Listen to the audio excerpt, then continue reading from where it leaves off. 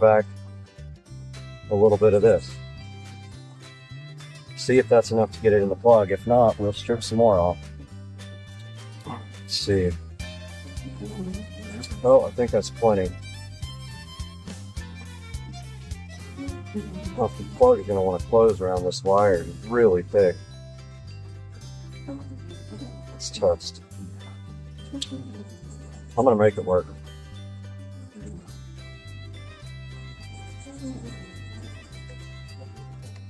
So I'm just going to get rid of all the rest of this insulation and try not to cut any more wires like an idiot.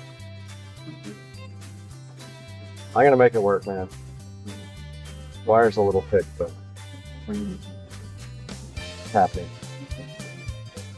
I'm over it today. Hot out here.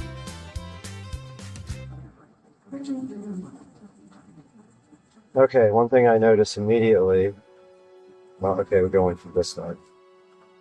Yes. Okay, so. That's interesting. The screw to close it is in the way. You have to strip more back. Man. This thing's a pain in the ass. So the screw to close it is actually in the way of the wires. And so if you don't strip enough back, it will not close because you'll be blocking the screw. So you have to navigate around the screw to close the plug. Like this. That screw will take those wires around it when we wire them.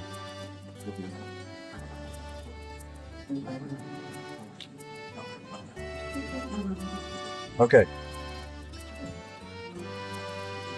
Doing the actual wiring. Putting the black wire in. So actually, okay, so facing the outlet, the white neutral wire always goes to the left.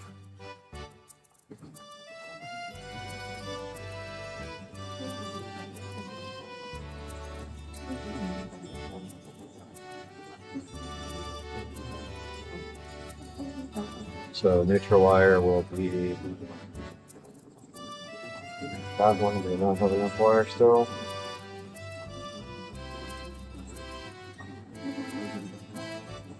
Now this is going to be tough to put together.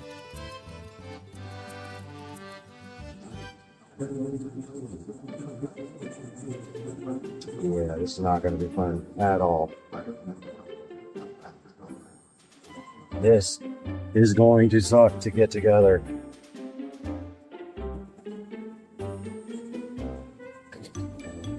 If I can even get it together.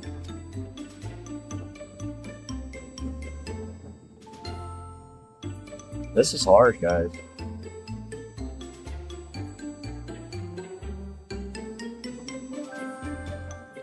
There's not much room and this thing has to fold together.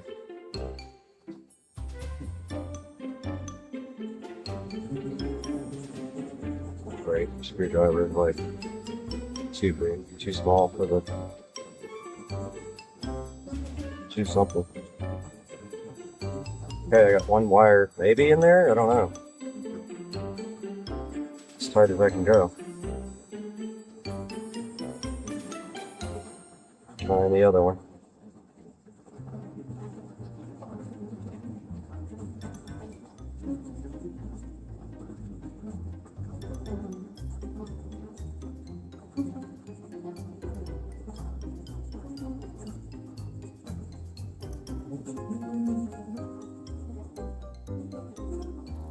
Pretty tight.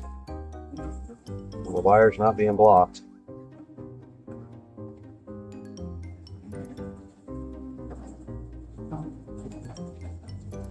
So let's try to close this thing.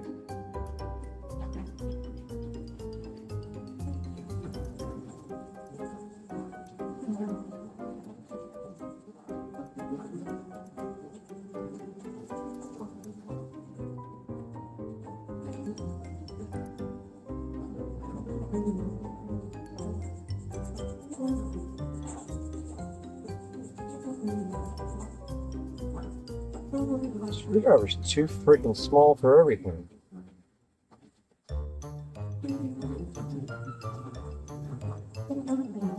They're too big. One or the other just sucks. Okay, got the plug finished. All ready to go. Now I'm just going to wrap an electrical tape around the end part where it doesn't have any insulation.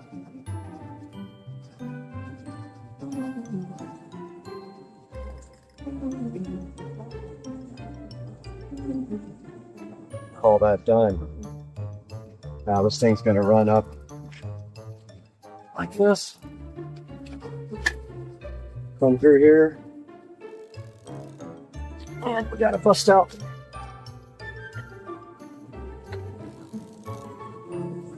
the other plastic.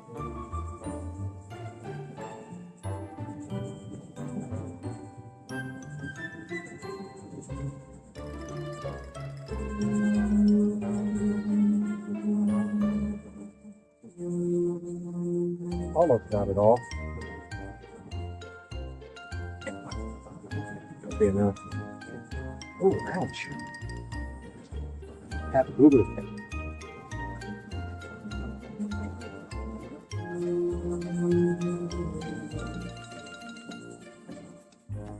Something is in the way. It's this side. Okay, none of my pliers will take this other thing off, so I gotta go get needle nose pliers. Got the notch cut out, you can see here. Got about 10 minutes till I have the meeting for work. So can't go too crazy, but got both the wires in there. Now we just have to tie them up. So that's going to involve taking off this clip here so we can run the wires under there. Well, for now, we'll get our zip ties. I think I left the black ones. Let's see if these guys will go around it.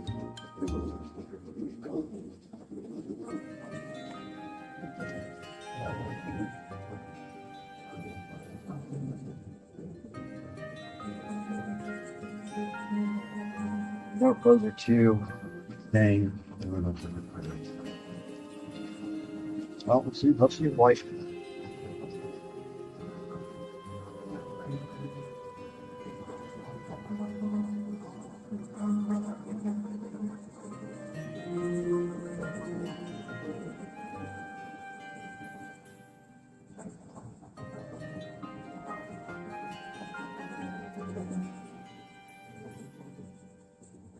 So I'm dressing the cables,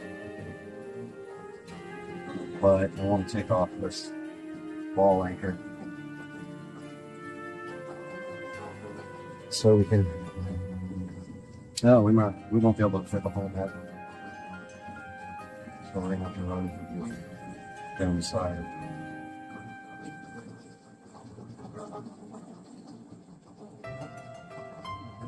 Oh no, please not.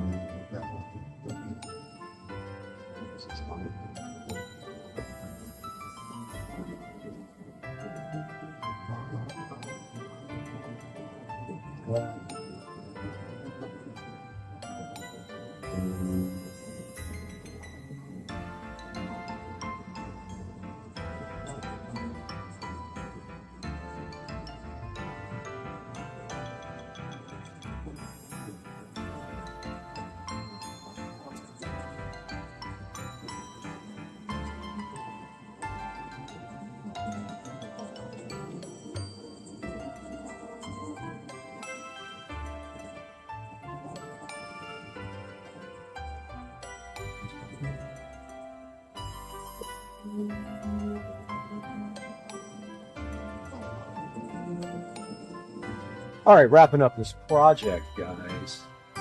We're just doing the wire cleanup down here and getting this wiring all tucked in behind this pipe. Just for now, when we do concrete, we're gonna have to come back with some conduit. So this will just clean it up now. Make it more good. That's what we were doing. And we'll clean up all the tools.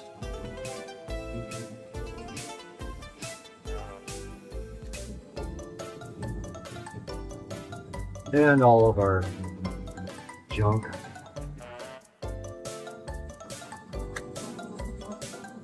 Careful with those zip tie ends, they will cut you.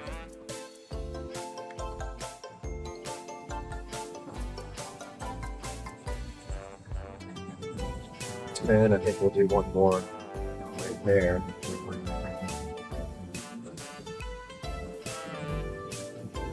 Really weird about like the wiring being perfect.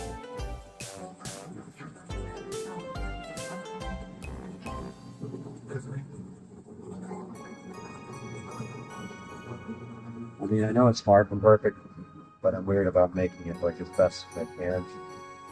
I don't like it when you can see these zip tie ends either. Yeah.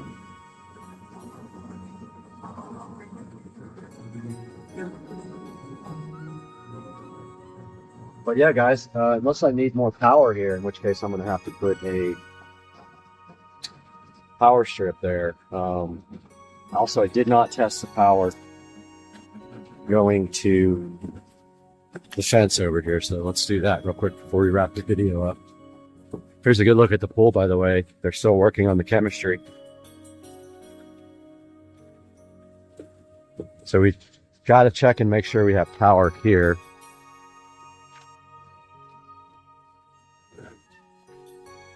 This is all changing, by the way, once we get our new fence going.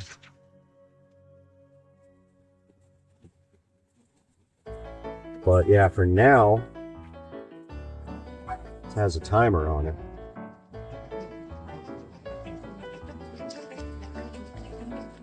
Okay, that's not working.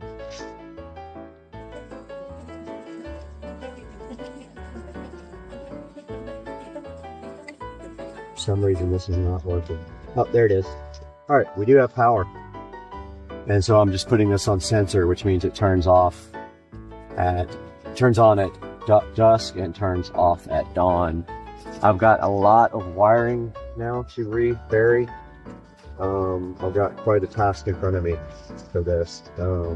We got a lot of trash to pick up, a lot of yard work to clean up, and that will do it. I hope you guys enjoyed this video. I know it got kind of long, but yeah, melted wire, not good, and that's what was causing my issues. Guys, thank you for watching. Have a great day. That was difficult, obviously.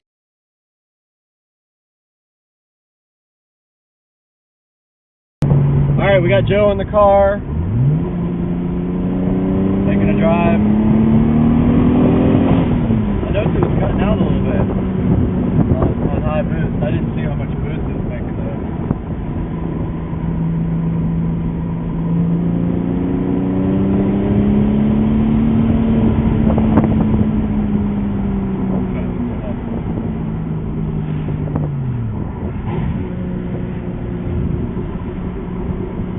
Watching him while he films. We'll be watching that boost gauge. Of course, we got the school bus.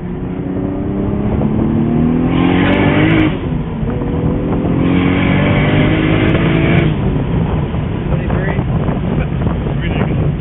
Pretty fast. Yeah, I think so. Feels really light. It sounds absolutely impressive. The exhaust smells really good. Joe's turn to drive. Oh, that's that quick, huh? Alright. Got Joe. Oh, shit, he did good. Not bad. Got Joe in the driver's seat now. Getting used to twin disc. And big turbo lag. Wow. What do you think about it? How's the handling? Oh, it's real stiff. It feels good. Everything feels tight. Oh yeah, it pulls really hard. Wow. Just feels so light compared to the other car.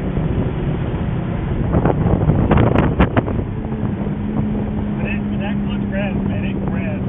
It does. better. Damn.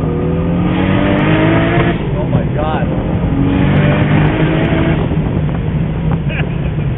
Can you imagine what 1,000 feels like? I mean, how do you even get control of 1,000? That thing is just like... It just... That's only 600 or so. Like 650 maybe? I've never driven a big turbo car like that, but to feel that turbo start to just get into it, and once it goes, it's just, oh. Super laggy, but when it hits, it's like nothing.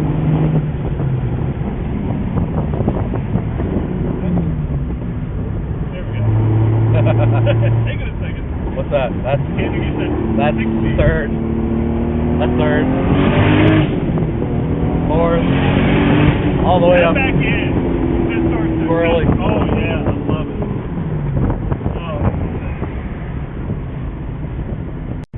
Oh. Joe broke it already on the first drive. Didn't take me long, man. We think we blew off a coupler somewhere, which is typical. It happened a lot on my old car. But let's see. Uh-oh. That went bad. No boost. All right, so very first day we had the car. Joe, my neighbor, broke it. He popped off that coupler right there underneath the turbo. Totally destroyed my car. Broke it right there. So now I got to get this back on, and I went to Home Depot and got a ratcheting wrench, and I'm going to try to get this coupler back on, and it's a pain in the royal freaking butt ass. Be right back. Okay, wow. That was terrible. I finally got this back on, and I'm going to show you how. I had to use a jack and a hammer to pry that mofo back in there, and I don't know if it's in there all the way, but I used a jack to push the pipe in as far as I possibly could, and then I tightened it down until I could not tighten it anymore. I mean, it is so tight. So we'll see if that holds. Meanwhile, I'd like to get that replaced with something a little bit better, but for now, that's going to have to do. And that fixes that issue for now until it pops off again.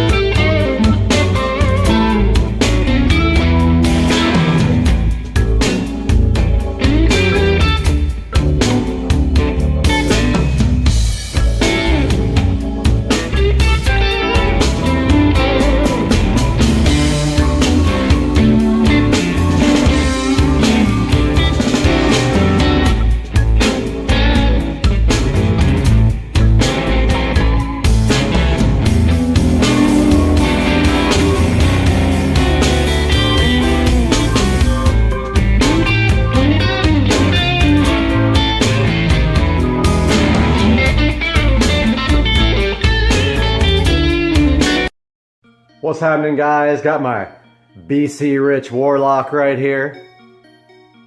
Never been played. At least not by me. Bought it and put it on the wall. Just wanted to show you guys this cool guitar. But today we're going to take a look at leather seat treatment and what is the best method for treating these. And there's a secret unknown ingredient I'm going to show you that you can buy online or in your local grocery store or drugstore. and you can treat your leather seats with it. So one I found at a flea market that I refurbished. I have a few of them on the walls. So today I'm going to show you leather interior conditioning and cleaning, and you probably don't know about this method. It's a method that I saw online and I've been trying it. So I'm going to show you how to do it, the products to use, and the methods, and that's coming up. All right, everybody, we got some of the most common interior leather products here. I want to take a look at all these, let you see them. So the first thing we have here is from Griot's Garage, and it is called Leather 3-in-1. It says it's safe for all leathers, produces soft and supple finish, and durable UV protection. Now, it's interesting because every time I go to Advanced Auto Parts, I find a different product by Griot's, and so I never get the same product twice, and I don't understand why that is and why they have so many different products for leather. This is called Leather 3-in-1. It's in a bottle that's not clear. Next we have here Leather Care, and that is also from Griot's, and it says cleans and preserves leather. Gently cleans all leather, extends life, and dries clear. And then the next thing we have here is Griot's Leather Care Spray. Cleans and preserves leather. Don't ask me why they have so many products that all do pretty much the same thing. So I buy whatever they have. It is not cheap. And I'm just going to tell you right now, you're going to pay for quality products for your leather interior. Okay? So that is the first three. Now, here's one you probably don't know about. This is Nourishing Coconut Milk Shampoo by this company called OGX. See if I can get the camera to focus there. So you can buy this on Amazon, or you can buy it in your local supermarket. And this is Nourishing Coconut Milk Shampoo. Very interesting. I saw this online by one guy, and I decided to give it a shot, and sure enough, it's good stuff. I actually put it, now on the SL65, the whole entire leather interior is, or the whole entire interior is made of leather. All the surfaces are covered with leather, and it's actually designer. It's like an upgrade from the SL55. I forgot what the name of it is. I think it's called Exclusive Leather. So I use this product on the entire interior of the car, and then sometimes I use these three on the next round of detailing. So I'll use this 1 week, and then I'll go back to one of these three. Now online, it does say that you should use this first and then follow up with one of these three, but I don't do that. I think that's a little bit of overkill, and I'll show you why when we get the coconut milk on there. Supposedly this is such a good thing because not only does it condition the seats, but it also cleans them as you are putting it on. I'm going to show you how to apply these products, specifically this coconut milk one, right now. Alright, we got the coconut milk nourishing shampoo here from OGX. Got a clean chamois cloth here. This is all I ever use for the interior of the car, so we're going to go ahead and start using this. What I like to do is just put some on the seat right there, like that. Pretty simple process, obviously. Take this chamois and rub it in really good. Make sure you get all of the seat. And as you notice here, it is going to go in the holes because these seats are heated and ventilated, but it will dry eventually.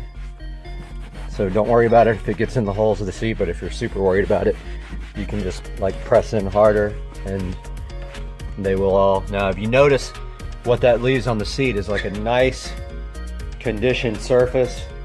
You can definitely tell that this stuff does a great job on the leather, on cleaning it and conditioning it. It doesn't take very much, and once you put some on there, you can just grab it and, you know, move it around here So I like to be pretty generous on the application. And don't forget the sides of the seats here, even though they're not really in sight. And the fronts. The obvious is to get all the bolsters, but don't forget all the sides. Pretty much anywhere you have leather in the car, you want to go ahead and apply this stuff.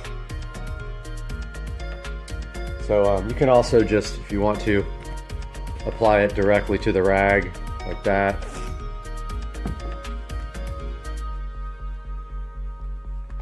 And then, you know, just directly onto it if you don't want to pour it out first. And I know the lighting's not very good in here, but as you can see, it leaves the leather really in good shape after it's done.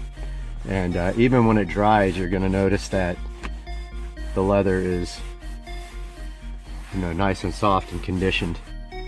It is a different type of a the way it feels compared to the other products over there. The spray, I find, I don't really like it as much as the pastes. I just feel like it leaves a kind of a watery finish that I don't feel is as high quality as the pastes are. So even though that stuff is the same exact price, I do like the pastes better, so I tend to buy those. I just wanted to try it since they did have it. So I'm going to go ahead and do the rest of this seat, and then I'll be back with the finished product. Got this whole entire seat conditioned now. Looks great. I try to do these seats, actually the whole interior of the car, once a week, regardless if I drive it or not. Notice here, all the door panels and everything on this car are laid with leather, and the dash.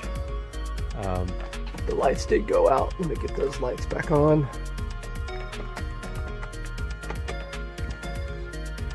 So yeah, the whole entire interior of this car is overlaid with what's called exclusive leather, which is definitely an upgrade over the 55 and 600 versions.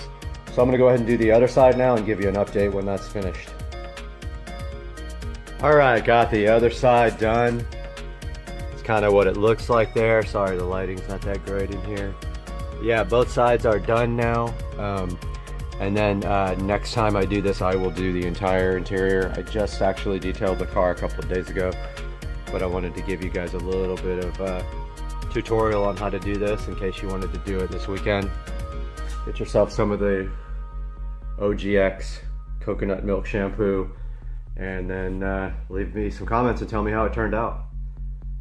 Give me a thumbs up and a subscription if you don't mind, and we'll see you guys soon.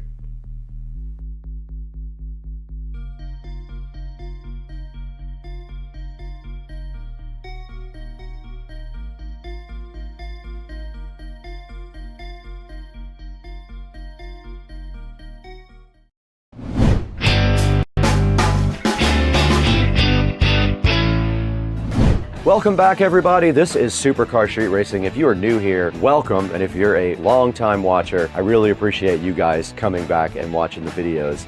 And today, Loxo wanted to know if we wanted to take a look at this smart video door lock. Now, I have used quite a few of these in the past. Now, I'm excited to see if we can get this thing installed over at Rich's house. I tried to put a lock on his door one other time, and I don't know if it was the lock or his door, but there was a discrepancy in the size of his actual door lock. So I'm looking forward to this one right here. We're gonna get this thing unboxed today, take a look at it and test it. Let's get going.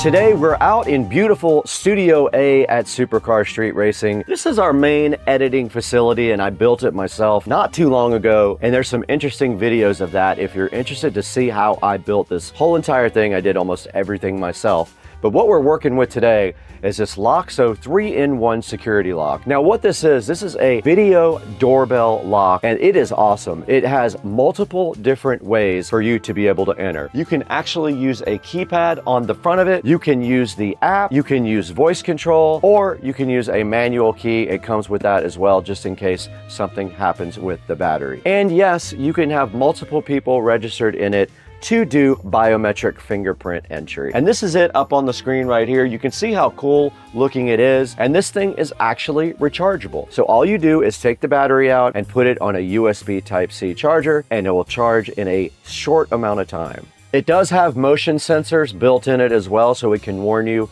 if someone comes up to your door. And the camera resolution is 2K. There's also 36 cool different ringtones for you to use. It also does two-way audio. You can actually talk back and forth to people who are standing at your door when you're not there or when you're home. And it has built-in Wi-Fi, of course, so all you have to do is join it to your home Wi-Fi, and that's how you communicate back and forth with the LOXO. Now, LOXO says this thing is weather resistant for long life. I do have another smart lock on the door of the studio that is peeling. The outside of it is actually peeling off. It's like a coating on there. I'm hoping this guy is a better performer than that one. The battery inside this thing is 10,000 milliamp hours. That should last quite a long time. Now it does actually use dual monitoring infrared and radar sensors for real-time monitoring. There's a look at the biometrics. It uses AI self-learning and can identify you in 0.3 of a second. It says it fits most wooden doors. There are measurements online if you want to hop on there and see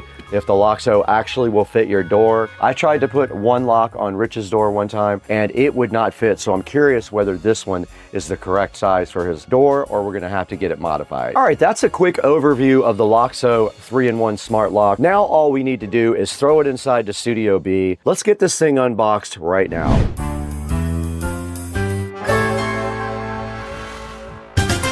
Guys, right here in front of us is the LOXO 3-in-1 video smart lock. LOXO did reach out to us and ask if we wanted to take a look at this, and of course I did. And my plan is to install this on Rich's front door if it fits. I see no reason why it should not. This is the AL501 Smart Life Security at your fingertips.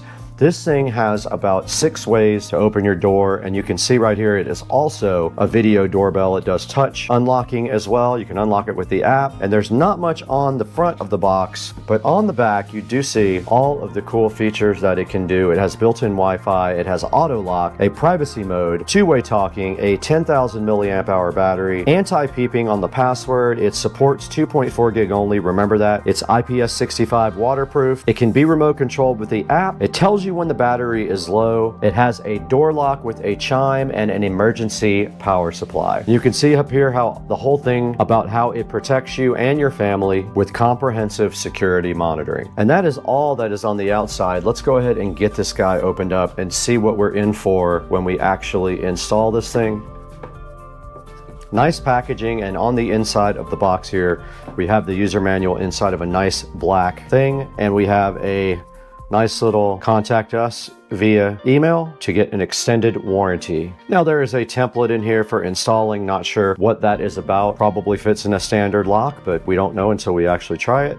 And then inside of the box you do see everything else that it comes with. There's an accessory kit right here, and then all the parts of the lock that we need. This is the outside of the lock, so that's what you see on the outside. There is the doorbell chime, and I'm assuming it lights up right here with the numbers. And then of course if you remove this, there's a key there and a USB charger in case you lose all your battery. You can still get in the house with the key or charge it up right here if you have an emergency. So this would be the outside portion of the lock, and then there is a little plate in there to go with it. This is going to end up being the inside of the lock. It is. There's the inside and how it connects to the outside part. And you can see right here the wires just actually go through the hole. One of them is for what looks like a Wi-Fi antenna, and the other one is for electronics. But yeah, here is the gasket, and you can see right there where you connect the wiring there. Oh, the Wi-Fi antenna goes right there. That is the inside portion of the LOXO lock. And then this is your accessory kit. Things like your strike plate, all your screws, battery, looks like that's the chime, a little power adapter for the chime, and then the rest of the lock components that go in the side of the door are all inside here, and your keys. They do come with keys so that you can open the door manually if you have to. Very nice packaging. I'm pretty impressed with this, and that is all that's inside there. Let's get this thing over to Rich's house and get it installed so we can test it out.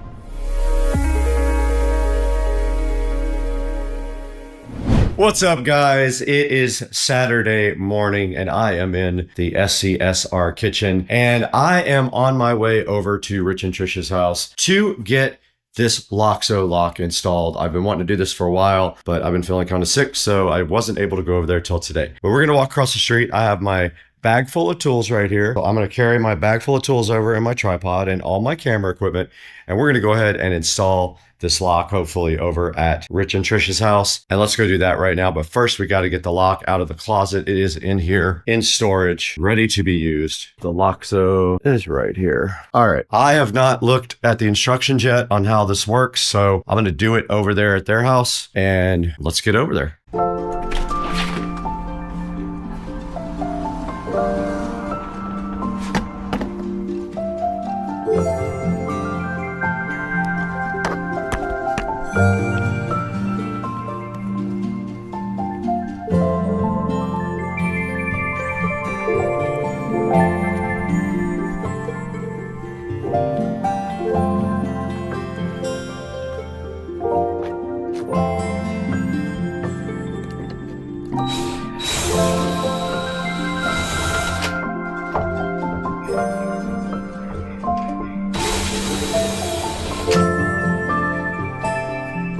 Yeah, your lock is just like a weird one.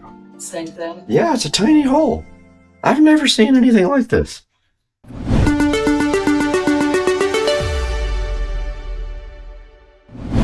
Okay, we're in the SCSR studio now because their deadbolt is not the right size. It is a tiny deadbolt. So I'm gonna install this in the studio. My studio lock is falling apart for whatever reason, because the outside has this laminate stuff that's coming off. So I'm just gonna replace this lock.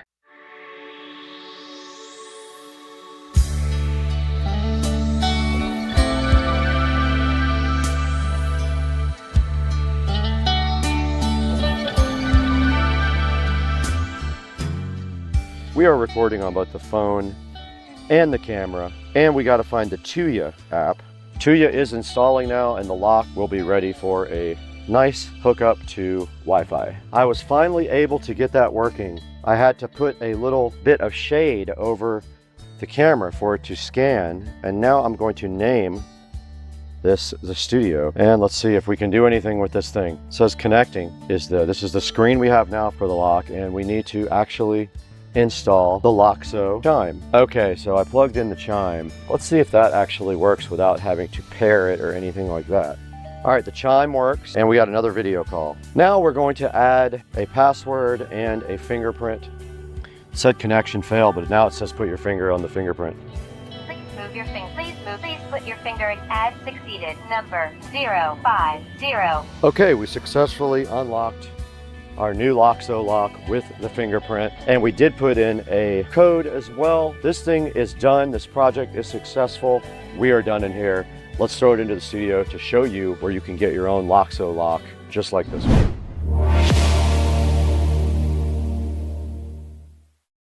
You just saw this thing installed. It was a great project. I had a lot of fun doing it also. And then you saw how this works with their app, and this thing is awesome. I really like it. Now there's only one thing left to do after that. You know what we need to do now. Let's go inside to Studio B, my other studio, and throw it back to Brad to show you how to buy one of these on Amazon. Let's take it inside.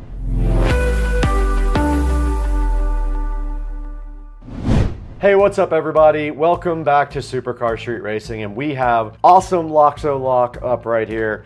The smart lock that gets you in your house 5 or 6 different ways. There's so many ways to get in. There is the keypad, there is the fingerprint reader, a manual key, and also the app. Awesome lock. I can't say enough about it. I do love it. And it works with Smart Life app. Now check us out on Instagram and TikTok as well. There'll be links in the description for that. And grab your LOXO lock from the description. It always helps us out. Thanks for 220,000 subscribers. We're gonna get out of here, and our new AI camera is gonna follow us right over here. Let's go, dog. Let's go.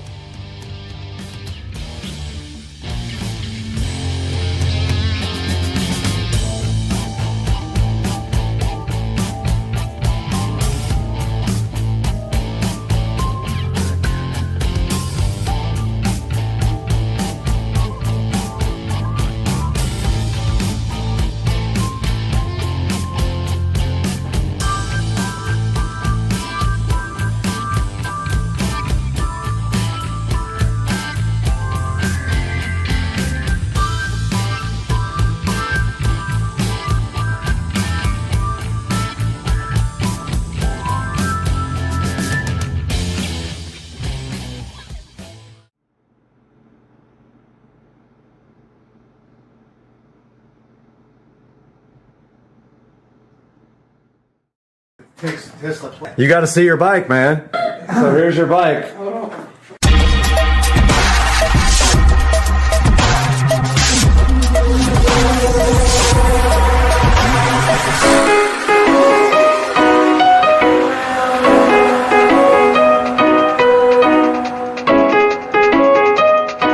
Hey everybody, welcome back to Supercar Street Racing. I hope you guys had a wonderful Thanksgiving. We're back out here in the 4K production studio, as you can see, and today I have something special for you guys because you can see right here on the screen that this is Shamar Bridges mini bike that I rebuilt. This video here that's running is the Shamar Bridges bike in 10 minutes, and we're going to play that right after this. But Shamar came home for Thanksgiving and came over and hung out with his aunt and uncle across the street, and I got to hang out with them for Thanksgiving, and he got to check out his bike for the first time since he put it in storage when he was around 10 years old. So let's check out this video right now, and then we'll come back and see how Shamar reacted to seeing his bike for the first time.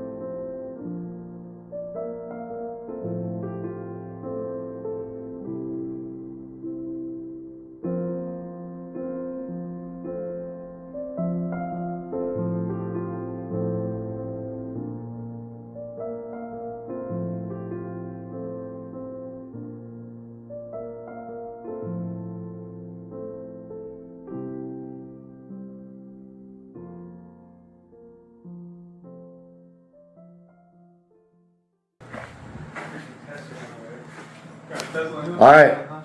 Tesla plan. You got to see your bike, man. The Tesla. Oh yeah. All right, so Shamar's never seen his bike after I rebuilt it. Oh. So this is, you drove this when you were 10 years old, man. Yeah. All right, so This your Christmas tree? this is my Christmas tree. All right, so here's your bike. Oh no. That's crazy. Dang. Like, rebuilt. Yeah. Tyler, did you do like a little like overpaint? So I took everything apart and I sanded everything down and I repainted everything. Yeah, that's a cool little decorated thing. And yeah, so it doesn't run anymore, so I don't know what happened to it. Yeah. So I haven't decided if I want to put a new motor in it or just. Yeah. Well, your uncle rode it, your aunt rode it. Yeah. You wrote it. So she rode it, and it. I fell off of this a couple times too when I was young. So I already know. Oh yeah, I crashed it. Yeah, everybody I think fell off it for sure. Yeah. So I crashed that thing so hard, my thumb is still not proper, and I have scars and everything. And then that's nice though. yeah, and when I crashed it, I scarred that all up. I scarred all this up. I had to repaint all that. I dented the fender. Yeah. No, it's nice. Yeah, man. Though. It looks nice. All right. Get the Christmas lights. Put Christmas lights on there or something. Well, my plan was for you to ride it, but I'm scared to ride it doesn't run. Don't ride it, Shamar. Please don't ride it. I'm scared to ride it. Doesn't run, but yeah. Nah. It came out good, man. It looks great in here. That looks good. The guitars and everything. Yeah, it matches all my stuff. Oh yeah, that's nice. Very cool. That's going on YouTube. Yes, Heck yeah. All right, as you guys saw right there, Shamar Bridges took a look at his mini bike that he hasn't seen since he was 10 years old, and it has been sitting in a garage. And right here in this 10-minute video that you guys saw earlier, I completely restored it. The current state of it is it does not run, it has no compression, so I'm still trying to figure out if it is going to remain a piece of furniture or if we're going to go ahead and replace the motor. And I did have some ideas for maybe some sort of possible electric conversion on that. Would be cool. However, it might not be worth it because you can buy the whole bike brand new for about the same price as you can get the motor separately. So guys, I hope you enjoyed this video. I had fun making it and showing Shamar his mini bike that he hadn't seen for a really long time, and I had a great time with them on Thanksgiving. I want to encourage you to like and subscribe to our videos and go ahead and buy products through our product links because that helps us out greatly and keeps the channel going. But right now I've got to actually edit this video, so I got to get out of here. And I got to work out.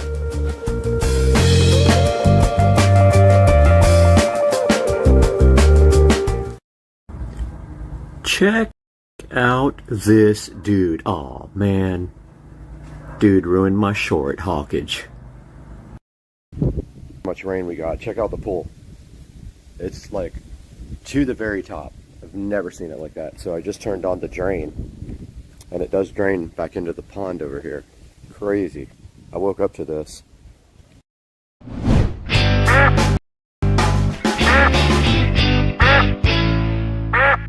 What's up everybody? Welcome to Supercar Street Racing. We're back out here in Studio A, and today we've got the Cam Duck security camera right here in front of me. This thing is very cool. I cannot wait to get it unboxed with you guys and check it out and test it. It's the Cam Duck security camera.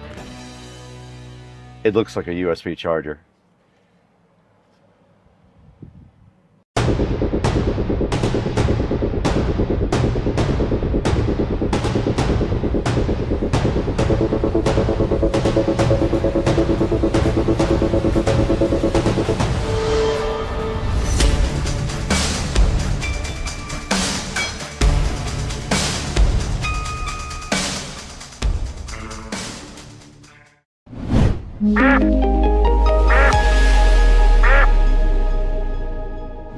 Hey, what's up everybody? We're back in the 4K production studio for Supercar Street Racing. We're here today to talk about Cam Duck wireless security camera that's sitting right here in front of me. This thing is pretty cool. It's completely hidden. It looks exactly like a USB charger. So you can put it anywhere, nobody is aware at all. You can call it up on your app and you can check out what's going on anywhere in your house. So this is it. This is the Cam Duck wireless security camera right here we're going to be looking at. Let's throw it inside and get it unboxed.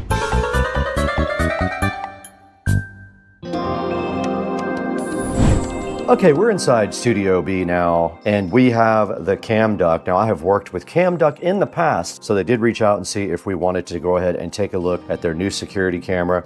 There's not much on the box. It's pretty generic, but it does have the cool little cam duck logo. And I think they are kind of thinking that that might be the little camera right there on the duck. And then there is a barcode on the side here. This is a 4K wireless camera, and when you open it up, you are greeted with this cool little cam duck manual right here. Little user manual tells you how to get the app and download it and install it, and shows you how to install a SD card and get this thing up and running. Here's the actual cam duck. It does just look like a USB charger. Check it out, guys. This is cool. Can't wait to put this. I'm going to use this in the garage. I was able to just use my fingernail to open the back, and it hides the SD card slot. How cool is that? Let's grab an SD card for this thing. I found an SD card to put in here. Let's go ahead and insert it. Let's see which way it goes. SD cards are kind of a pain to put in, are they not?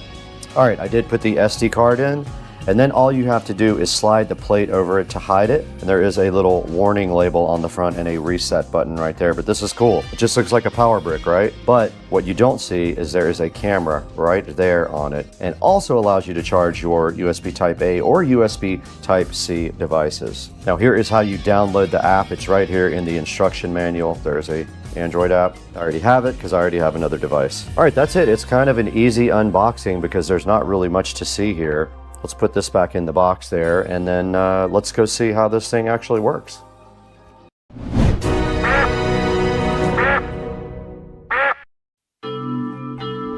All right, we have the phone in tow now, and we are going to go outside to the SCSR garage, which is newly air conditioned, by the way, and try to get this cam duck and installed directly on the app. Let's head out to the SCSR garage, which is air conditioned now, which is amazing. Putting out some serious AC right now, and we're gonna be putting the cam duck right here in the garage. Only thing I have right here right now is this Eero device, and we already have the app installed because we have another cam duck. That is it. It looks like a USB charger. Okay, I am trying again to connect to Wi-Fi. I finally got the camera to be recognized again by resetting it. I had to stick a little needle into the front reset hole. Looks like it might have worked. I see camera now. Yep, there I am. I did select 4K on it. I am up on the screen right now. You guys actually can see me right there. This is a whole view of the kitchen. Now my thing is, can we take this outside now and connect it to the garage and get it to connect to Wi-Fi? Let's see, let's pull the plug and take it directly outside. Pretty wide angle, I like that. I could pull the golf cart up a little bit, but let's see what we get in the app. Okay, we are back out in the garage and the device is booting up. I believe it takes about 1 minute for it to boot up, and we're just waiting to see if it is going to be able to connect to Wi-Fi or not. Okay, I do see something in the app. Let's hit play. All right, it does work. Look at that. You can see on the app me sitting in the garage. Let's see if it is in 4K. It is in 4K supposedly. This is kind of perfect for garage security. I love this. The cam duck did come through in that case, and it is working perfectly. So that's how you actually set it up. It was kind of a pain, but I figured it out eventually. And then down at the bottom, of course, you can take pictures and things like that. But I'm gonna pull the SD card out, and then we'll take that inside and see exactly how that looks on the actual computer. But that is footage of me. And we'll take a look at that footage from the SD card, directly out of the SD card on that. It has motion detection recording and loop recording, so that should be recording now.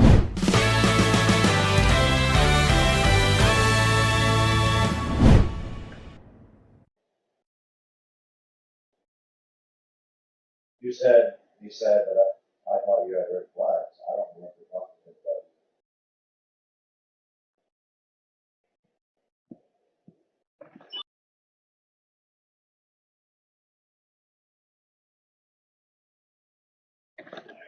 Let's go. You had it all? No, not yet. I get off at 7. As soon as I get home, I'm going to get home and take a quick shower and go run where you Yeah, I'm gonna head up to close and get a drink, and I'll just be up there.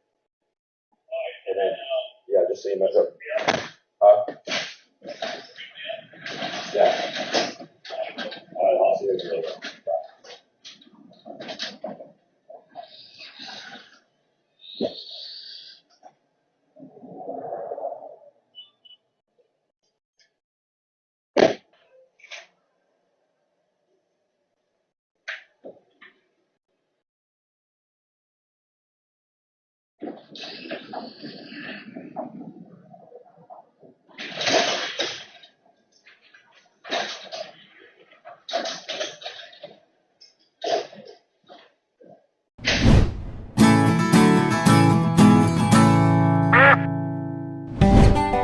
We put this cam duck security camera directly to the test by putting it out in the garage, configuring it in the app, and checking it out to see if it's something that I would recommend to you guys. What did you think? Let's throw it inside to Studio B though. We're gonna take a look at this online and see how you can buy your own cam duck wireless security camera. Let's take it inside.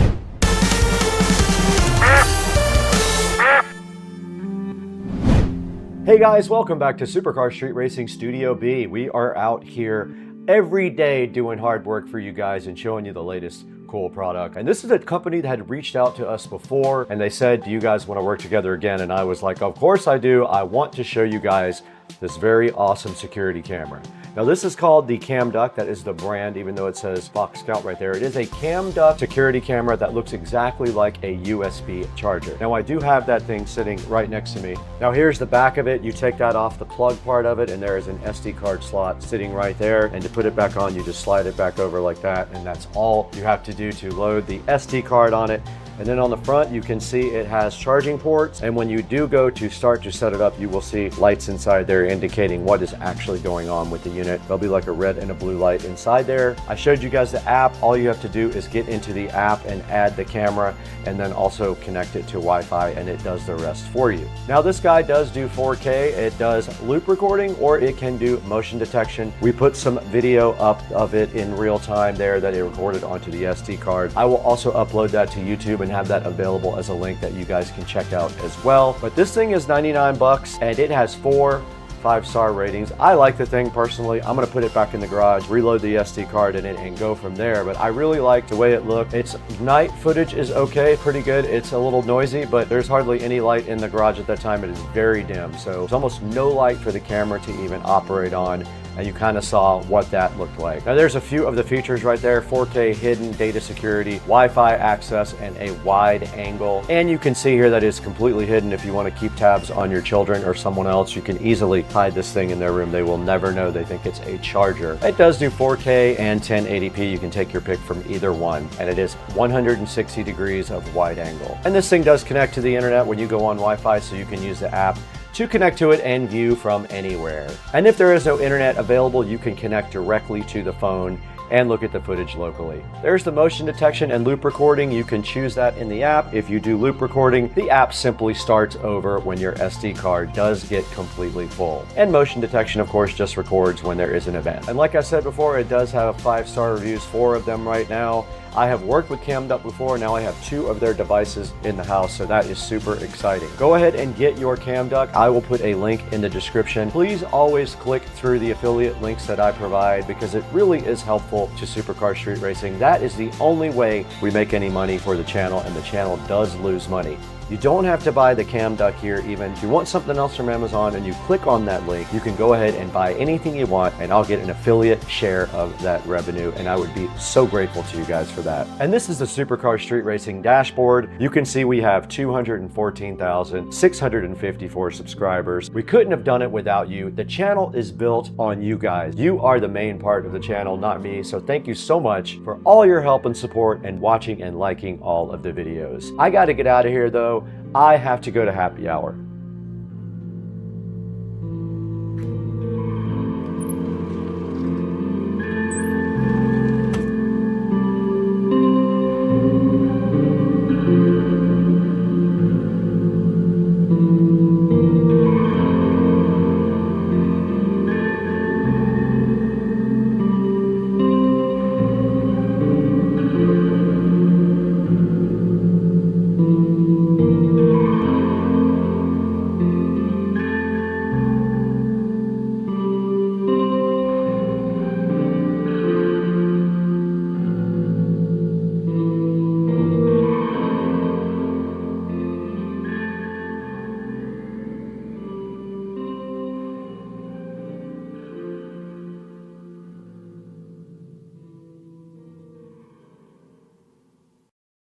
We are right Supercar Street Racing closet today to go ahead and fill up the first row of these watches, because right here, a company named AYCY, and I can't even pronounce it, was gracious enough to send me another Android smartwatch.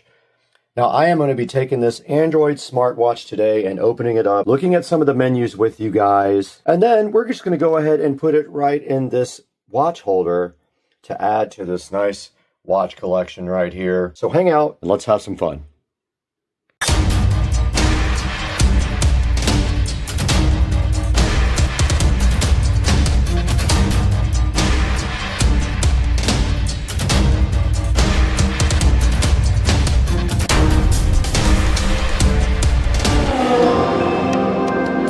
Right here in front of me, underneath this box, is the AYCY smartwatch and fitness tracker. And you can see right here, it comes in a variety of colors, and we have gotten the yellow one right here to look at. Now this thing is IPS 68 waterproof rating. It does have a touch screen, and it is the brand AYCY, however you pronounce that. And it works with Android 5 or iOS 9 and above. And inside they did give me a charging cable, but I have so many of those, I just put it in with all my other extra cables. And here is the AYCY smartwatch looking so fly.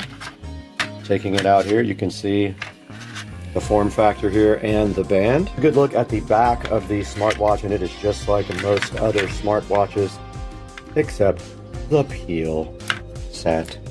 Go ahead and change the menu to a car because I really like that one. As you can see here, you can swipe down for some of the menus. You can swipe up for text and delete text with that same menu. And there are some more of your settings available by swiping down.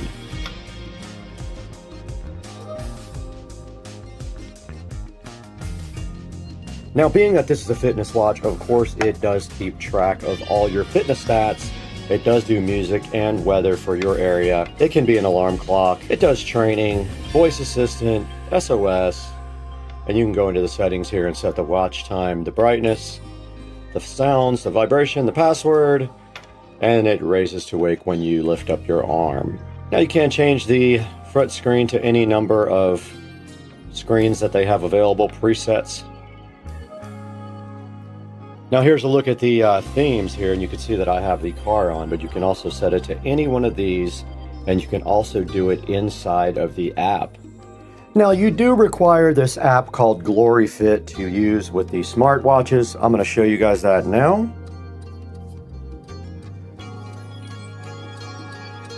And there it is right here, GloryFit. And down here at the bottom where it says device, if you just hit that, you can see that it is linked up with a device right here. You can unbind with that device and bind with a new device. And if you click watch faces here and custom dial, you can see that that device only offers one custom. And there is the dial center. You can add any of these to the front of the watch, and you can see where I have added the car dial to my watch. And right here you can see me changing it to this purple moon sun looking thing. When I did it last time, it just said transferring or something like that, and it came right up on the phone. There it goes. It says sync on the phone now. You guys can't see that, but it looks like it is downloading the new screen for the phone. Now going back into the GloryFit app here, it says that the call's Bluetooth connection is down, and if you want to use this with a Bluetooth phone, you have to turn that on, but all of these are your options for monitoring your heart rate, your SMS messages, and things like that. And then this front page is where you would actually get your heart rate recording and your steps that are recorded for your fitness part of the watch. And right here you can do running, cycling, jumping rope, or swimming, and it will record that data as well. And then right here is my account, and you can set up things like a training plan, some goals, and other things like that, and your just default system settings. And it shows you your firmware right here. Everything is up to date.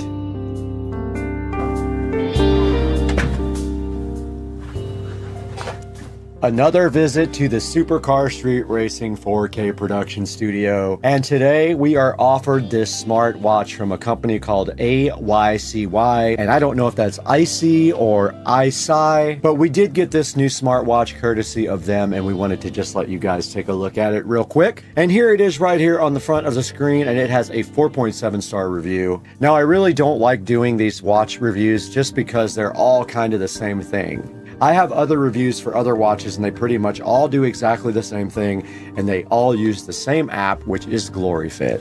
Now this watch will show you SMS messages on your wrist. It can make phone calls, it can control your Bluetooth music, and it will track your fitness all day long and tell you how many steps you've done. Now taking a look at this thing online, it does have 4.7 stars. Most of them are 5-star reviews, and there's 15% 3-star reviews. Now looking at the picture, there is only one picture of the watch available. You can see right here, it says it has long battery life and a versatile assistant. And if we scroll right on down past that, we can see that there are so many other choices for smartwatches that they are all basically the same, and they all cost about the same amount of money. You really can't go wrong with any one of these, but I wanted to get this one out in front of you guys now to show you what I actually had, and go ahead and add it to the Supercar Street Racing electronic watch collection. And I did play around with this smartwatch. This is it right here, and you can see I was able to change the face on it. And if you click into it, you can actually go into the settings and change a lot of other things. But you guys saw in the app on the phone, it's called Glory Fit, and that is where most everything is controlled for the watch, and it makes it a lot easier. Now, if you do get this watch, bear in mind that these have different looking bands on them. This is one of my least favorite bands, but yeah, that's what just came with this one. But checking out some other watches down here, they all have pretty good reviews, so you can't really go wrong with any of these that you pick. Now, I just wanted to briefly thank you guys for the channel support and joining us today on Supercar Street Racing. Like I said, I don't enjoy the watch reviews that much, but I wanted to get something out there for you in case you like the yellow band on this watch.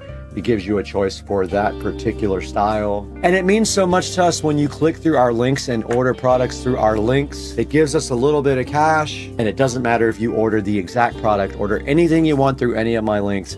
It'll help the Supercar Street Racing channel out greatly. And the channel is growing, and we've noticed a big uptick in traffic here in the last month or so, and that's all because of your support. So guys, go ahead and like and subscribe to this video. But I gotta get out of here right now. I gotta go buy 10,000 new smartwatches, every color on earth.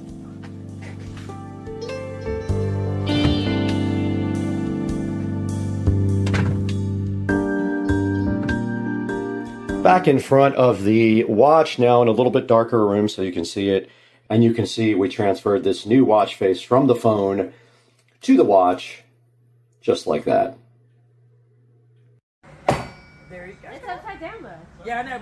Go. Oh, let's go. Happy Saturday morning, guys. Do I look tired? Because I barely slept. So it's Saturday morning, and the Cars and Coffee meet is today. I'm up early editing last night's video about car detailing. I hope you get to take a look at that. We'll get some video rolling out to the car show later, and then some video from the actual car show, so that's coming up next. Good morning again. We are over at Winn-Dixie here on Bay Meadows Road. We were hoping that some people would show up and roll over to Cars and Coffee with us. No one has shown up at this point. I am waiting for my friend Ben to roll in here any second. And then he and I are gonna at least head over there, and I think there's one other guy coming. But apparently, everybody else met at another location, which I had no clue. So just waiting on Ben to get here right now. So here's Ben.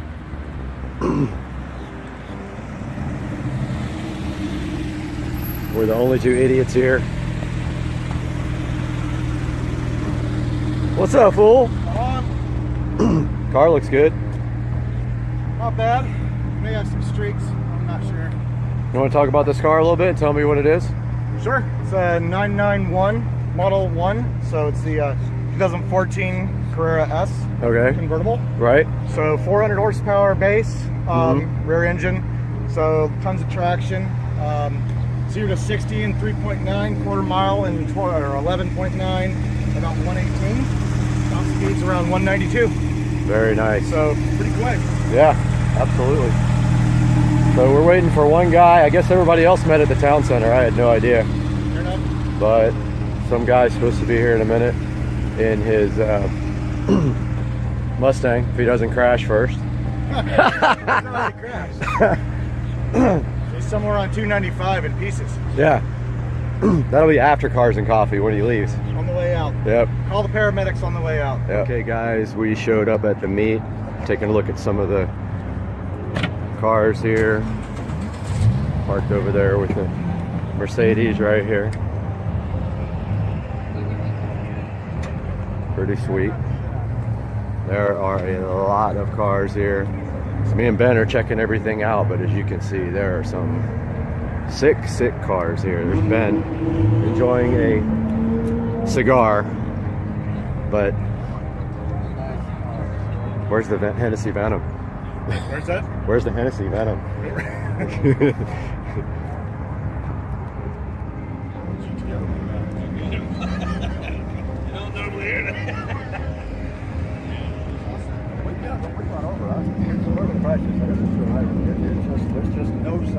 That's us later today, this red and white one. That's what we're gonna get.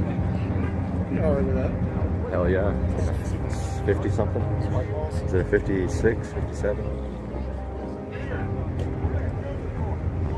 No, 60. Pretty sick. Let's go look at this one.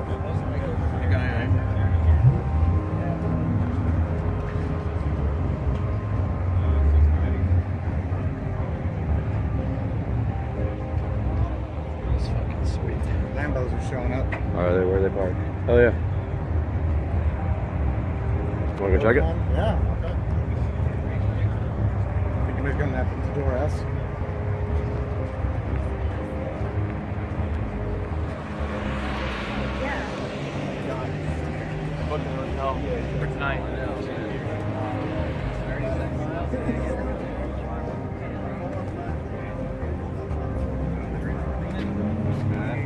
Sickest thing ever.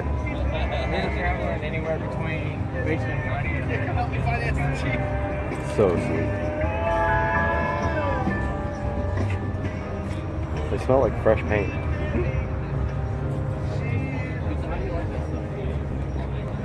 So we had a really good turnout today at Cars and Coffee. I would estimate probably around 500 or 600 cars showed up. A lot of really expensive cars, some cool stuff like the AMG GTS, and just some things that I've never seen before. Really cool. A lot of BMWs, a lot of Porsches, some Supras, some Mercedes, and it was just a great time. Please subscribe to my videos and like this one, and I'll see you soon.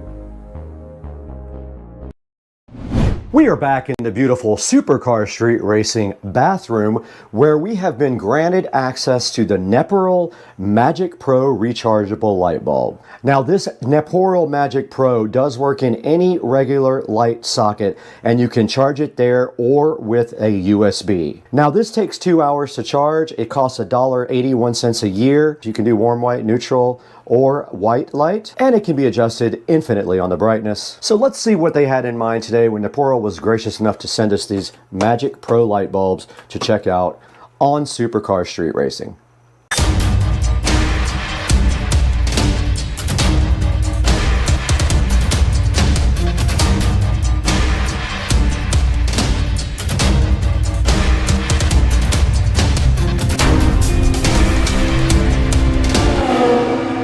Welcome to Supercar Street Racing unboxing and reviews. You've got Brad here with you, and if you don't know me, I'm so happy to have you today at the channel. And if you do know me, I could appreciate a like and subscribe on the video and a comment if you don't mind. And today we have the Neperal Magic Pro rechargeable light bulb that was provided to us by Neperal. They are so gracious to have sent us a sample of their bulb to look at several scenarios with you guys on how this might work. Now, taking a look at the box, you can see two, meaning I believe there are two in the box. And at the top of the box, a good highlight says that they work in a lamp socket and they are USB or lamp socket chargeable. Now the bottom of the box says they are 2-hour fast chargeable. They are dimmable with a hue shift, meaning they can go 3 different color temperatures, and they have a remote and a touch control also available. Now on the side of the box, a closer look at that, you can see it fits most E26, which is the standard light bulb in the United States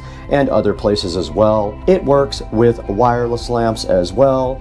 It backs up for emergencies, so if you lose the power in your house, these guys will still work. And on the side here, you do see they are made in China, and there is the model number right there, which I will put a link in the description for you guys. And then on the back side of the box, it says that it has a remote, we'll be looking into that as well, or a touch control.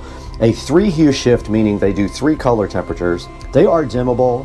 They have a portable hook is what they meant about the hook on the side, so they did have that right. They auto charge when they are connected to a socket, and they're rechargeable by USB-C and have a really nice charge indicator on them. So a lot of good features to the Naporal Magic Pro E26 light bulb, which now we will go ahead and unbox on the channel. The Naporal Magic Pro is sitting right in front of you today, looking so fly and so fresh and asking to be stripped out of its box. So let's go ahead and see if we're going to need something to get the tape off today. And look at that, we were able to get this package open. Well, I had it open. We might be able to get this package open without any other type of opening device.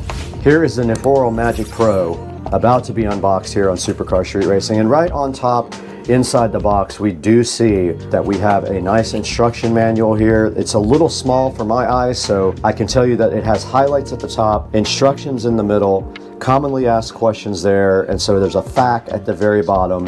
And I will take a picture of this and throw it up on the screen for you guys so you know exactly what this says. And then on the back, it does have a picture of a remote control. And they did not send the RGB. I was hoping they were sending the RGB. I did ask for that, but they did not send it. And then it does highlight the touch control down on the bottom, which I guess is on the side of the bulb. Now inside of the box here with the Naporal, you do see it comes with some hooks for you to be able to hang this bulb up somewhere.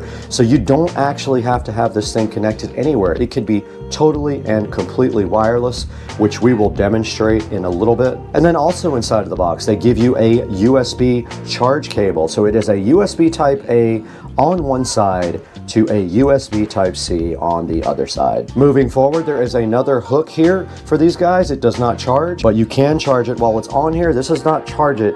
This just hangs it up for access. Now the first Naporal Magic Pro is coming out of the box right here, and you can see the standard E26 base here. I do have the RGB lights, which I'm excited about. Now let's see if it actually works before we unbox the rest. Okay, it is not charged. And we do have our second RGB Pro here. Let's see if that one works. Does not work. So both of these bulbs need to be charged. And moving further into the box, we do see our RGB remote control here, and opening it up, it probably has a little tab for us to pull to get the battery working. Let's go ahead and get it open. And here is the remote control, and there is our battery activation strip right there. We did pull that, and I'm assuming nothing's going to happen because I think the batteries are dead. Oh, okay, interesting. All right, so I wasn't holding it long enough. They did work right out of the box. At least that one did. Okay, let's see if the other one works. Maybe I wasn't holding it long enough. All right, this one is not charged. The other one was. You can tell because when I push on, only one of them comes on, and look, it's completely wireless. Nothing connected to it whatsoever. So let's get these guys onto the base lamp and get them all charged up first. And there, it just came on again. I pressed the button, and it looks like you cycle through the colors there, but I want to get both of them charged up, and there's a dimmer if you hold it down. Let me go ahead and power this off, and let's take it in there and get it on the lamp base. In the Supercar Street Racing nice office, we do see this fan going insane. So if you hear something, that is the fan. But we have our Naporals, and we are going to go ahead and charge them by putting them on our lamp here. Let's go ahead and remove, let's make sure this is on first though. Okay, it is on. All right, let's go ahead and remove that bulb and put the, and now the Naporal is insisting on being on. So let's go ahead and put the one that wasn't charged in. Now it should charge, and there should be a charging indicator on it. All right, so it is charging, and it did light up a nice red to indicate that it was charging. Let's let this guy charge while we put the other one on the other base. Now we are going to put our second Naporal bulb onto USB-C and charge it that way. It is already charged, so it shouldn't take as long. However, I'm curious to see which one charges faster if they were. So plugging this in, I already have my USB available right here on the Supercar Street Racing side table that we built on the channel. Check that video out if you haven't. And these are standard type A, so whoever built them doesn't understand that there is a backwards way. And let's go ahead and get this plugged into the Naporal bulb. You can see the USB-C sitting SoFly right there, and all we have to do is plug it in right now, and it should light up in red, and it did. So this bulb is now charging, this bulb is now charging, and let's see in the manual what it says about charging. I took another hard look at the manual, and basically when these lights go off, these bulbs are fully charged. It says a charge time of 2 hours. It does not specify whether that is with the USB Type-C or with the socket. So let's go ahead and let these guys both charge up all the way, and then we'll take them somewhere and demonstrate how they work in a good dark environment. All right, we are back with our Noporo Magic Pro lights, and we did let those guys charge for about an hour and a half. And when the red light goes off, they are fully charged, and now they are ready to test. So for our first test, now I do notice they come on pretty easy if you touch the power button there on the side. That's the little touch screen right there, or touch button right there. And what we want to do right now is grab the hangers and go ahead into a dark room and test them. So to put the hangers on, all you have to do right here is just screw one on the back of the bulb, just like this. And then you can hang this guy up anywhere you want. Let's say that you need light in this closet. Let's hang one right there. Let's grab the other guy. Go ahead and get that one rigged up. And you can see it did come on because I touched the touch button. And if you press it a number of times, it will go off. Let's get this guy hung up. All right, we got our lights in the closet right here. Let's go ahead and grab the remote control and the instructions. And you can see right here on the remote control, you've got your basic on-off control at the top, and you've got a 1 and a 2 mode on the very bottom where it says MM. Those are timers. Now the mode at the very top right is where you can set what it does as far as the pattern and the style of the light. And these 3 buttons here are supposed to be for the color temperature. So it's either warm, cool, or very cool. So let's go into the closet right now and see exactly what we have. All right, we're back in the closet with the Magic Pro lights, and we did get a good idea here of what everything does on the remote. Basically, these 3 up top are for white, so it's warm white, cool white, or very cool white. This gives it in a color mode, and then the plus and minus here on the remote are for dimming the lights, but they must be in a solid mode to dim them. Mode 1 is a dissolve between each color, and mode 2 is a flash between each color. 50%, 100% don't seem to do anything and are not in the instructions, and the very bottom buttons are a timer.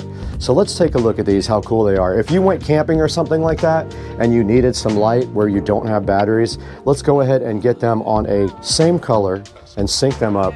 And now we'll go to the mode where they will dissolve between colors. And they didn't quite see it that time, so they're not quite synced up, but very cool how these things operate.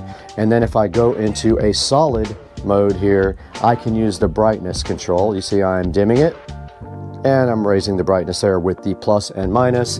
And if we put this guy here on white, I can also dim this guy here. Look, I'm dimming it down with the minus, and I am raising that up with the plus. So these lights are pretty awesome. They are rechargeable, like we said before, with either this USB-C on the side or the regular E26 base. And so later tonight, we are going to go ahead and show you guys what you can do outside. Guys, we are back with the Noporo Magic Pro lights after they sat on the charger for about another 30 minutes and they were topped out. And now we have screwed their hook on them right here. You can see it goes right on the E26 base. We got one on that one, we got one on this one. That means we can now take these outside and show you how cool these things are at night. We'll take our remote control out there, we'll take our lights out there, and we will strategically place them around the pool and let you see how cool they are. Oh, and FYI, the red charging light did go out on both of these to indicate that these guys were fully charged. Let them go until they get fully charged, and that will definitely go out for you. Now let's get outside. Okay, we are out by the Supercar Street Racing pool, and we have one of the Noporo lights hanging directly across from me, and the other Noporo light hanging over there. There's one, there's the other one. Now you can see they are quite bright. That's with, and then we just hit off. So they are not very long range. Let's turn them back on. Just like that. And now let's change them to colored. Let's step back and see how that looks. And there is a good look at the wireless rechargeable bulbs around the pool. And now let's set them to cycle. Now they are set to cycling. So they are fading between colors and they look absolutely cool. And remember, these are rechargeable. You could get, you know, technically you could get 6 or 8 of these around your pool if you don't have wiring to go around your pool.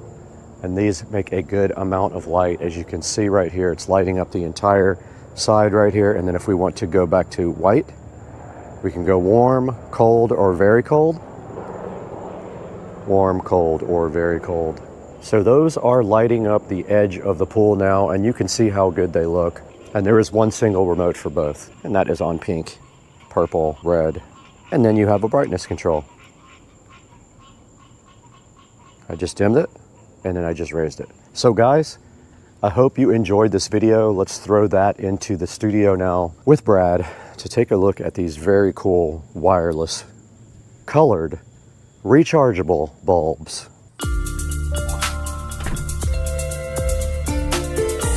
We are back at the Supercar Street Racing 4K production studio. You got Brad here, and I have spent some time with the Naporal Magic Pro rechargeable light, and I happen to have one right here sitting in front of me for you guys to check out. These things are very cool. The manufacturer contacted me and said, hey, are you interested in promoting this product? And I said, of course I am. And they sent me 2 of the RGB lights here, and I'm actually giving these away to someone after this video. So these are already gone. They have been given away to a subscriber. But these Magic Pro lights are so cool. You can literally hang them by their E26 base with these cool little screw-on things here, and you can take them off and they will charge from either the E26 base or they will charge from a USB Type-C right here on the side, which I think is just very cool. And you can see right here we also have the remote, and we can change colors with the remote. We can change modes with the remote so they can dissolve between colors. We have a brightness control, or they can go white, warm white, or cool white. And then you can also do brightness when you're on any of those 3. So these things are awesome. I really love these, and I know the subscriber that is getting them is going to get a lot of use out of them. I know a place where they would actually look really good.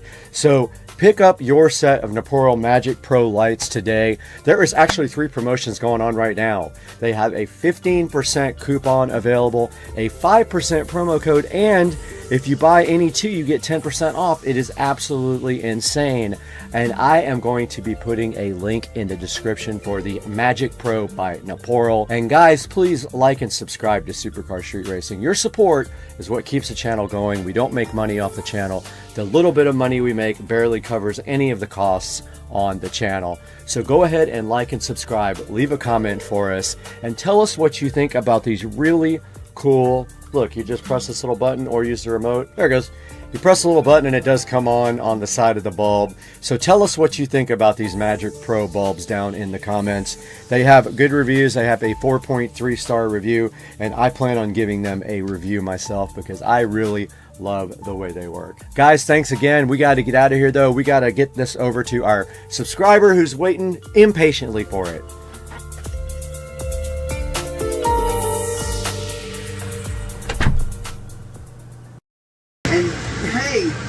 I'm not going nowhere till I get to Tampa. This man come from the other car to come right here. I'm talking to you cars. Come from the other car to come over here to talk to me about some bull crap. Yes, girl, the demons is out today. Cause that's all it is. I ain't doing nothing. Man say don't put the bag on the chair. The bag ain't on the chair. My dog is in my hand. The dog in the next seat. Ain't nobody in the next seat. I'll be getting off in a few minutes. He told me that I couldn't put the dog on the bag on the chair. Wait, hold up. These men walked in here with a dog. These big dogs loose. I'm holding my dog in a chair. The bag is not in the chair. It's on the floor. It's over here. But I'm holding my dog. The dog isn't barking. It isn't crying. It ain't doing nothing. Did they dog have the vest on? She's Right. a service dog. You got your licenses and stuff? Yeah, in the Okay, as long phone. as you got that, then you're good. You don't have to worry about it. That's why I ain't doing Like, nothing. they're asking you to just keep it in the bag and keep it in the They didn't ask me to keep it in the bag. They told me that I couldn't put the bag on the chair. So, I don't want nothing bad to happen. I'm not asking for this. This is harassment. And yeah, I got my dog in my lap. People walking with their dogs laying down on the floor, and this man come from that car to right here. The bag is sitting right here, and I'm holding the dog. There's nothing on the chair. So what do you think this is? Satan? The devil is a liar.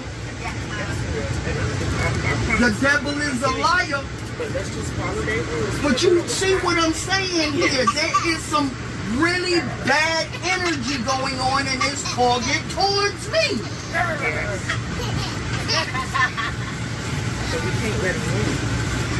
They'll win if you submit to the bull. That's when they win. Because I'm not doing nothing. My dog not doing nothing. Nothing. So why am I supposed to be submissive to that? I'm not asking for submissiveness, okay? I'm not asking for none of that. I'm not. You work here? I know, right. And I don't want them, you know, we see the videos of the police. Yeah. I don't want stuff like that to happen. I got my camera. Where is it? I'm gonna take this. I'm gonna take this. And I was just sitting here. They will do that to us. Not even far from right, but we need to be. We're not far, and I understand you are supposed to be ready. It's not far. I want that the people come in here. There is nothing that I'm doing. The girl come from over there, and then she said, I'm trying to protect both me and you. That will give me an anxiety attack if the police come up in here and do stuff like that.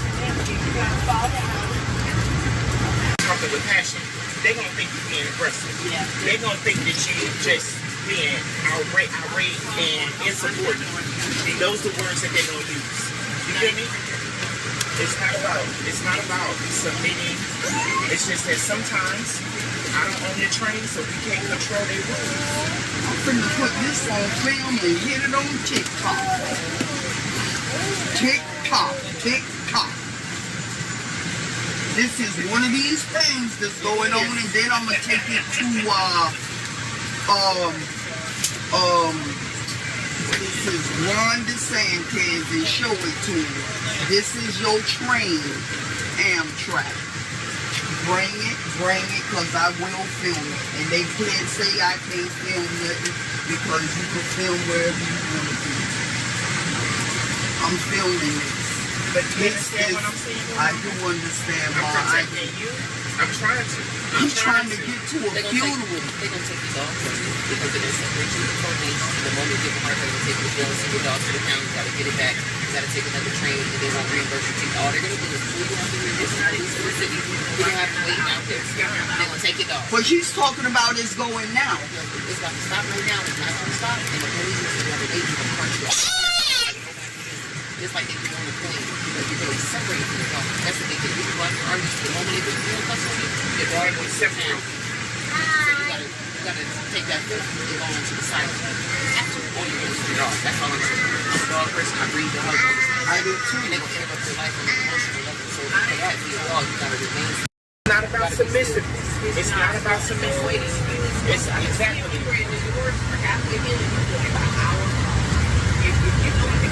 Yeah, I am. I'm a chill because I know that this is a test of time. I haven't done anything. I really haven't done anything. I haven't done a thing, not a thing. They're trying to apply the law to you. Yeah, like it doesn't make any sense. The dog never barked. Did nothing. And they attacking my dog like that is crazy. Yeah, nobody did anything. I just thought it was a bed. Right. She's well trained. Wait, the bag was on the chair.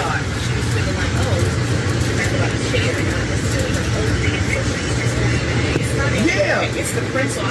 That's The principle is you got dogs walking in here, laying on the floor, communicating, And here my dog been for the whole trip, been in a bag. Orlando. But they hold the idea for them is you're not following my rule and I'm the conductor.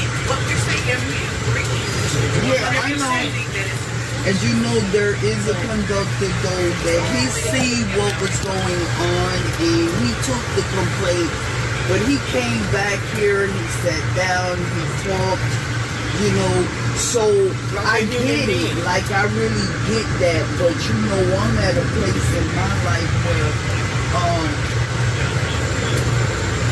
when you give up your freedoms, your rights, they won't.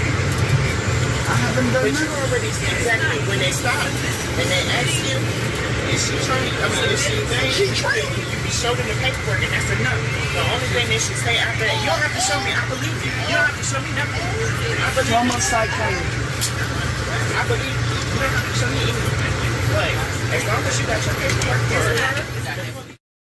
Still tipping on Bobos, wrapped in Bobos.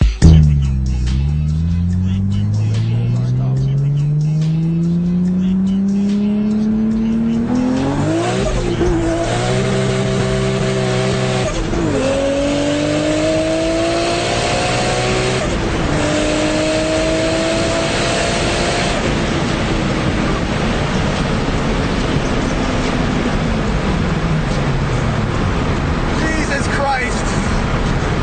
That was awesome. Woo. First time I ever took it to 8,000. Oh my God. Took it all the way to 8,000. Second gear was worthless. I know they had to hear that.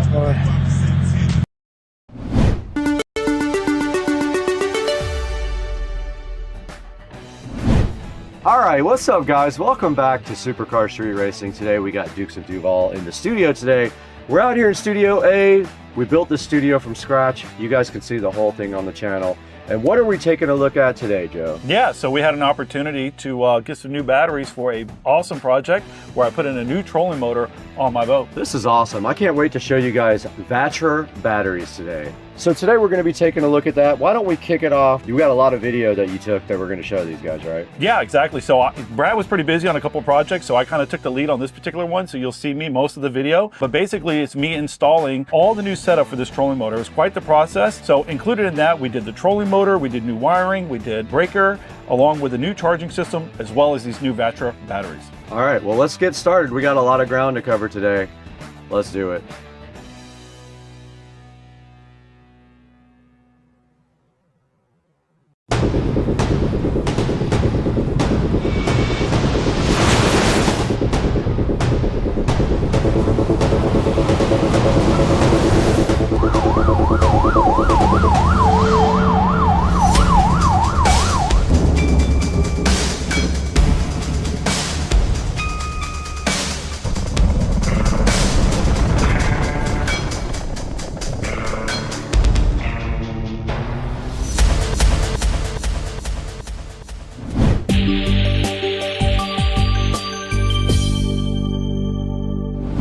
Hey guys, welcome back to Supercar Street Racing, and we're out here in Studio A with Joe. This is our primary production studio. This is where we edit a lot of the stuff and go live for you guys. And we have a special project for you today because VESA reached out to us and wanted to work with us on any kind of project. And they have so many different kinds of batteries that we had to think about something that we really needed to do. And what did you decide? Well, I knew this was a great opportunity because for some time I've been wanting to put a new trolling motor on my boat. And obviously there's a big expense that comes along with doing that. So that trolling motor itself that I put on is very costly. So to do that and to do it right, with VESA coming in to offer up these batteries, the timing was perfect. So it was a great project. You know, had to spend a little money on the trolling motor, but boy, it was perfect timing. And I'm very excited about the finished product of this. Right behind us, right up here on the screen, you can see VESA and all of the advantages of this 100 amp hour, 12 volt, 150 amp BMS battery. Some of the cool things that it does up here, as you can see, it has low temperature cutoff protection, so it'll cease charging when the weather is too cold to allow a good charging cycle. It also is made for what you have. Correct. It's built for trolling motors and marine. It weighs 17%. of what a normal marine battery does. It has a battery management system that also helps keep the battery healthy, because life PO4 batteries need a management system just due to the way that they drain and recharge. And then of course it has 20 protections that go along with that BMS system that keep your battery healthy. And then this is equivalent to two 12 volt 100 amp hour lead acid batteries with a fraction of the weight. Correct. So tell us a little bit about what you did when you put this in your boat and what we're going to be looking forward to in this video. What you'll see is I put a brand new Minn Kota on the boat. It's a 24 volt system. Okay. This system obviously was a little bit different than the system that I had on there. It was a 12 volt system. So a lot of work needed to be done to be prepared to be able to take on such a more powerful system. Installing the trolling motor itself was quite the project. Along with that, what we needed to make sure is that we had all the proper wiring, all the proper breakers, everything that was necessary to make sure that it could handle this 24 volt load. So what Vatra did was they gave us two 12 volt batteries. So what we did was we put them in a series to give us that 24 volt that we needed. We had to increase the wiring to make sure that it could hold the amperage that we were about to push through it, along with the breaker that's 60 amp. So you'll see in the video, what I will say is that trying to get the video that we needed in the tight area that I was working from was very difficult, but I think I did a good job of capturing most of that. But we just want to emphasize, thank you Vatra for reaching out to us and providing us two 12 volt batteries. They are not cheap batteries, so we really appreciate the high quality Vatra batteries from Vatra.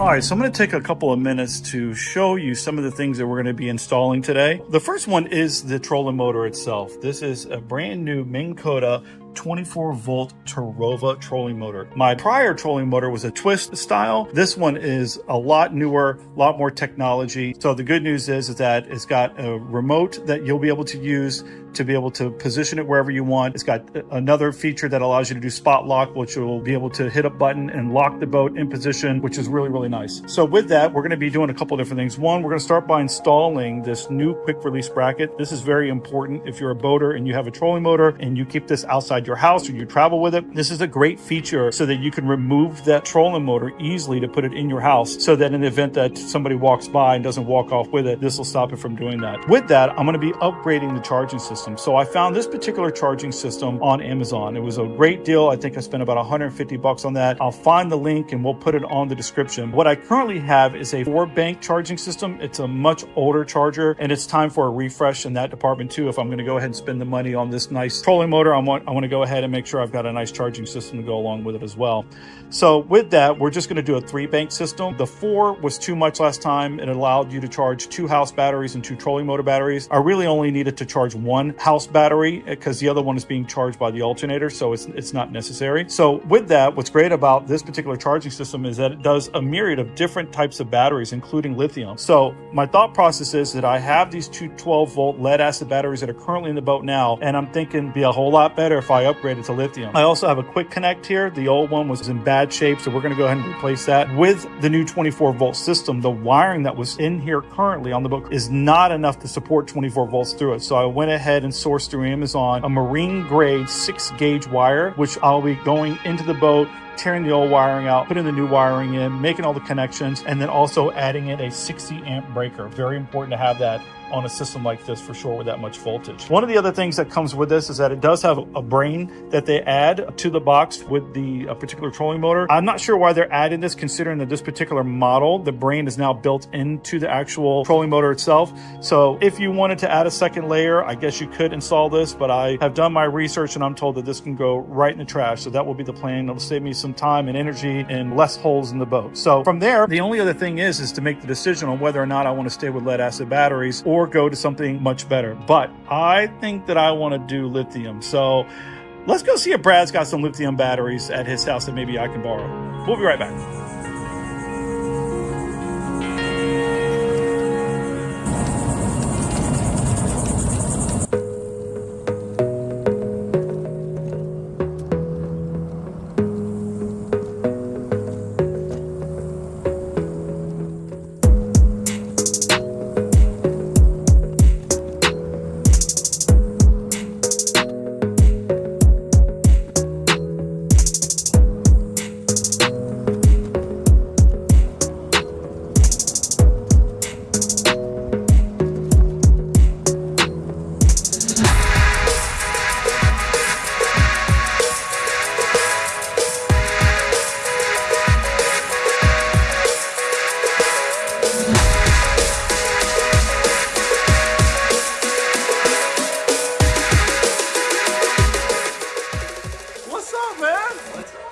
Dude, I'm working on this project.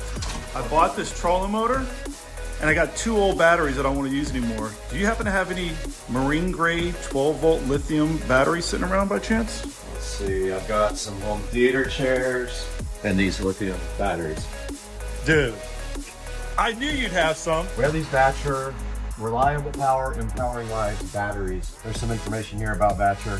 They sent us these for you, so you're in luck. These are for you. I haven't opened them. I think we should break one open right now while you're here I love it. and take a look at it. Let's take a look. They're awesome. All right, let me grab them. Okay, we got these Batcher batteries from Batcher, batcherpower.com if you want to check them out. They asked us if we wanted to team with them to do some stuff with their batteries, and we said of course, and Joe has a perfect project for his trolling motor. So these are going in the trolling motor. What voltage are these? These are both 12 volt, but we are obviously going to put them in a correct series. That was a trick question for Brad. We want to increase the voltage. So we have 2 12 volt batteries that we're going to go in series for my 24 volt trolling motor. Look at this, man. This thing is that's sick. good. That's Look nice. at the carrying strap on top. I guess let's get it out of the Perfect. package. And it's not even heavy. That's what's so cool.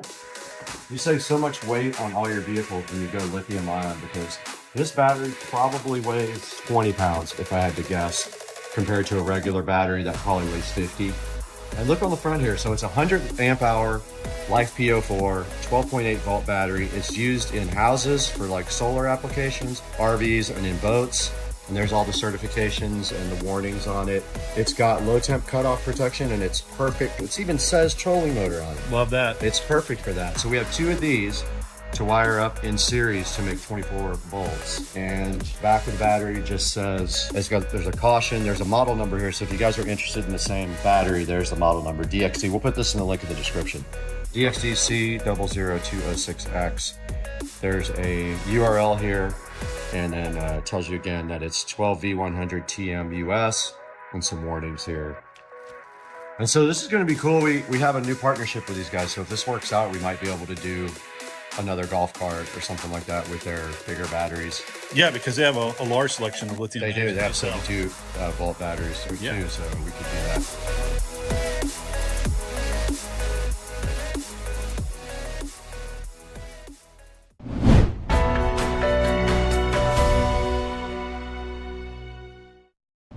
All right, so the first step that we had to do was to pull new wires. In the prior existing setup, there was, I believe, 8 gauge wires, which isn't ample enough to hold the load that we were going to put on it. So that was quite the process. Something that I thought was going to take hopefully no more than 30 minutes to pull the wires ended up being a 2-hour process. And that really came down to how the boat and all the channeling works to get the wiring through there. It was a one-man project. I didn't have somebody else to kind of help feed them through from the other side, so it took about 2 hours. But very important that we get the correct wiring that we needed to hold this type of load that we're going to put on it. So I was able to get that all put in and installed. And then of course, on top of that, we were going to make new connectors for that. So I got some really good connectors that I was able to source, along with a very good crimper to make sure that those connections were really, really tight. One of the things that you want to be careful of is when you're doing wiring, you want good, solid connections. You don't want to have any frays. You don't want to have any issues where they're not touching completely. So I made sure that I went out and sourced a really good crimper to do this. So that was quite the project. But as you can see in the video, it takes a little bit of time, but well worth it to make sure you got the right stuff when you're using such a large load. This project, we had a lot of support from Batcher, but we also had support from local businesses. So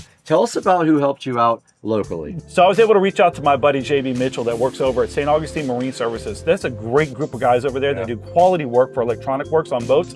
I highly recommend that if you're in the Jacksonville area and you're needing to source a new trolling motor or any electronic needs, reach out to those guys. Yeah, so if you guys are not in Jacksonville or in driving distance, we have a couple of ways for you guys to support the channel.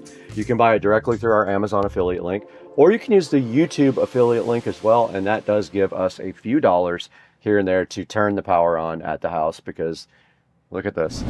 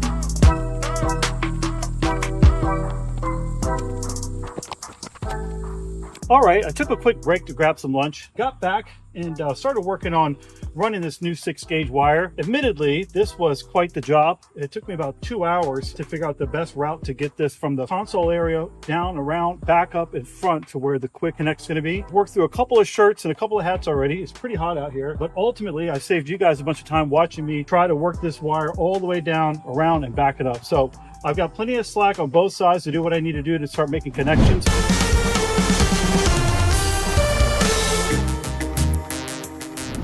You guys just saw Joe in his boat ripping the old wires out. They're not big enough to support the amperage of the new batteries and motor. So he went ahead and ripped those out and he put a brand new 6-gauge wire in. First thing that I wanted to do was to make myself a little bit of space inside a very tight console. So I needed to first rip out those old lead acid batteries. And I will tell you, when you're watching this, when I was pulling out those batteries in that tight console, it was a chore, to be honest with you. It was going to be impossible to get 2 sets of hands in there. So me ripping those old batteries was quite the process, to be honest with you. So I needed to clear those out, make room for me to get in there to start working on the next part of it, which would be installing this circuit breaker along with the new charging system. Okay, cool. So we're going to take a look at that next on the video? Yep. All right, let's do it.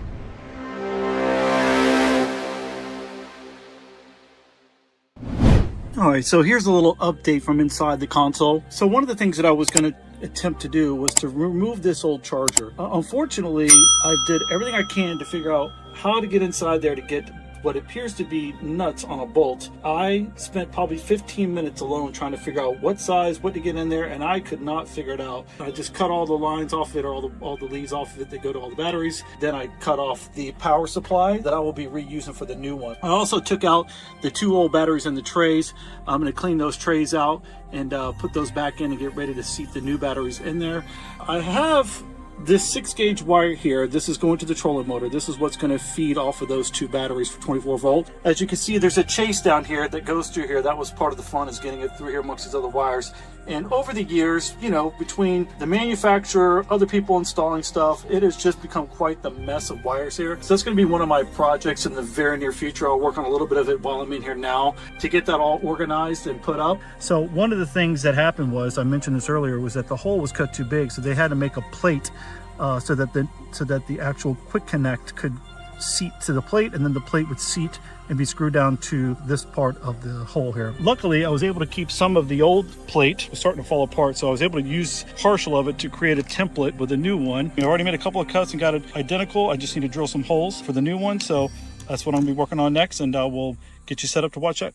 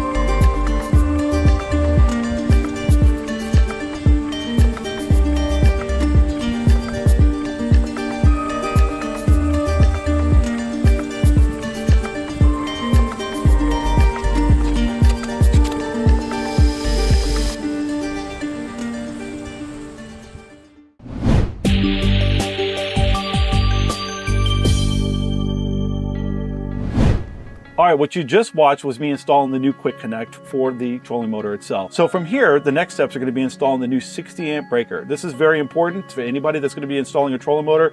If you're dealing with large loads of power, you want to make sure you have that protective measure in there. So the old system had two 50 amp breakers because they were running two 12-volt batteries separately. So with this particular setup, we're going to be running, again, two 12-volt batteries, but not separately, in series. So we're going to bump that up to 24 volt. Make sure you install the correct wire and the correct breaker so that you don't have any issues with potential fire hazards or anything of that nature. Absolutely. So you need the correct size wiring and the correct size quick connect. We'll have a link in the description to that, but if you're in Jacksonville or St. Augustine, support our local businesses. St. Augustine Marine Services helped Joe out in this project. Do us a favor and help them out also. So what's coming up next? Yeah, so from here, we're going to go ahead and install the new breaker, which is a 60 amp breaker, right, along with a new charging system. Awesome. Now, what I will say is that Vatra has a long list of products that they provide, along with battery chargers. I had to go out and find a very unique battery charger that allowed me to not only charge lithium, but to charge original lead acid AGM type batteries itself. Vatra does have a large selection of batteries. If you go onto their website, you'll see they have a ton of batteries, a ton of charging equipment, and they're a high quality company, so please support them as well. Now let's take a look at what Joe did next right now.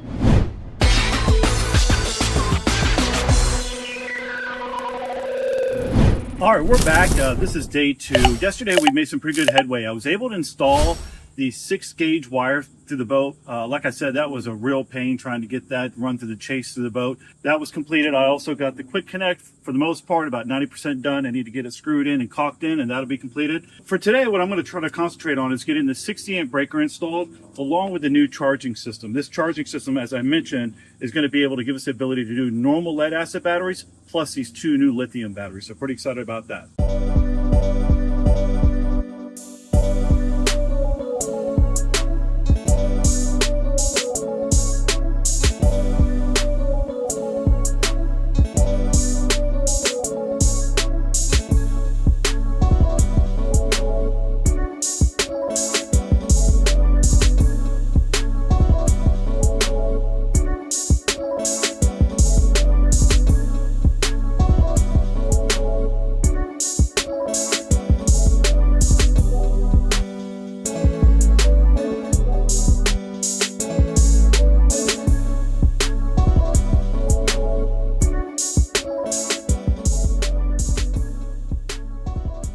All right, so just an update here on the inside. It's a little hard to get the camera in here to see what's going on, but I went ahead and installed the 60 amp breaker right here on the side. I've got it somewhat wired up now. I've got to do a little bit of cleaning up here with the wires. Also went ahead and reutilized this old plug here that's going to allow me to plug it in. I got to obviously get these wires sorted and zip tied up. And then on the other side here is where I put the new charging system on. Went in fairly easy.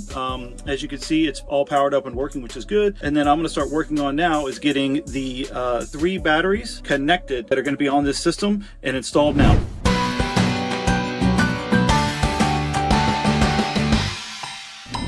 All right, what you just watched was me installing both the 60 amp breaker and the new charging system itself. So the next steps are going to be getting the new batteries in and then getting those all connected as well. All right, awesome. Let's go ahead and take a look at that now. And then we'll have links for everything in the description if you guys want to go ahead and check out what Joe did on his boat.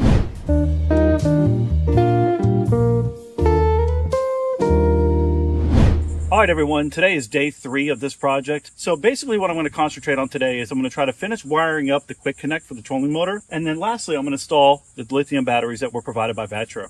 This should be a fairly easy process. I've got a couple of cables that I need to make to get everything connected to make this a series 24 volt system. Shouldn't take too long, but hopefully we'll be able to wrap up this project in the next couple hours.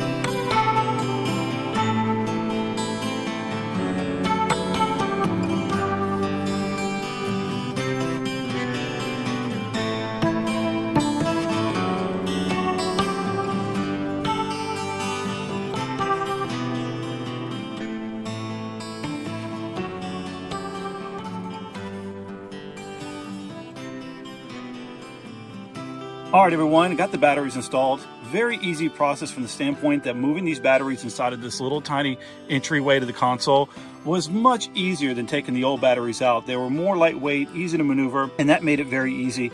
I got the charger installed. I got the settings set for lithium on the 2 lithium batteries, and then I'm only charging my second house battery, so that setting is set as well. So the install went pretty easy in regards to the batteries. Very fast, very smooth. In regards to finishing this up, I'm about 95% done. I've got to put some marine caulk around it to seal it off. I'm waiting for that to come in, but hopefully that'll be here in the next day or two. But in regards to this is pretty much done. Need to do a little bit of wire management, and then also going to put the caps back on the top of these batteries so there's nothing that can get to them to do any sparking in case something comes apart. But for the most part, I gotta tell you, this turned out really well, and I'm going to test the batteries out now with the trolling motor for the first time, and I'm excited to show you that. Hopefully we'll be able to get a little break. It's been pretty nasty over here, but we got some storms coming in, so I'm gonna try to get this up and running real fast, and then I'll show you how it goes.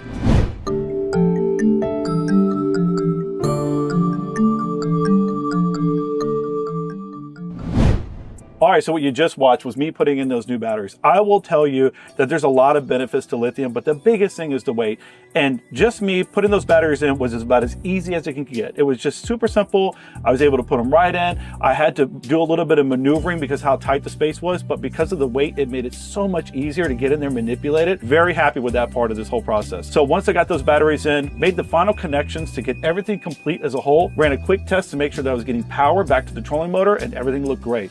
So from here, the next step was to get it live. So I'll meet you out on the water. So the next step is actually getting on the boat? It is. All right, Yeah, let's check it out.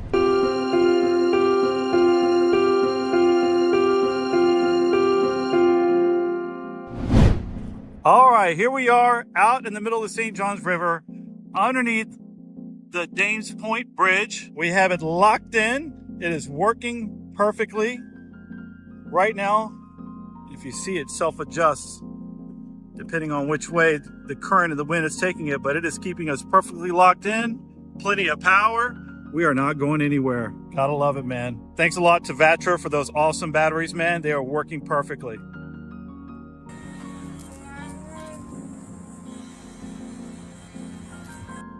All right, you guys just saw this entire project go by. Joe got 2 12-volt batteries from Vatra, specifically designed for his trolling motor. He installed it directly on his boat and took it right out in the water and tested it out. How was that whole experience? Man, it was great, to be honest with you. I've always wanted to put this trolling motor on the boat and have this type of technology. Being paired up with great lithium batteries, I couldn't be any happier. I bet it was an awesome experience. I know it was a lot of work.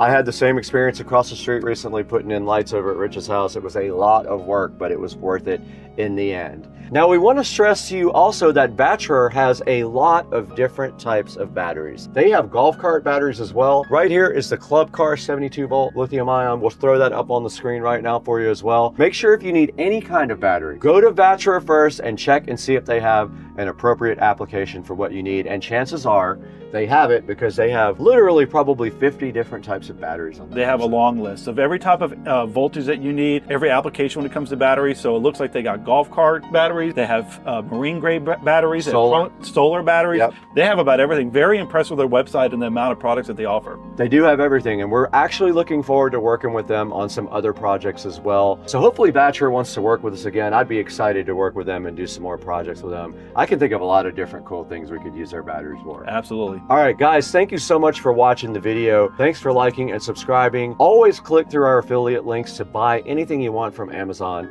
You don't have to buy these batteries, but I hope you do.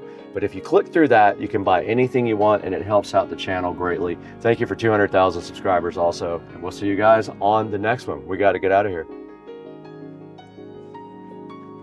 I was like, where the hell is he going? I got out of here. All right, that's good. Now all we got to do is edit. Just kidding.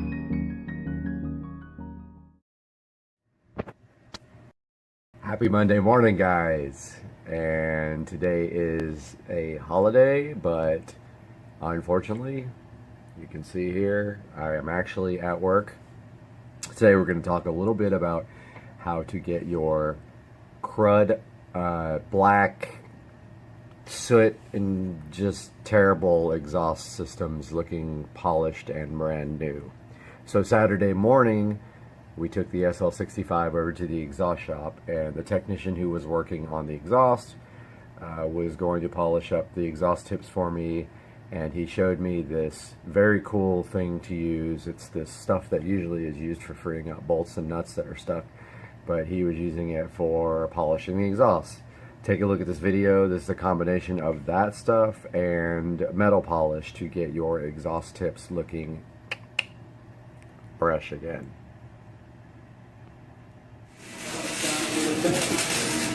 Looks good.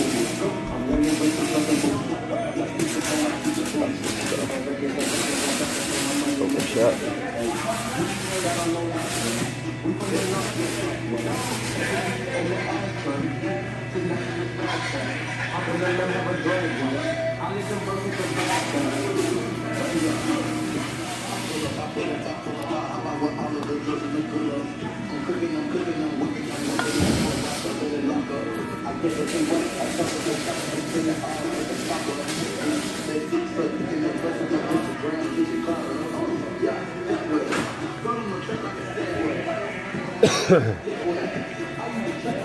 It ain't cheap though. That stuff ain't cheap. Like $20 a can. Oh yeah? Damn. And they don't have it at any auto parts stores, huh? Nope, you'll never find it. And if you do, let me know. The only place I found it was eBay.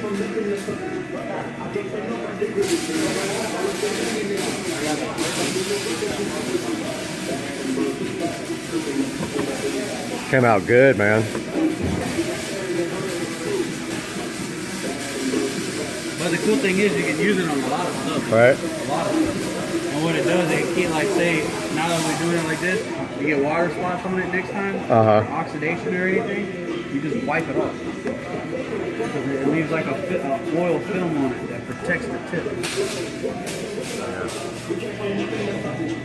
Came out good.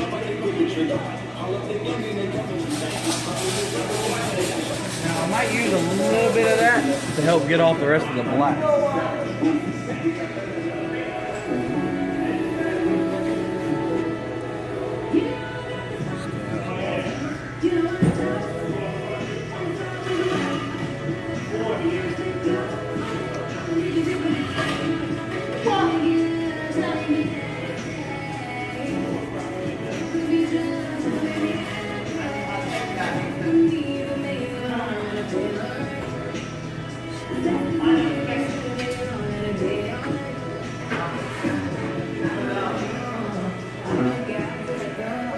I don't think it works that great.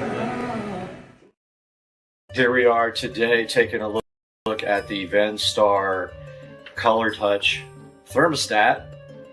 So this is the T7900.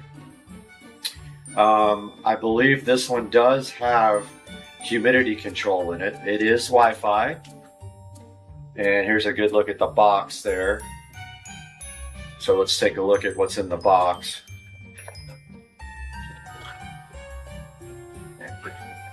All right, inside the box we have the thermostat itself. Comes with some mounting screws and an instruction manual. Here's the actual thermostat. I'll put some pictures up on the screen now. As you can see, it separates from the base like this. These pins are what actually holds it to the mounting base right here.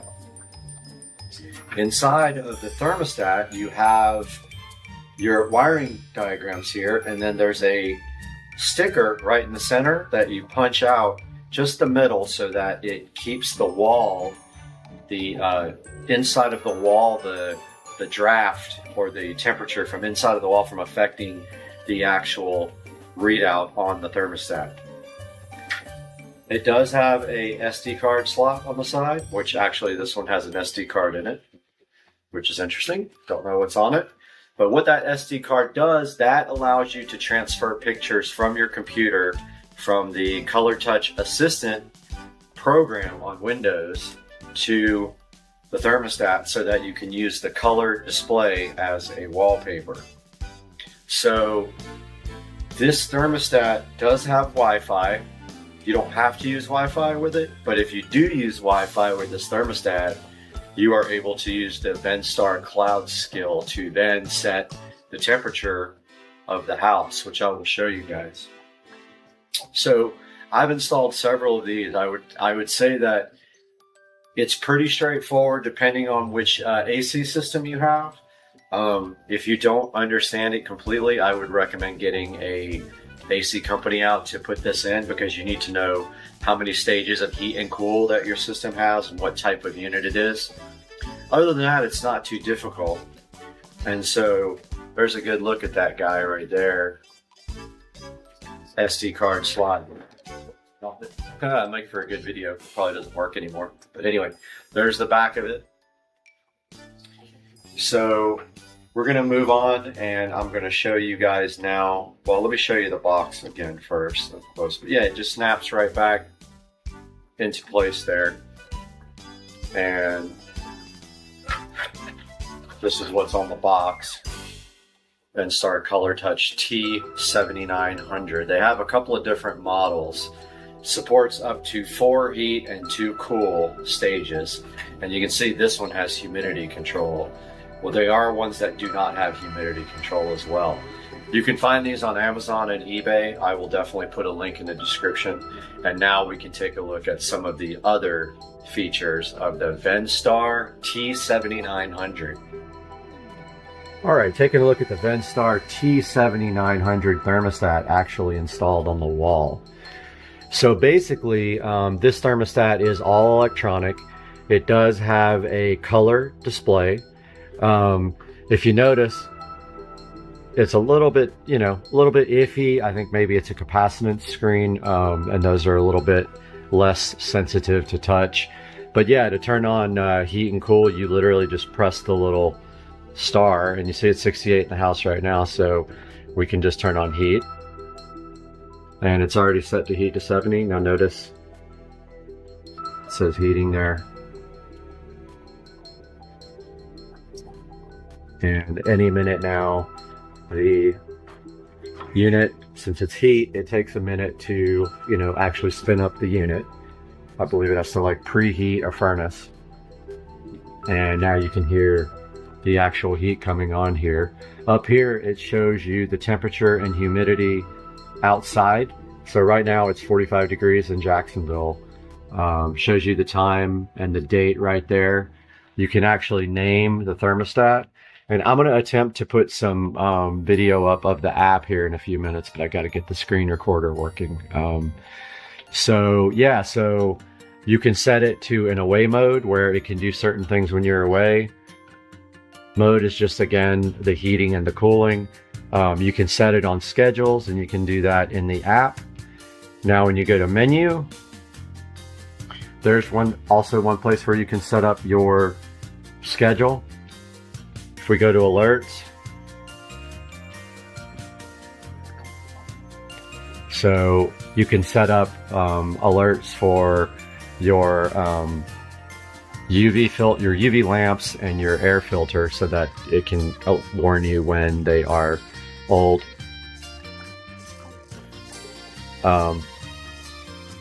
Just to make sure that doesn't show. Okay, so information, you can actually see this in your app too, which is really helpful. You can see that in the last, I think it said 7 days, it shows you your actual usage here. That's for cool, and then that's for heat. So that can be helpful to show you like how long your system is running every day. Display. So you can set the brightness and the night dimmer. So right now the brightness is on 80%. It'll dim down to 30% when it's not in use, and you can set it up to dim at night. If you go into maintenance mode, you can do clean screen, and you can also you can set up the calibration of the touch display, which is useful. Go back again. Now, screensaver is where you can set up an actual screensaver, and that can be photo display or other. Preferences. So you can set up a theme here. You can do custom wallpapers. and you would use the SD card and import your own pictures into this device. You can change the heat cool indicator.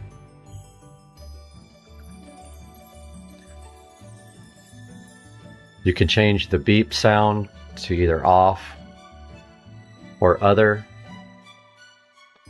Now let's see what it did when I changed the heat cool. It didn't really do anything. The heat cool indicator, I'm not sure what that does. So let's go back to menu. So this is where you can set up the humidity controls and the dehumidify function. It says it's off now to dehumidify. So where you can set up to be on vacation and set up your away times. Your date and time gets set here. Settings is where you set up the thermostat name. You can import and export your settings to an SD card, so if something happens, you don't have to figure out how to set this up all over again. General setup is where you set up your units, your language, and your simple thermostat and smart recovery.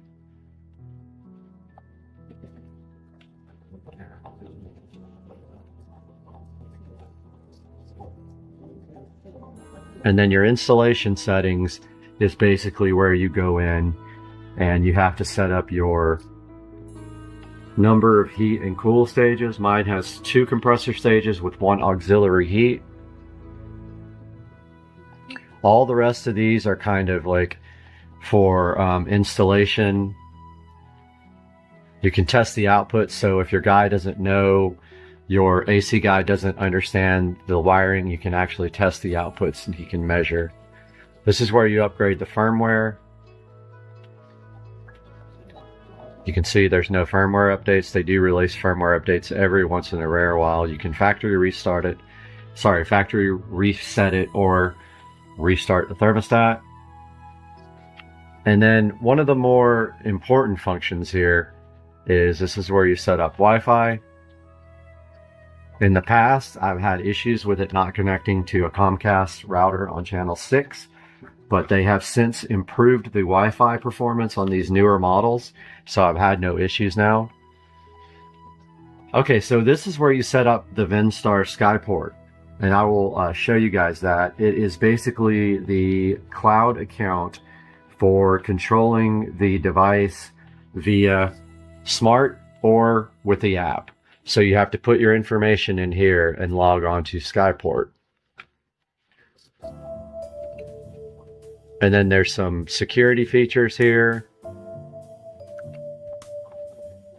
Not sure about smart fan. I guess you can just turn the fan itself on instead of the AC and run that, when you want to. And then emergency heat you can actually toggle it off and on.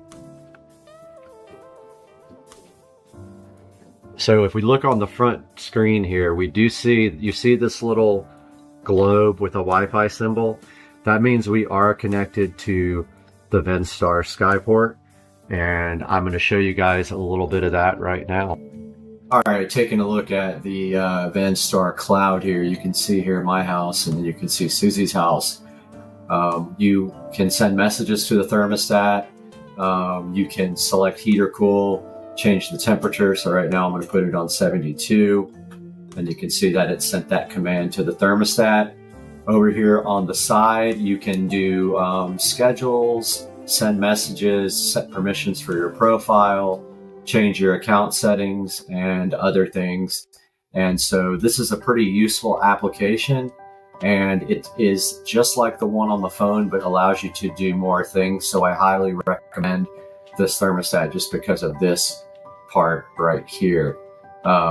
So it's real time, and you can use this from anywhere on the internet. It's nice. I want to show you guys how you use the skill for the Skyport cloud. So if I say, Alexa,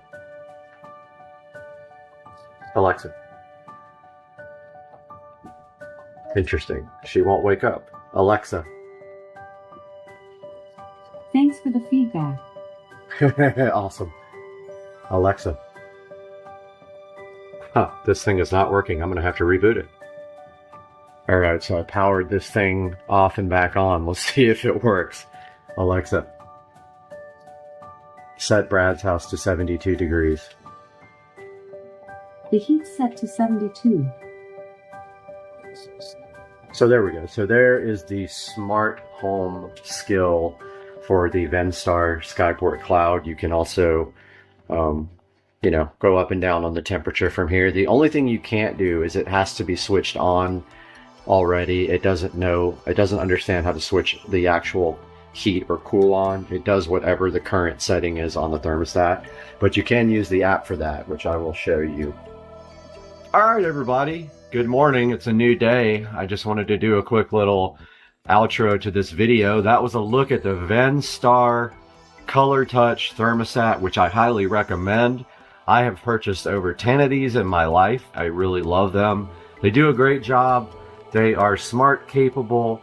You can access them from the internet. I'm going to pop up a picture right now of the skill that goes into the ecosystem for Amazon. And then I am going to also pop up a quick screenshot of what the app looks like for your phone. So if you have a chance to check out the Venstar Color Touch thermostat, go ahead and grab one for your house and let me know your thoughts on it. And this is Supercar Street Racing. Have a good day. Okay, I'm about to go. You have to tell me when. Bon voyage. Oh my God, she's insane. Whoa! You're crazy. Girl! I told you it sucks. Oh, the plunge at its finest.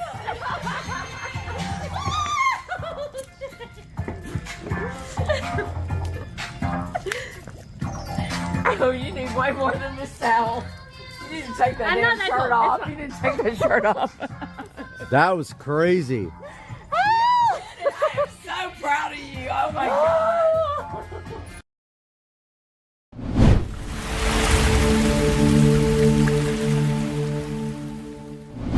All right, everyone, welcome back to Supercar Street Racing. Today we're at my house, Dukes de Duval, and we got a fun little gift for ourselves today. Brad went out and he sourced us a brand new Xbox X Series. We got this thing because we've been playing on an older Xbox, and they have that new 2K25, I think is what it's called, golf, and that's what we like to play, and it is awesome, and we're gonna get on it right now.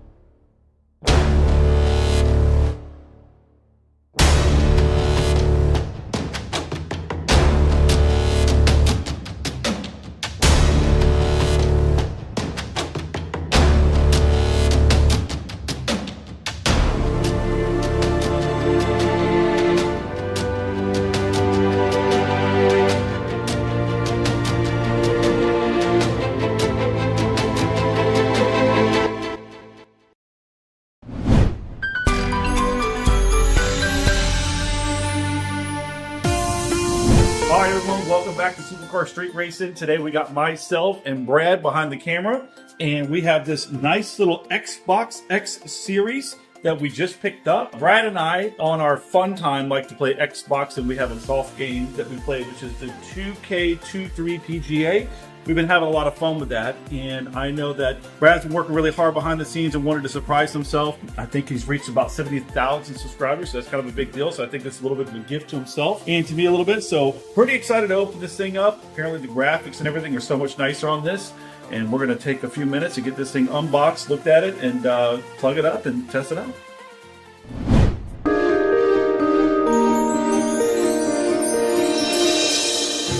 All right, everyone, so now we're going to go ahead and dive into this thing. And we were looking at buying a used one just to see if there's a little bit of a cost savings. And honestly, the price between what we could buy a used one and a new one, we just made the decision today to just run up to Walmart real fast. They have one in stock.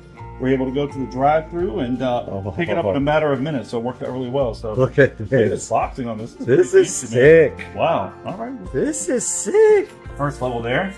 Dang. All right. We got another. Oh. I think this is just packaging to keep it tight, most likely. I can't imagine there's anything in there. Let's see. We're going to double check though.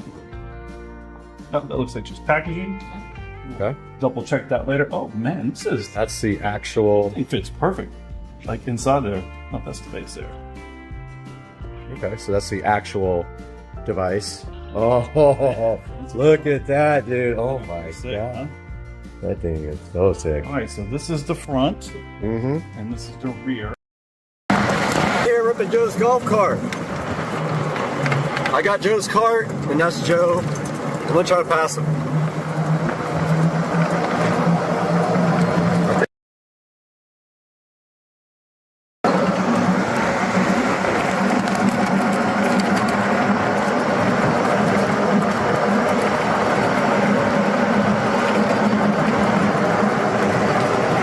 Going to Joe's new house.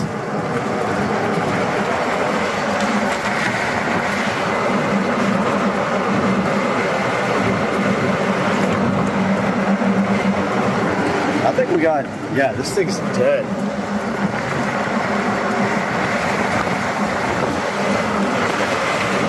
Oh, the wind got us. Holy crap.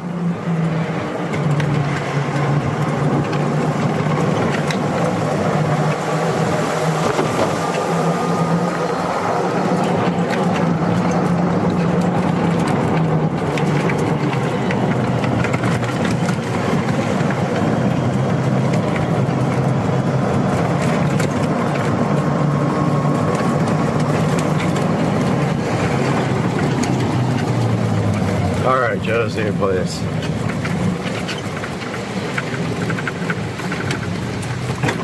Can't get in yet.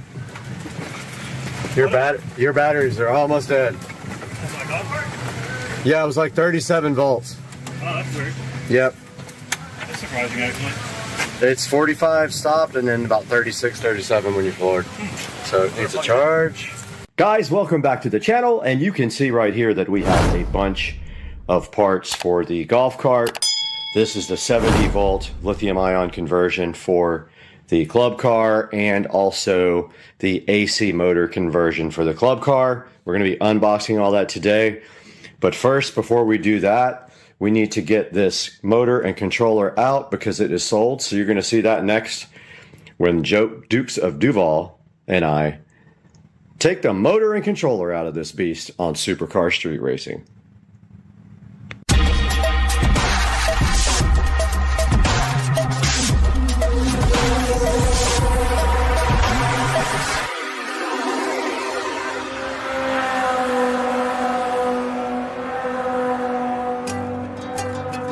Alright, hey guys, welcome back to the channel. We got Dukes of Duval over here disassembling the golf cart. So today, what we're going to do is we're going to take out this motor and this controller because we have somebody that's coming over to buy it. So once we get this motor and controller out, we got a whole bunch of boxes up there ready to convert this thing to lithium ion and 70 volt.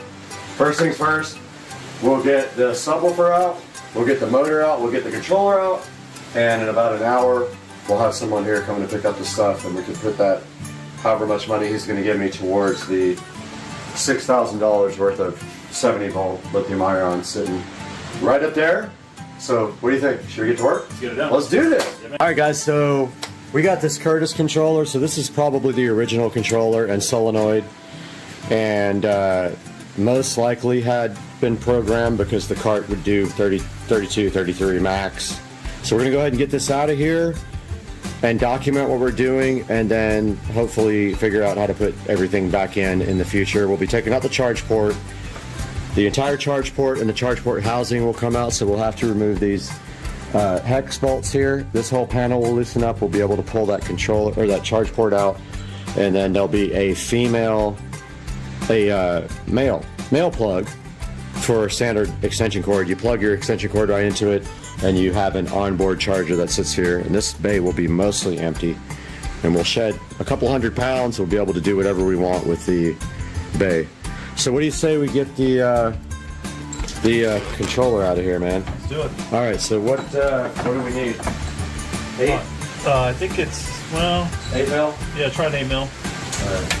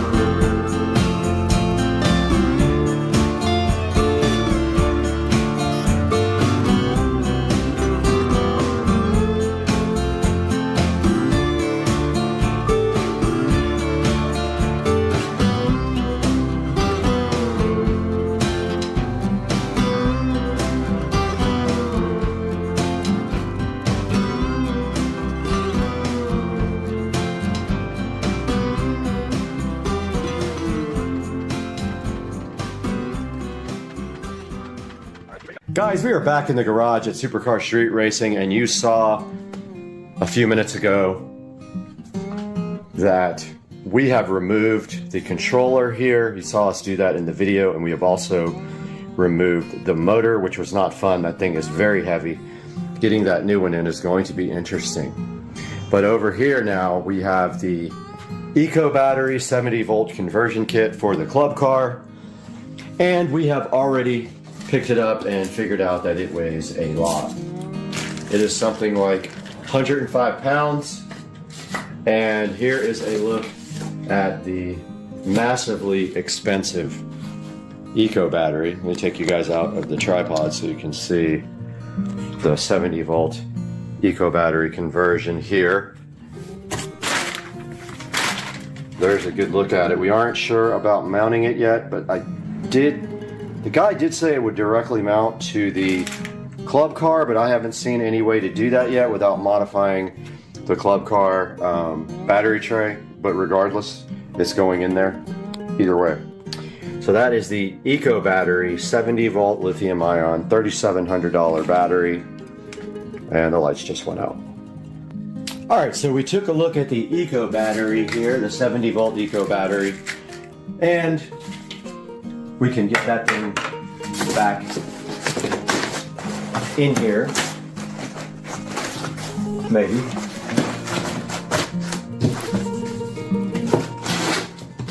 And take a look at the next box here. This says Novitas on it. I have not opened it yet. It is open because someone opened it in my crew. But this says Novitas, and let's see what's in it.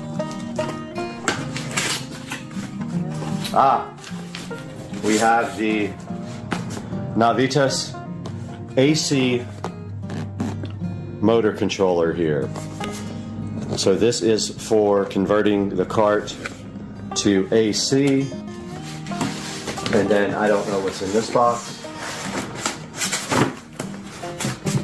Let's see.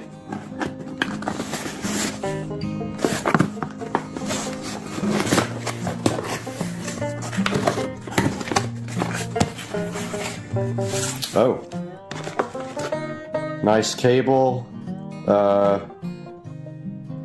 some connectors, and the on-the-fly programmer are inside of this next box. The programmer is right here, but you can actually use Bluetooth to do that.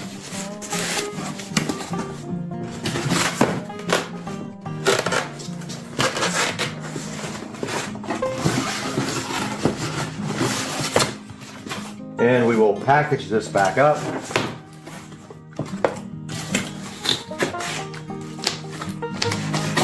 And move on to the next box. Not Xbox, next box. Alright guys, this box is open. We took a look at this already. But this is the solenoid. And there you see on the side. This is a, I believe, 400 amp solenoid.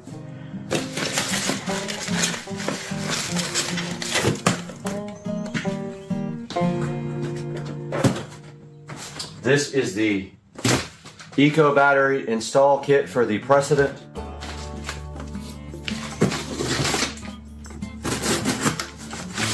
This is what it says. I have not opened it.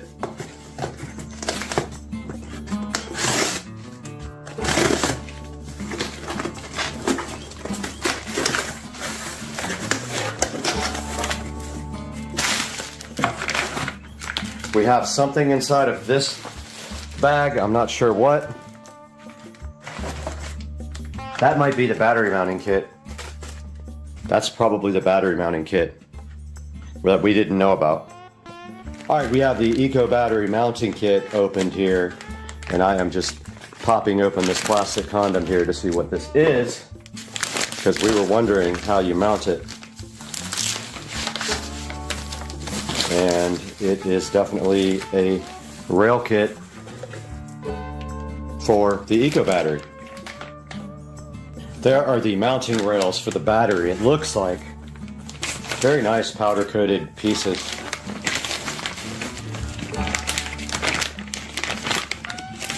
This is exactly what we were looking for here. We will put these back into packaging now.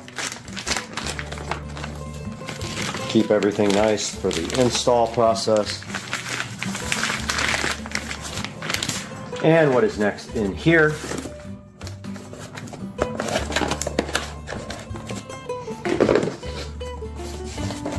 We have this box next.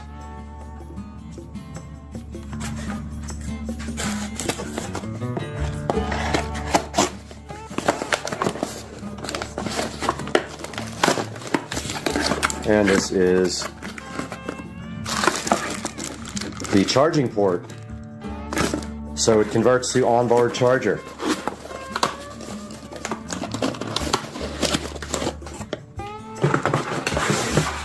And the last box we have here might be the gauge. There's a charging gauge. It is. This is the charge and voltage indicator panel that goes and mounts on the front. So we have to figure out where we're going to put that actually. And that is all in that box. And there's 2 more big boxes to open. Here is the next box here. This is a very heavy box.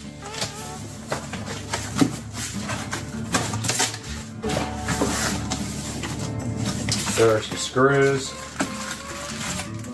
Look like some wiring caps, some eyelets. And inside here we have the Navitas 5 kilowatt AC motor with the beautiful color-coded voltage wires here. This thing looks awesome. I am so hyped for this.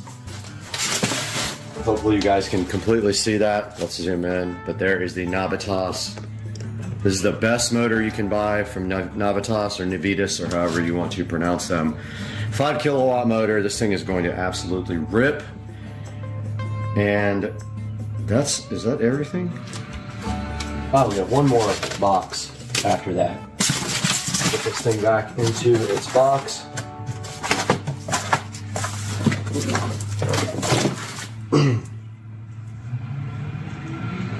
This is the Eco battery charger. It says it on the side, but what I have not seen is the 12 volt voltage reducer. Yeah, it was supposed to come with a voltage reducer. I do not see that. This is the built-in charger. Let me contact the company about where the voltage reducer might be. That's interesting. Yep, this is the onboard charger, so you no longer keep one in the garage, you keep this on the cart. So yeah, there's something missing. The voltage reducer is not here.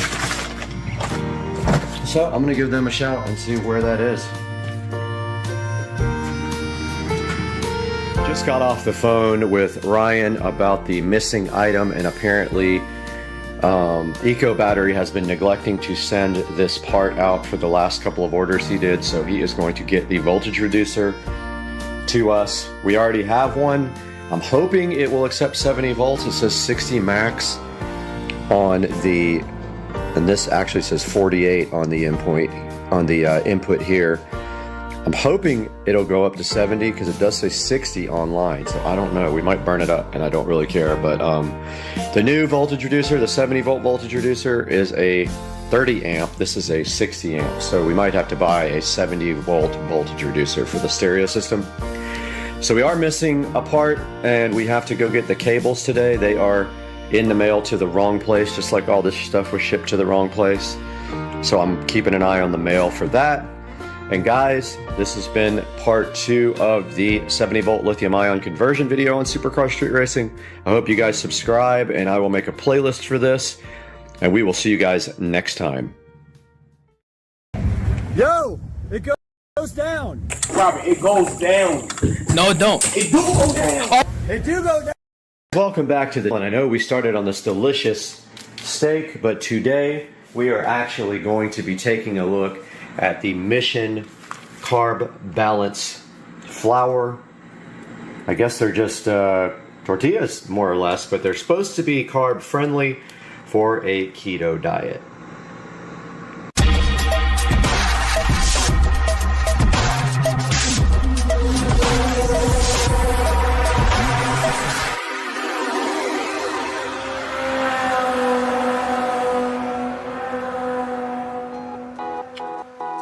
Welcome back to Supercar Street Racing. I am Brad. I'm so glad to have you today on the channel. And today we are looking at a keto-friendly Mission Carb Balance Flour Tortilla. And you can see right here that this says that these guys have 3 net carbs. They're high in fiber and they are 45 calories and they're supposed to taste really good. I have not had one yet, but looking at the back, it does confirm 45 calories.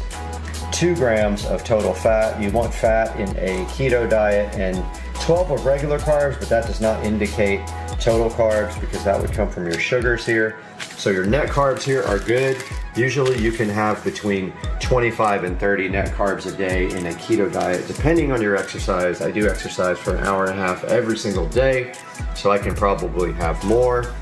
But what we're gonna do next is go ahead and fix a nice steak lunch with cheese and mushrooms, and we are going to put that on a Mission tortilla and see if these things can live up to their hype of they're supposed to be great tasting, they're low carb, and we're going to see if that happens right now when we make some lunch.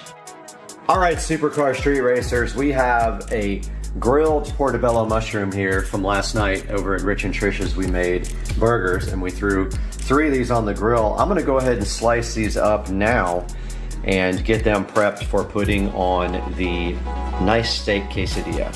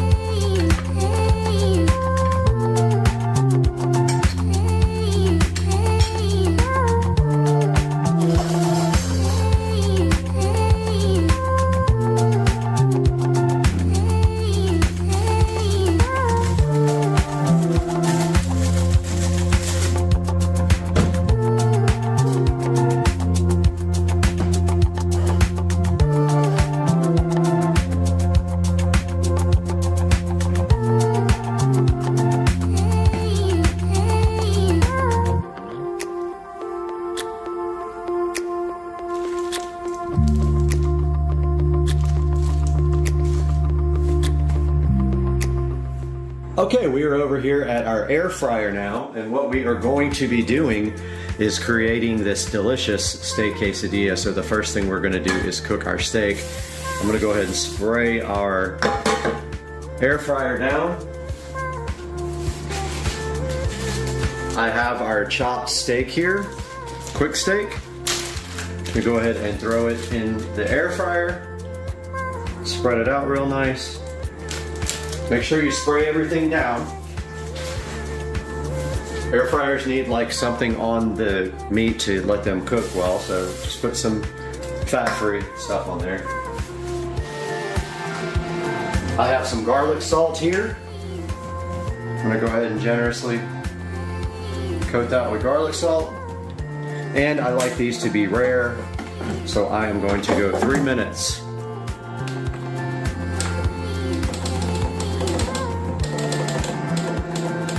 And at 1 minute, I am actually going to add our mushrooms and our cheese inside of the air fryer. Let's do this.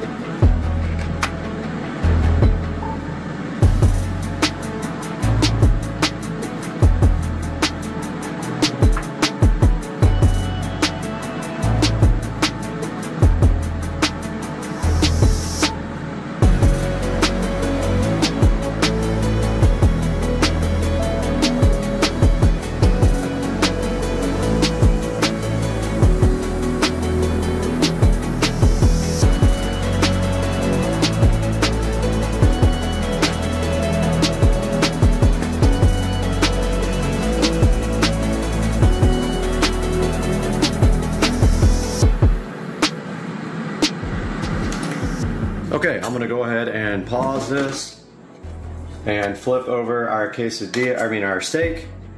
And that looks like it's going to need maybe 2 more minutes. So I'm gonna put this back in here for 3 minutes.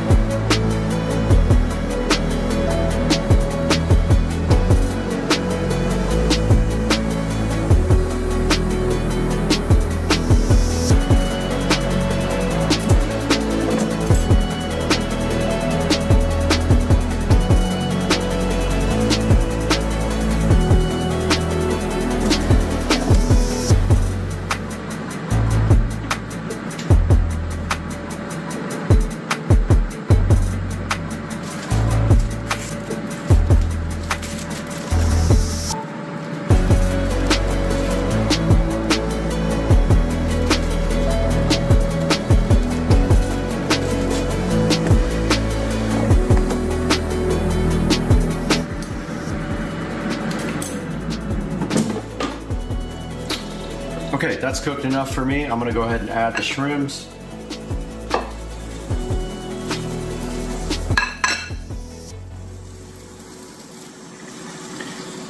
And put the cheese on top of the steak. Actually, I'm gonna add the cheese later to the actual quesadilla. That makes more sense. Let this finish.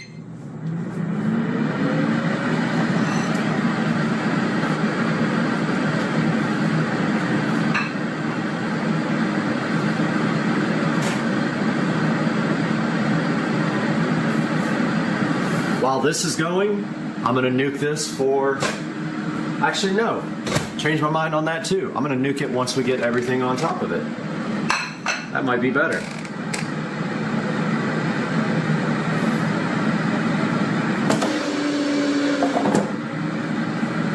Looks like it's doing good.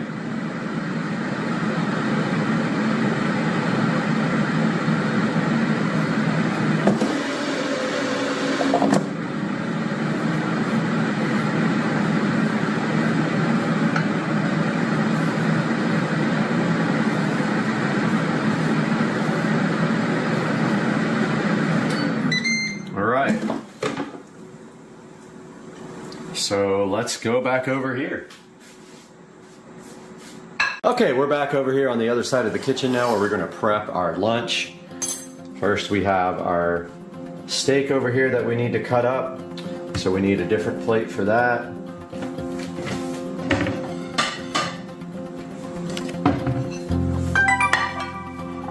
Go ahead and get our steak out, delicious and juicy.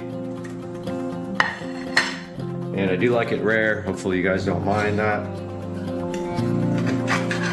It's actually a little bit overdone from the way I like it. This is not rare. But you guys will probably be happy about that. Most people don't like super rare food like I do. It cuts very easily.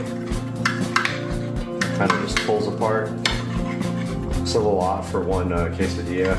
It's a pretty small tortilla. Don't forget these are small, so you gotta weigh that when you're looking at the cards.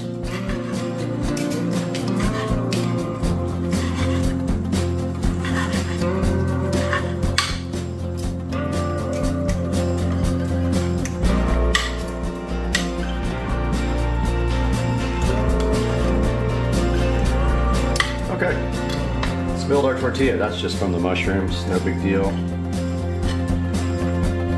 First things we're going to put, there's our tortilla, our Mission carb tortilla. Let us throw some steak on there.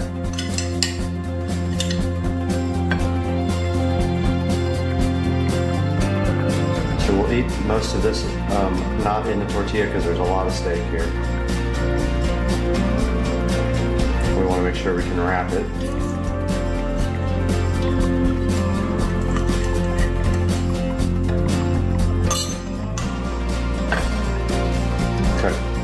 It's a lot of steak for that small shell, but we still got to put mushrooms and cheese. Let's try the steak. Yummy.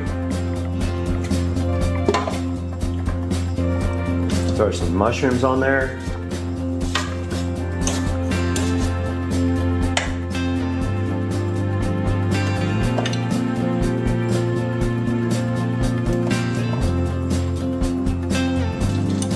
Yummy portobellos.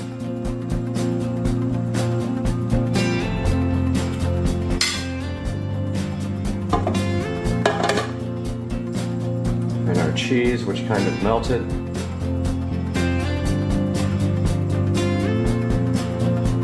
Remember, no fat-free and keto. You gotta eat whole cheese and whole everything, because fat-free has sugar in it. Steak is so good.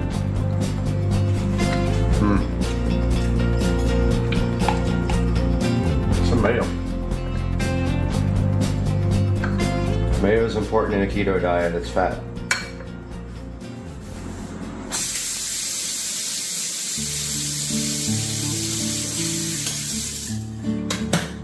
All right, let's throw this in the microwave and melt the cheese.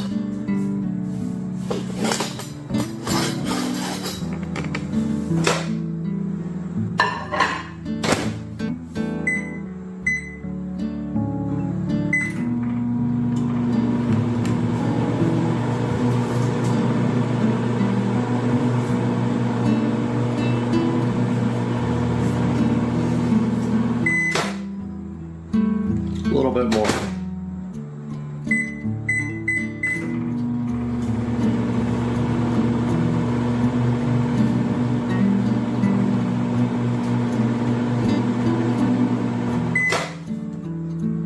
All right.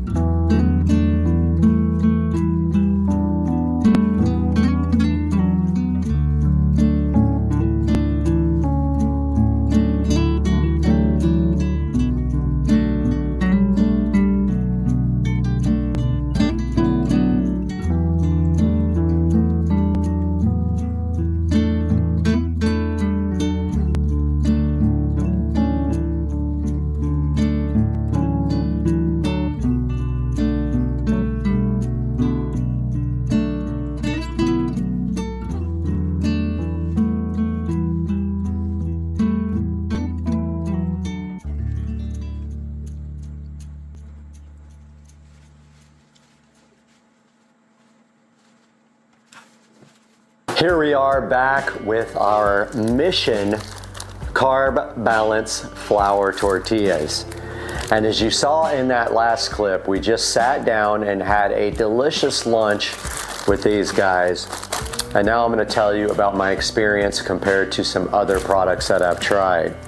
So these guys are actually really, really good. I was surprised how good they were, honestly.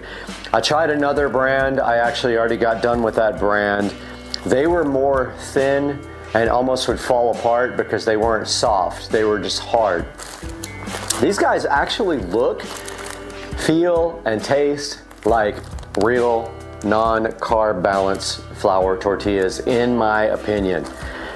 Now, if you have them side by side, you might be able to tell a difference, but I could not tell the difference at all, especially once you get that delicious food on there. We had steak, mushroom, and cheese and mayo on ours.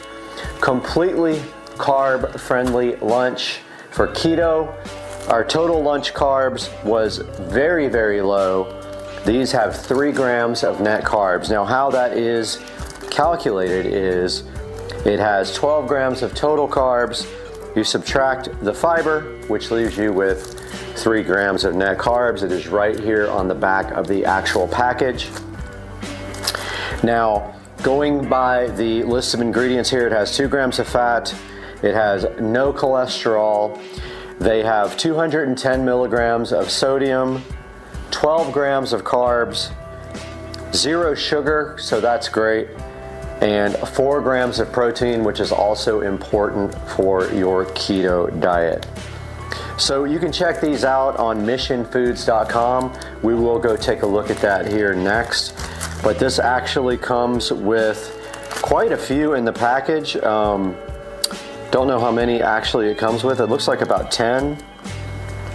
And then on the back it tells you, you know, it's balanced high fiber, lower carbs, and 0 sugar, and it matches up well with a keto-friendly diet. As long as you keep what's on top of these keto-friendly as well, you can't go wrong. Now let's go have a look at these on the computer and check out the website. Guys, here we are in front of the computer again, where we can take a good look at this product.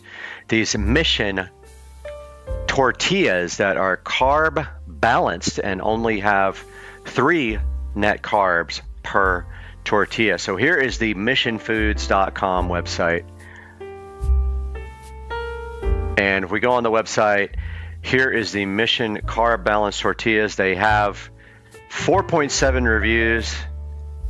And I would love to see what the bad reviews are, because do not put this in your body because it has this blah, blah, blah. Okay, I'm not concerned about that. I'm concerned about the taste.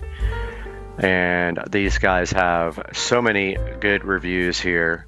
I'm going to go by the good reviews here. They have a 4.7 star rating here on their website.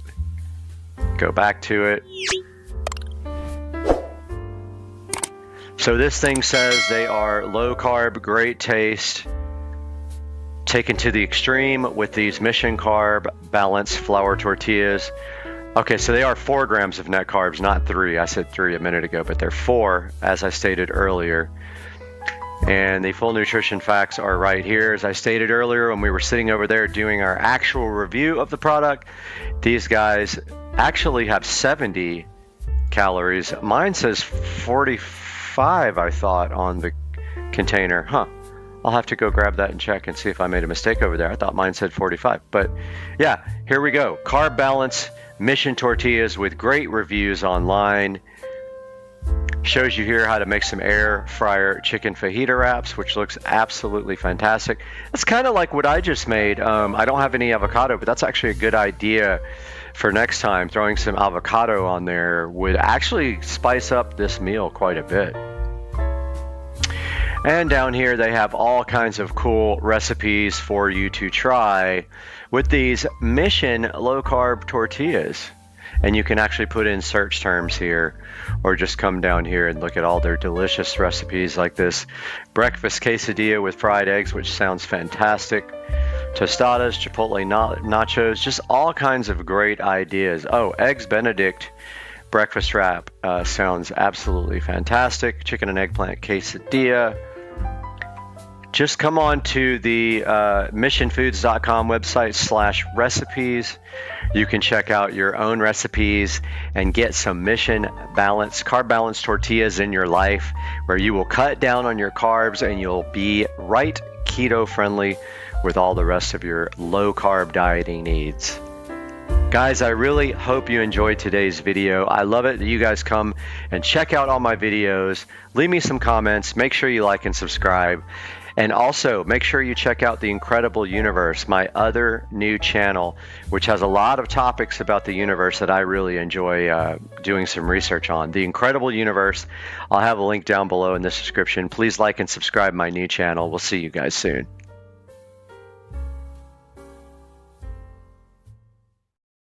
We absolutely 100% have a shoe fetish, and we are shooting this video in 8K 24p. Not sure if we're going to upload it in 8K, but we're going to find out. We're going to play around with the editing and see if we can even edit at that high amount of data rate.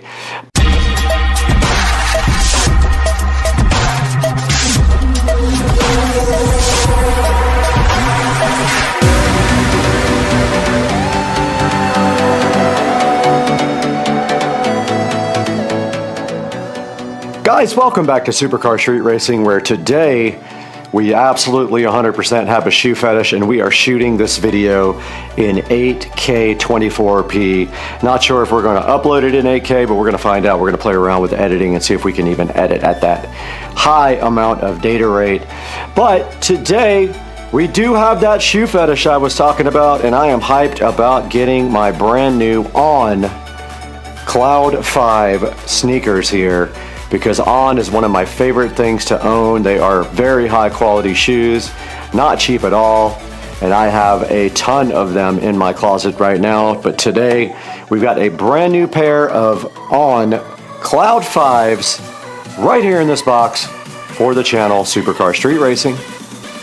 We have stepped into the Supercar Street Racing amazing closet where we have all of the shoes here. This is my side of my favorite and nicest shoes.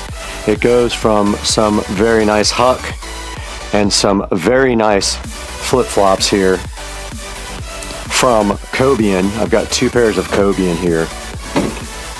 Very nice flip-flops. And then we move down to my favorite tennis shoes of all time, and we have some On shoes here. We have a set of Rogers here. It says Swiss Engineering on the side. We have a set of Rogers here, a set of Rogers here, a set of Rogers here. We have my Puma sneakers and my Puma Ignite golf shoes. And today we are taking a look at my next set of On shoes that I ordered, and I did finally decide to order some On running shoes, and they are the On Cloud 5s, and I got them on sale. And so we got a fresh brand new pair sitting in the box right over there. For my everyday running, for example on the treadmill, I do have my ASICs here. I will not be using the Cloud 5s to actually exercise. They are going to be just to floss in and walk around in public. And we will add them to this beautiful thing if we can find another place to put them.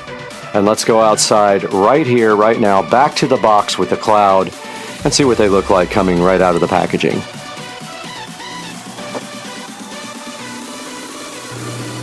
Back in front of the amazing On Cloud 5 running shoes, and you can see that right here we have a fresh unopened box.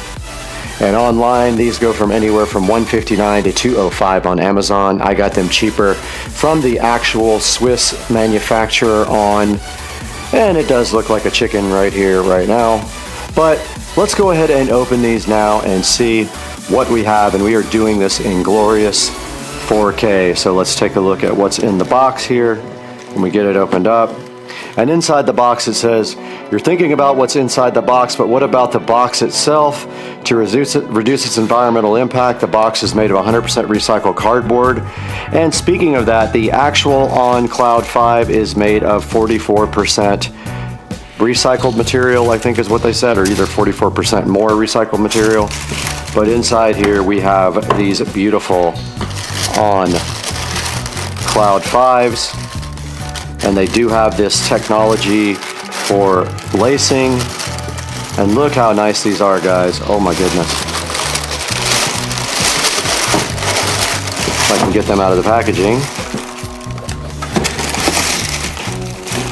And they came out with this beautiful blue sole on the bottom. As you can see, these are the Cloud 5 men's. And inside of them, they do come with this little insert that keeps the shoe from being deformed in the box.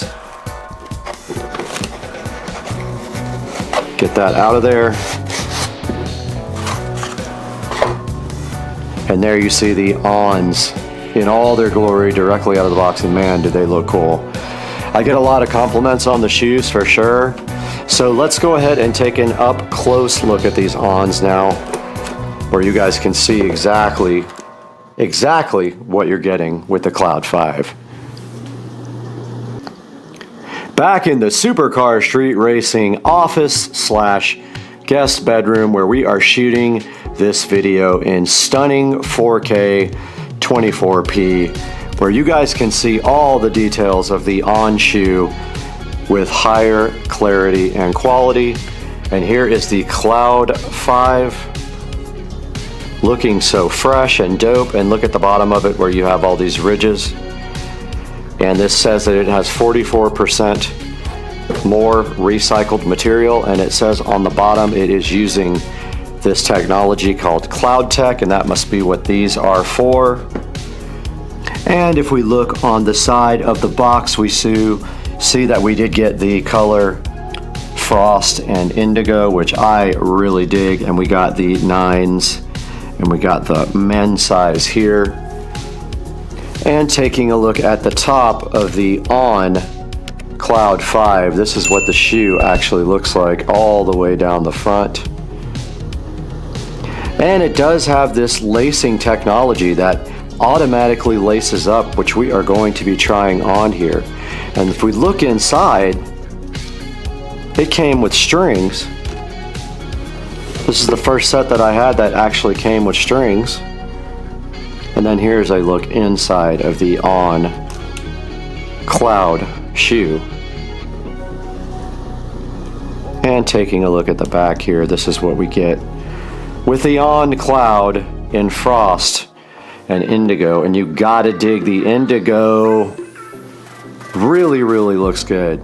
Really, really impressed by these shoes. And now that we have these shoes unboxed and we took a good look at them, let's go ahead and try them on and see how they fit and if we really like the way that they are. Back here in stunning 8K 24p video where we've got our On Cloud 5s and we're ready to try them on, but please do not worry about my terrible feet because I have bunions and they are visible. So putting these on, they do have the lacing technology. I don't know if I'm quite doing it right. And I don't know if I'm supposed to do something else with these. It doesn't really say. I think you have to do something with these parts, but I don't know. I'm going to look it up right now what exactly I'm supposed to be doing with these to get them to auto lace. Alright, we're back on Supercar Street Racing and we have researched the speed laces, and more or less inside of the box those were the speed laces that came with the shoes. And these are basically more elastic, and you can take the ones that are casual out of your shoes right now and replace them with these, and they are easier to speed up and go ahead and lace up, and then you can cut off the excess. Since we're going to be using these shoes as a more casual going out type of shoe, we are going to leave the regular laces on, and now we're going to go walk around and just see how comfortable these are with terrible feet. We have the On Cloud 5 shoes on right now, walking around the house, and I do have really strange feet. My feet are very flat and I do have bunions, but I can say walking around in these is a pleasure. They are very comfortable. I have not touched the laces. I left them the way they are. They feel really good on carpet and also really good on wood. And I'm sure had I gotten up to my treadmill and tried these there that they would also feel great on the treadmill. They also look very cool, and I am super hyped about the Indigo and Frost color. I'm sure they're gonna draw a lot of attention and look good in public, and that's kind of really what I want, is some high quality shoes that not only feel good but are also very stylish, and I can go ahead and add to my On collection in the closet here. And yeah, so far so good for the On Cloud 5. Really enjoying these already. Now that we've taken a good look at these On Cloud 5 shoes and given you guys a good look at them in stunning 8K video, and we walked around and checked out the comfort level, we're going to throw it into the Supercar Street Racing beautiful production studio and go ahead and take a look at some of the On Cloud offerings on their website. Let's throw it to Brad in the Supercar Street Racing studios. Here. Welcome back, guys. We are here in the 4K production studio again and actually making 8K videos today. What do you think about that? So today we're taking a look at the On shoes. I do have quite a few pair of these, and I just got my On Cloud 5 running shoes today, looking super fresh in the best color ever. And today we're taking a look at the On website, where I want to show you guys, this is the front page of On Swiss engineered shoes today. And if you go here to shop, I want to show you guys how to get good deals, because if you go to last season, let's try men for example, this will give you good deals on shoes that are left over from last season, and the Cloud 5s are right now $109, and that's what I paid for mine. And then when you go in here, I want to show you guys exactly how to shop for these. Now, you have to click on your size first and a color, and if it's not available, it will tell you. So like, for example, these are the ones that I got. All right. And so if you then click, if you hover over it and then click your size, it will then tell you if they have it or do not have it. So that's how you find the best deals on the On shoes on the shop. And if we look back here, right here and right now, I have a bunch of Rogers. I don't think they have any Roger left. Some of these are so cool though. I do like the Cloud Runner as well. Looks like they only have 2 colors left on this. They have Alloy Moss and Turmeric, both of which are very cool. I like these a lot. And if we click on the 9 right here, right now, we would have to log in order to shop. But make sure you get on the On website and order some shoes that are from last season and get a better deal. And thanks for supporting the channel so much. Make sure you order through our links. Order any products from Amazon, not just these shoes. If you see those, anything you want, order through my link, and it will help out the channel greatly. And we'll see you guys next time. Get your On shoes and let me know what you got down in the comments section. We'll see you guys next time. Peace out.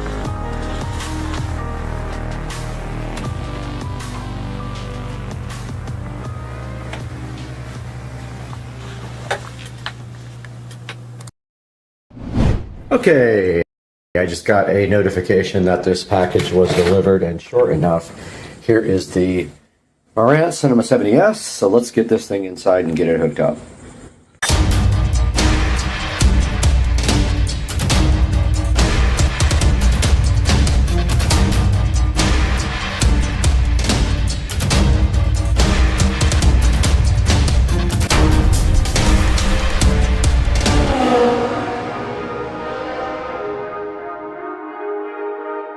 Marantz Cinema 70S sitting on the table here, ready to be unboxed from Japan. I said China, it was Japan. Let's get this thing unboxed. All right, the Cinema 70S with the ultimate presentation package came directly from Japan. I saved about $300 for this brand new Cinema 70S. You can see by the packaging, this thing is always packed nicely. They do the extra mile for the higher end receiver. I got in trouble for saying it was their flagship. Kind of made a mistake there, but I didn't feel like editing it. It's not the flagship, but it is their slimline receiver. Let's get this thing out and on the entertainment center.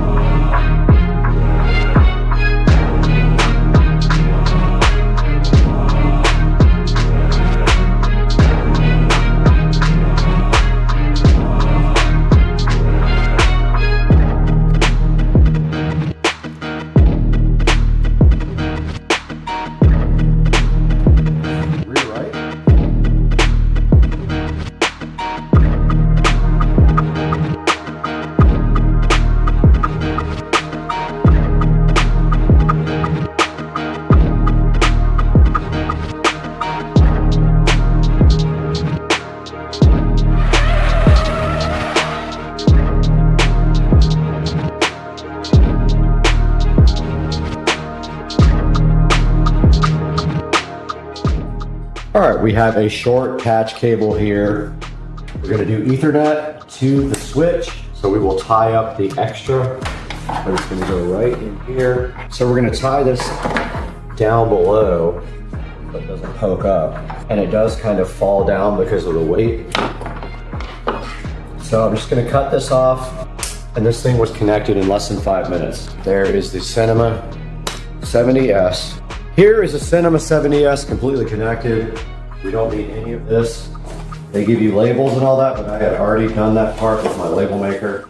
The Odyssey mic is here for calibration. We don't need the manual, we don't need the antenna. We're not connecting AM/FM. For the subwoofer, we're actually connecting it to 4. For now, we have 1/4 of the bass. We will have 4 subwoofers connected to this guy, but this thing is ready to go. And that's how it looks, sitting so fresh and so fly. It did power on. It's probably gonna want a update, but first, we have to switch the TV on HDMI 4, which is the ARC input. We should see the Marantz here. We do. All right, let's go ahead and go to the setup. This is setup assistant, so I'm just going through that. Done all this already. I have a center speaker already connected. All right, it's saying, do I hear sound from this? I do. So, center is on, front right is on, right surround is on.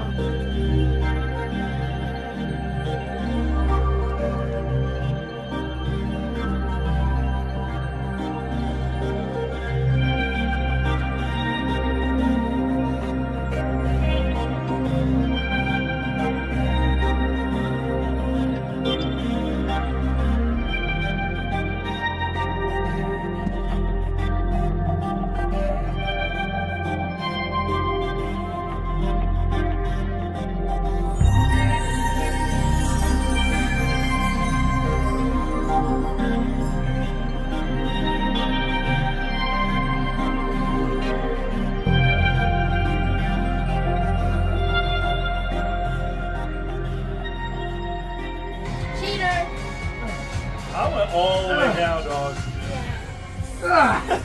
Good job! 3. Oh, old man trying. Wow. Get it, dog! Let's go! One-handed push-up king. Okay, so we gotta put this on the couch back here at ear level. So I'm just gonna put it right on the back of the couch.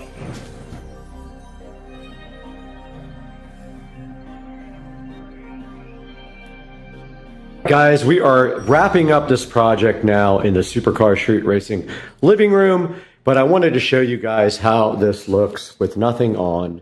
So we have the Govee DreamView going on behind the TV. It's called Govee Envision, I believe. I will have a link in the description.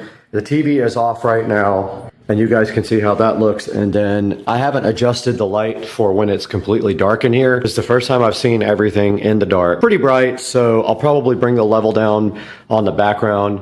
We can't play anything copyright, so we have all the subwoofers hooked up. We have 4 subs, so we have the 12-inch Sherwin Vega here. We have the Polk audio sub there. We've got the Polk audio sub in the office, and we've got the Polk audio sub behind me in the closet. A total of 4 subs here, and if we go to YouTube, we can look at the Pi Point 1 surround sound, a demo here. The bass is amazing, the sound is great, and just to recap, we have, let's see, Dolby Digital demo. So we have the Mika front up there, front right, front left, the Mika center channel here. The Mika surrounds.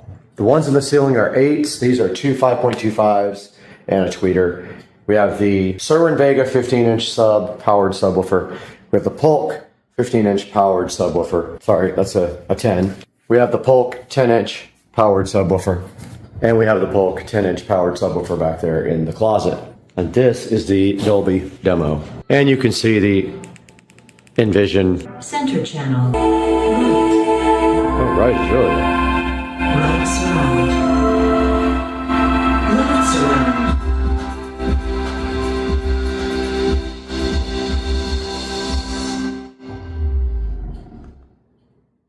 Yeah, so it looks like the right channel's a little bit low.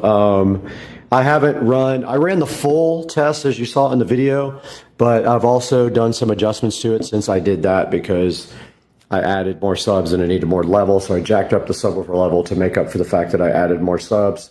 And that's going to wrap up this project. I hope you guys liked everything. It came out amazing. I hope you guys ordered the Govee LEDs for the back of the TV. The Amazon Omni 75-inch 4K TV, the Marantz Cinema 70S, looking so fly, and we'll see you guys next time on the channel. Have a great day, guys.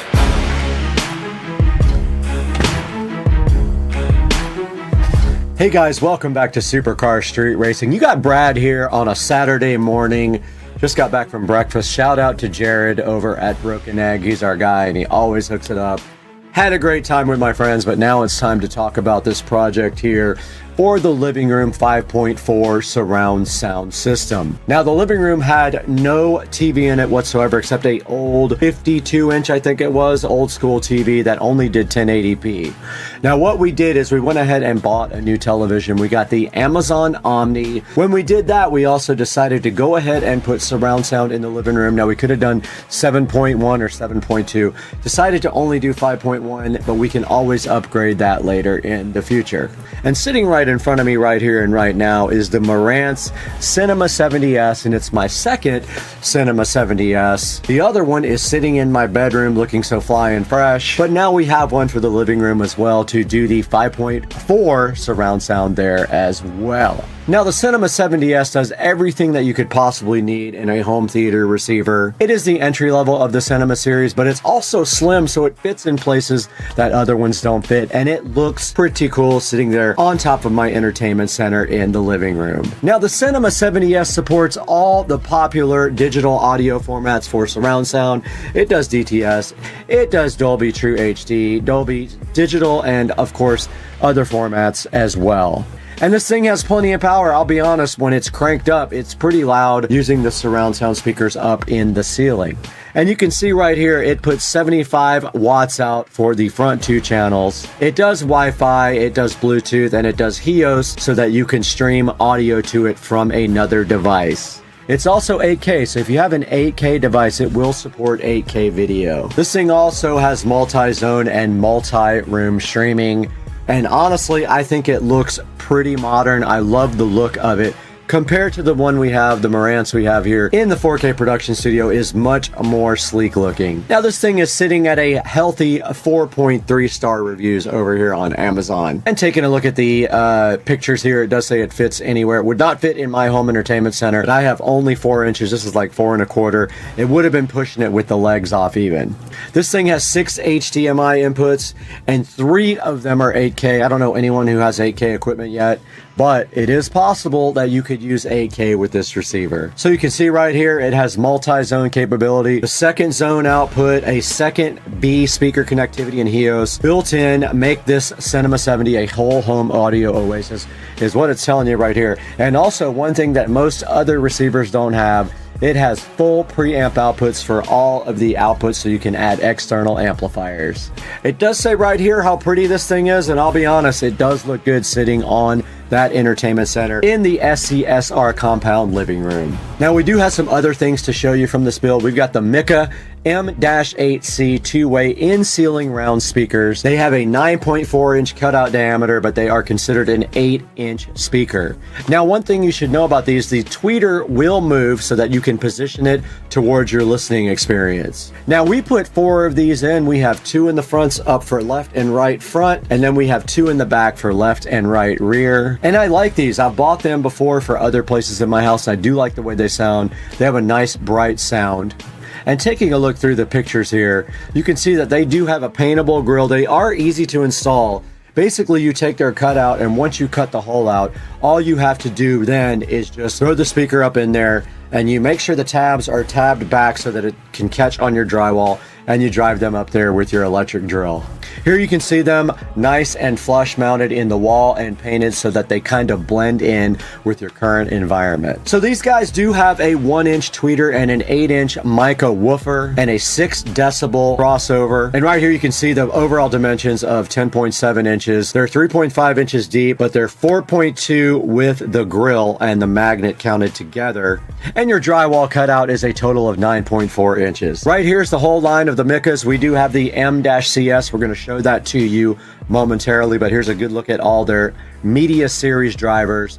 for your in-home audio experience. Right here and right now is the Mika M-CS dual 5¼ two-way in-wall center channel speaker, and you can see right here and right now it has two 5¼ woofers and the 1-inch pivoting silk tweeter. These are also paintable, and they are about $56 right now on Amazon. They're sitting with a solid 4.6 star review, and I love the way this sounds. I have it mounted right underneath the TV in the front, and it sounds amazing. I just used my oscillating tool and their cutout template, and it was super easy to cut the square, and then you just take them and shove them right in there and use your drill to drive all the screws in. I had a few issues with the grill getting in there. I had to bend it in places to get it to push in, but I eventually figured it out. And here it shows it painted or unpainted. You can leave it as it is white like I did because I have white walls, or you can go ahead and paint it if you like to match your existing interior and blend in better. So look at the actual speaker. It has a 1-inch pivoting silk tweeter and dual 5¼ woofers, a 12 dB per octave crossover. Make sure that the right frequencies are going to the individual drivers. And here's a look at the in-wall series here. So here's a look at the Mika M-CS in-wall speakers.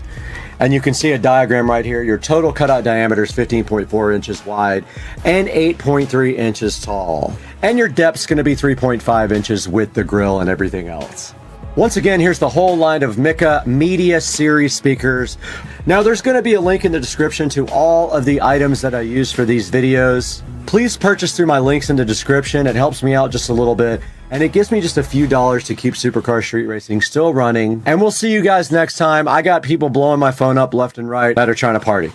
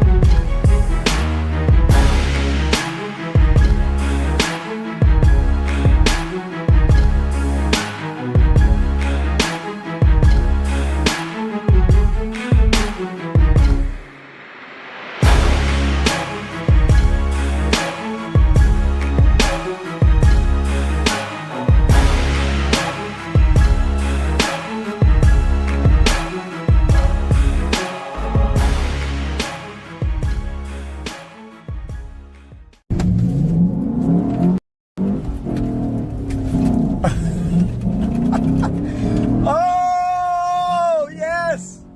360, 720, and we're Back in the Supercar Street Racing office right now in front of the M audio keyboard and the Supercar Street Racing channel here, and you can see that we have 1,200 videos exactly, and that is amazing. Probably a little over 1,200.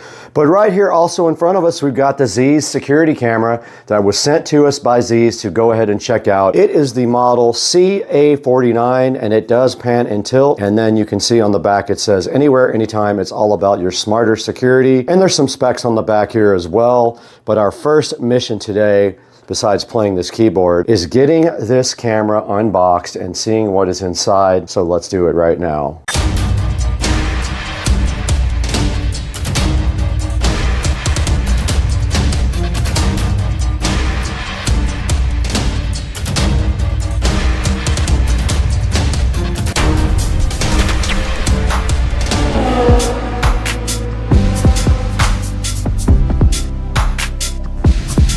Welcome back, guys, to Supercar Street Racing. Again, we are standing in the Supercar Street Racing office with the M audio keyboard in front of us and the Supercar Street Racing channel to our left here. But our mission is very focused today on this Z's smart security camera.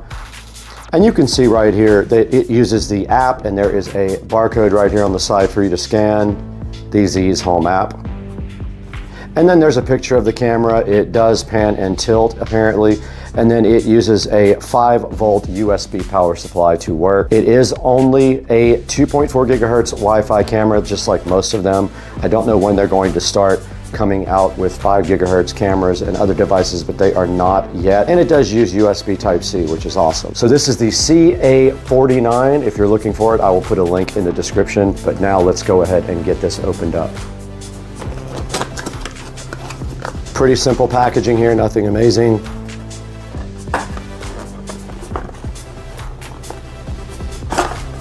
And that is probably the power wire there. The box is a little beat up. Okay, yes, so that was power. So inside there is also some, so they gave you drywall inserts and then a mounting bracket and a standard USB power brick here. As you can see, just a regular 5-volt USB power supply here.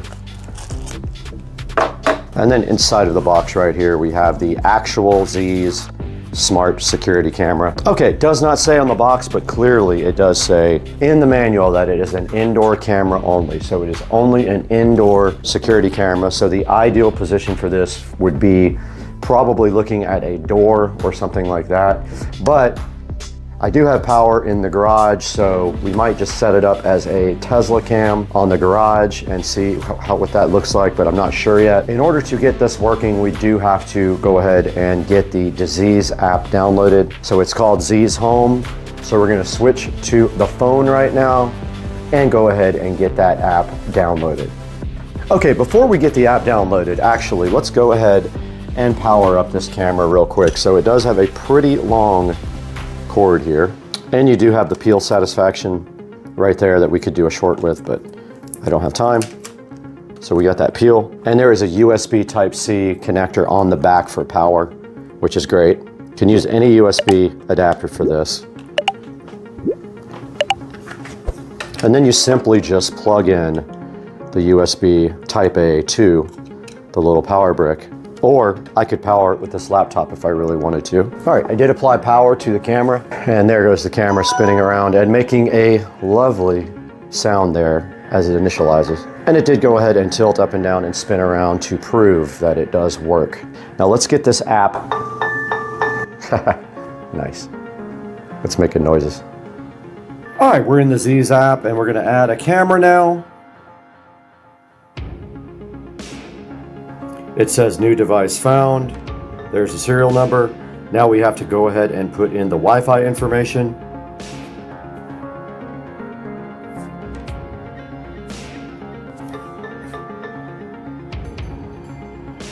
All right, it is connecting the phone to the device, and hopefully this time it works when it tries to upgrade the firmware.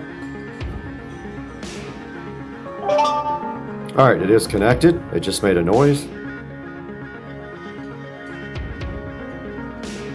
Let's see if it will actually update the firmware.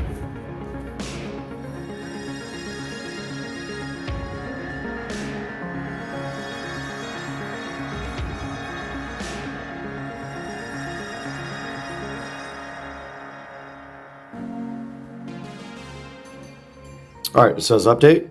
Let's see. Let's see if it's going to update. Okay, it's flashing blue. Firmware is upgrading. Looks like the camera is restarting now. Let's see if it actually comes back up.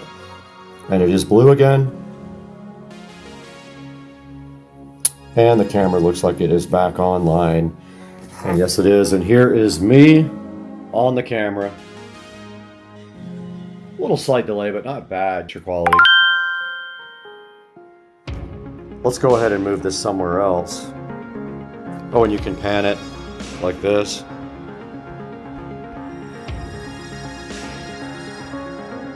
Tilt it like this. And it's at 2K resolution now. And here I am on the Z's camera. Looking so fresh and so fly, dog. Let's move it somewhere else.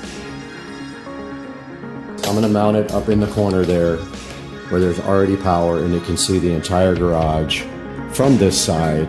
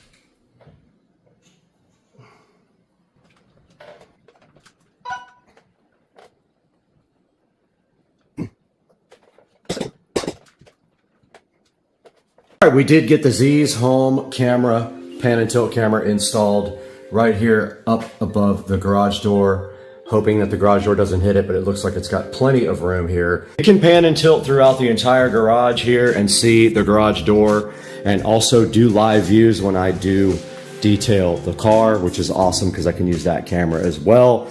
So we are done with this project for now, and I am going to now show you video from the actual app of the camera working so you guys can judge for yourself while I clean up.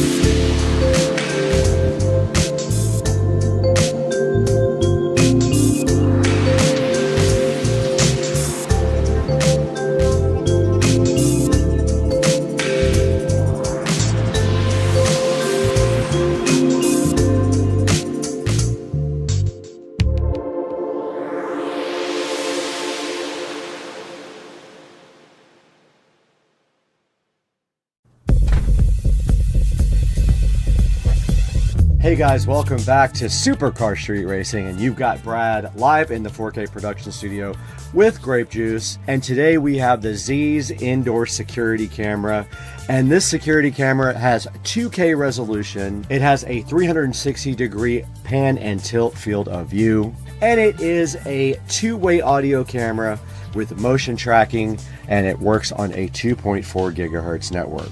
Now, if you do get this camera, just be aware you probably should get an SD card so that you can go ahead and record to the camera. The only other way you can record is with the app directly to your phone. So pick up a 256 or a 128 gig SD card for use in the Z's pan and tilt camera.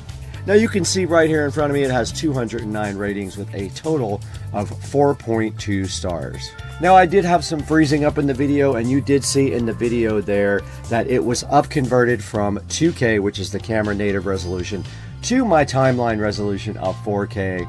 So just be aware that was all blown up a lot. The freezing in my video was just from my Wi-Fi problem, so I didn't have any problems with the actual camera.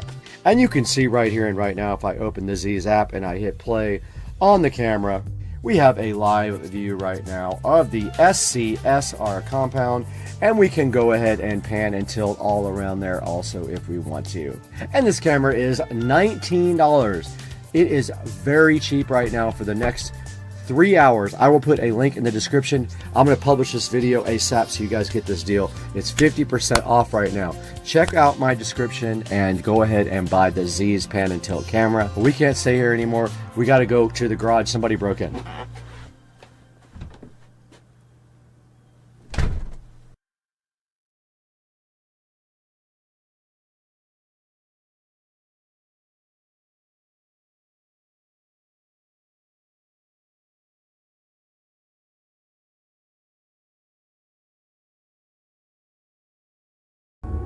That front LED smart mirror peel sat is so good in your life. That peel satisfaction is so good in your life. On the smart mirror with the peel sat on your life, making your life so good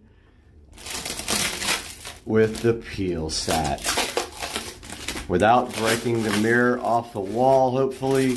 That peel sat will be in your life for a long time, and you will be enjoying the peel sat well after it's done, because you'll play this video 1 billion times so you can experience that peel sat again. The peel sat in your life is so good. So we got Dukes of Duval in the 2023 Model S, and this is the dual motor Model S, so it's all-wheel drive, and dual motors and I don't know, maybe 600 horsepower. So what's your thoughts on the 2023 Model S? I've been ate the plaid, but it's fast.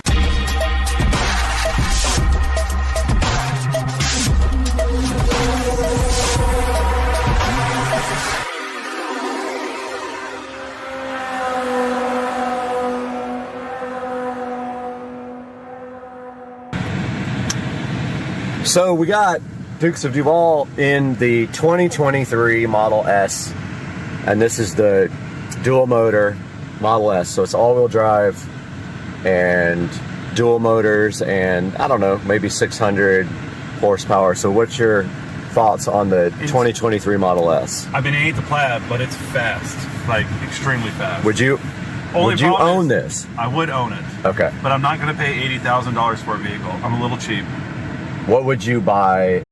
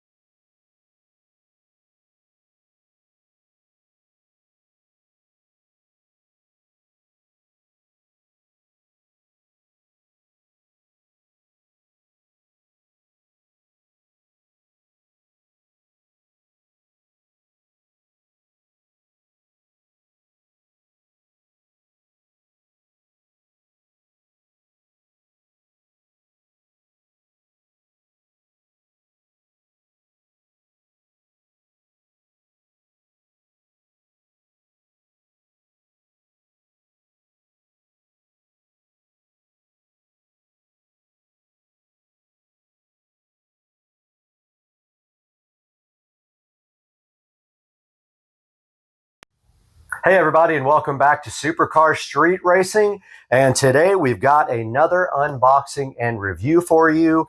This is the Winbridge S388 voice amplifier. You can see the box right here in my hand. And Winbridge was kind enough to send me this device to go ahead and check out on the channel. And I'm going to go ahead and take that opportunity now. This thing has a 20 watt power output. It is completely rechargeable. As you can see here on the side, we have a USB Type-C for charging the actual amplifier, and on the headset, we have a USB Type-C for recharging, and you can see the charge indicators right there. Now, so just taking a look at this amplifier really quickly, this does have the capability to play back Bluetooth, so you can pair this device with any other Bluetooth device and play right through the built-in speaker here. It also can play music from a USB stick, which you plug in right here in the side. Also on the side here, we see we have a USB Type-C charging port. We have an auxiliary jack, and what that means is that we can connect any device that has a 3.5 millimeter headphone jack right to the side here and play through the speaker. And then we can also connect a wireless mic to this, an auxiliary microphone. Now on the top of the device, you see here there are controls, and that is for playing back music via Bluetooth or the included USB jack here on the side. We've got our volume control right here, and we've got this nice strap right here that is included with the Winbridge S388.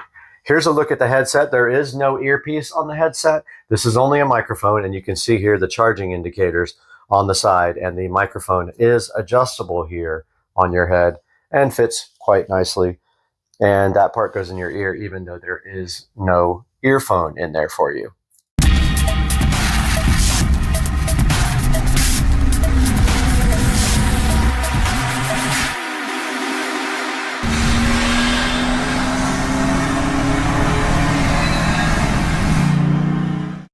So now let's take a look at how you actually connect the headset to the amplifier. Hey guys, welcome back to the channel, and right here in front of me right now, we've got the Winbridge voice amplifier. Now, in order to use this amplifier for the first time, you need to pair the headset with the actual device. Now, doing that can be kind of tricky. It took me a few minutes to figure out how to get this done, but basically, here's the power button on the device headset right here. And what you want to do is you want to turn on the power on this Winbridge. Then your display will go like that. Then you hold down the M button until U1's flashing. And then what you're supposed to do is turn the power on your headset, and then it should pair. However, I had to end up clicking this button multiple times, not only for the power to come on, but also for this to pair. As you can see now, we have the U1 button light is solid. So that means these are paired, and if we attempt to talk, check 1, 2, 3, 4, 5, we can see that we now have a successfully connected device. Let's talk a little bit about the next feature of this Winbridge voice amplifier. Now this thing should have the capability to play Bluetooth from a device onto the speaker while you talk over it. But in order to do that, you need to pair your device. So what you do is you press the M button until you see blue. Blue is flashing on the display now, as we can see. And we want to get into our tablet here. Turn on Bluetooth. See if we can locate it. And we hit pair new device on my tablet.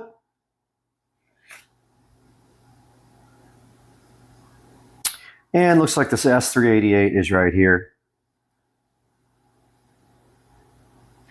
And it does say pairing. I'm going to go ahead and pair that guy. And that is how you pair the S388 with a Bluetooth device. Okay, now that we got our tablet connected via Bluetooth, let's take a look at what we can do with this. We've got a royalty-free music site loaded over here so I don't get copyright strikes. But, okay, so it's not connected right now. Let's go back in here and see if we can get that reconnected. S388 is connecting.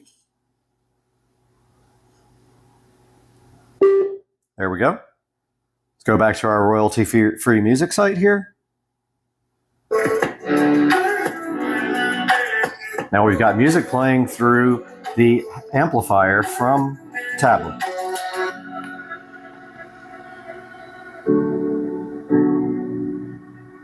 And we can get that quite loud.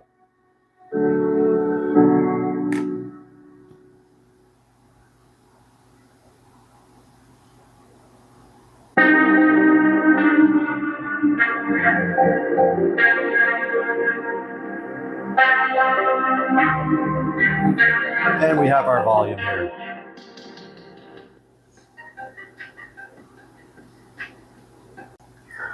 Taking a look again at the Windbridge voice amplifier, we can see here on the side that we have jacks for both a microphone, auxiliary microphone. We've got an auxiliary input. That way, if you want to feed, let's say, an MP3 player or your phone output, we can do it there. Also on this side, we have the charging port. So this is a USB Type-C charger. We also have a USB port here, which is interesting because you can actually plug in a USB disc with music on it into this port and play that as well.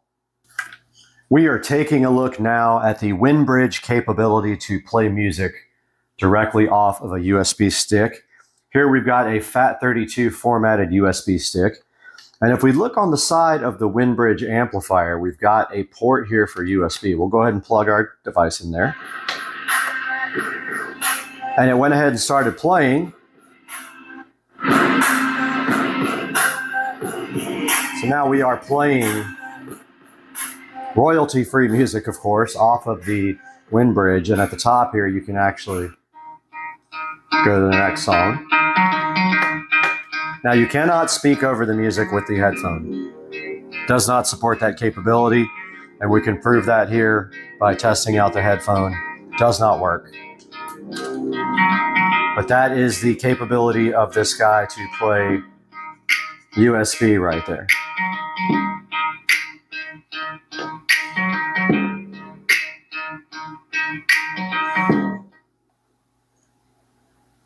Now we're going to be testing out the capability of the S388 amplifier to play music through the included auxiliary port. As we can see here on the side of the device, we have a 3.5 millimeter auxiliary port. So we go ahead and plug the stereo cable into aux. Now we've got my tablet over here. That's the only device I have yet left with a headphone jack. Go ahead and plug that in there. Now when we turn this on, it should switch to the aux mode. Let's see. All right, so I believe that does say aux right there. And can't really read it because my eyesight's so bad, but let's go ahead and play some music through it.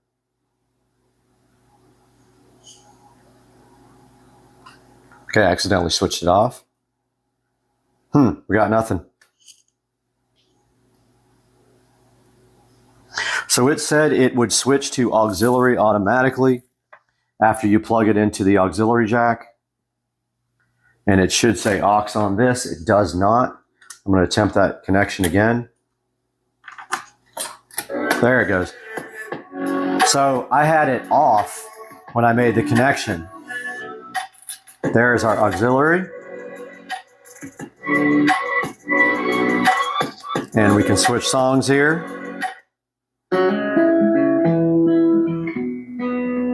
You can see here on the tablet, we're just using our little auxiliary cable here.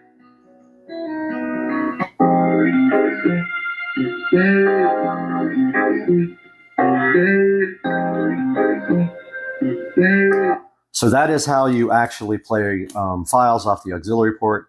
You get your 3.5 millimeter stereo cable. Make sure the device is actually on. See nothing on the display there. Plug in aux, and there we have aux on the screen of our device, and then we will hit play over here.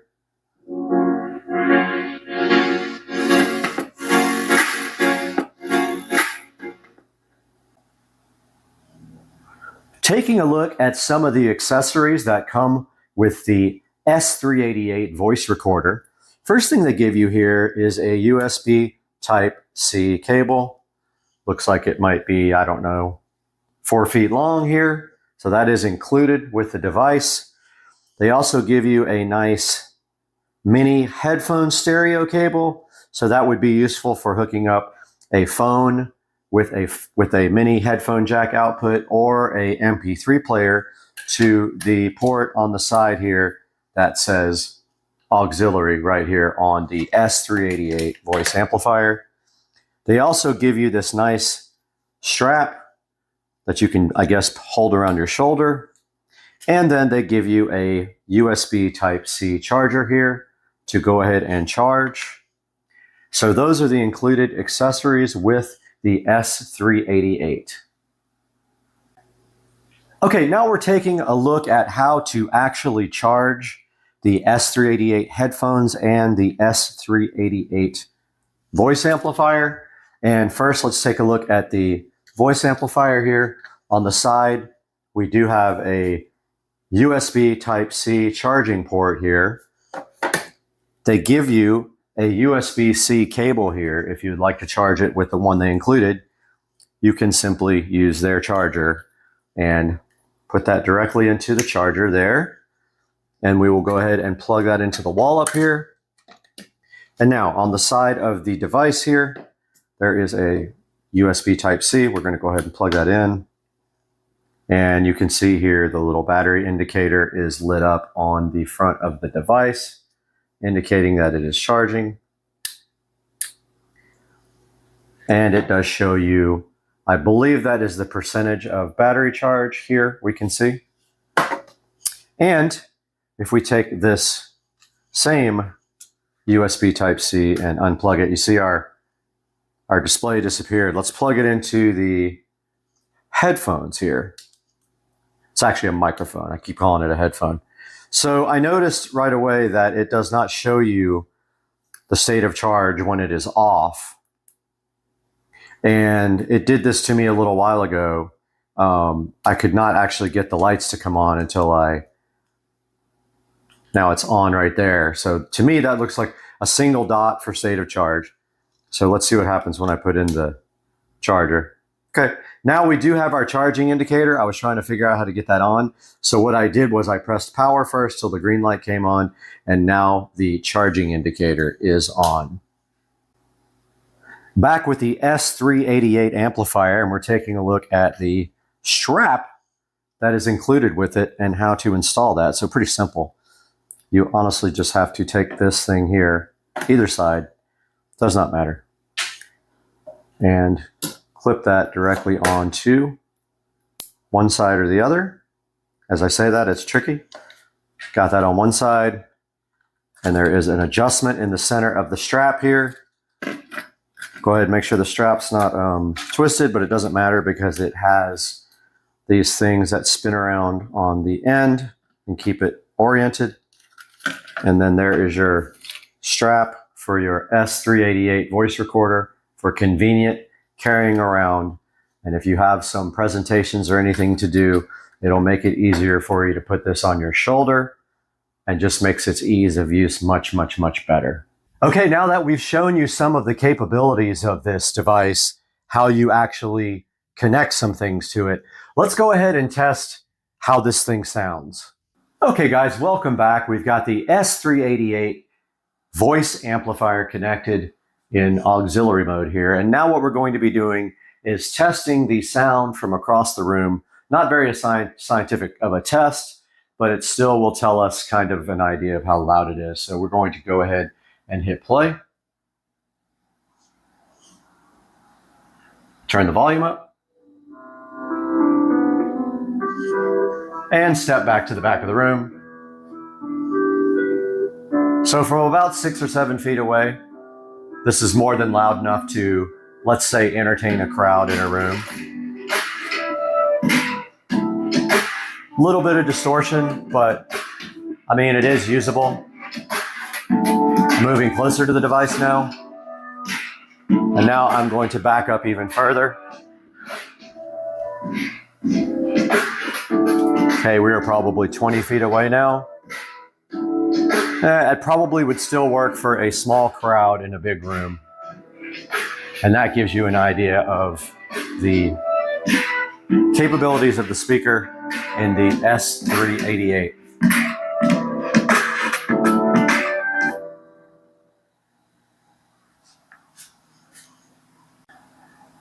Welcome back to the video, and we are now going to test the microphone from kind of far away. Now we've already got it on, and we held down the M button until U1 appeared on the display and is not flashing. That means we are ready to test. So we're going to step back for 5 feet. Check 1, 2, 3. Check 1, 2, 3, 4, 5. Plenty loud enough from 5 feet away. Let's step back to about 10 to 15 feet. Check 1, 2, 3. Check 1, 2, 3, 4, 5. Okay, so it doesn't really reach 15 feet away as far as the range from the microphone to the device, but actually this guy is meant to be kept right next to the microphone. So the point being that, yes, it is loud enough to hear from across the room. And I know that's a difficult test because I'm wearing a wireless microphone. So I will go ahead and make another clip now without the wireless mic and with the camera microphone. Okay guys, we are about 6 feet away from the device now, and what I'm going to do is step to the side and let you guys hear what it sounds like with the mic. Check 1, 2, 3. So I am recording on the camera microphone from about 5 feet away now. You should be able to hear exactly how this microphone sounds.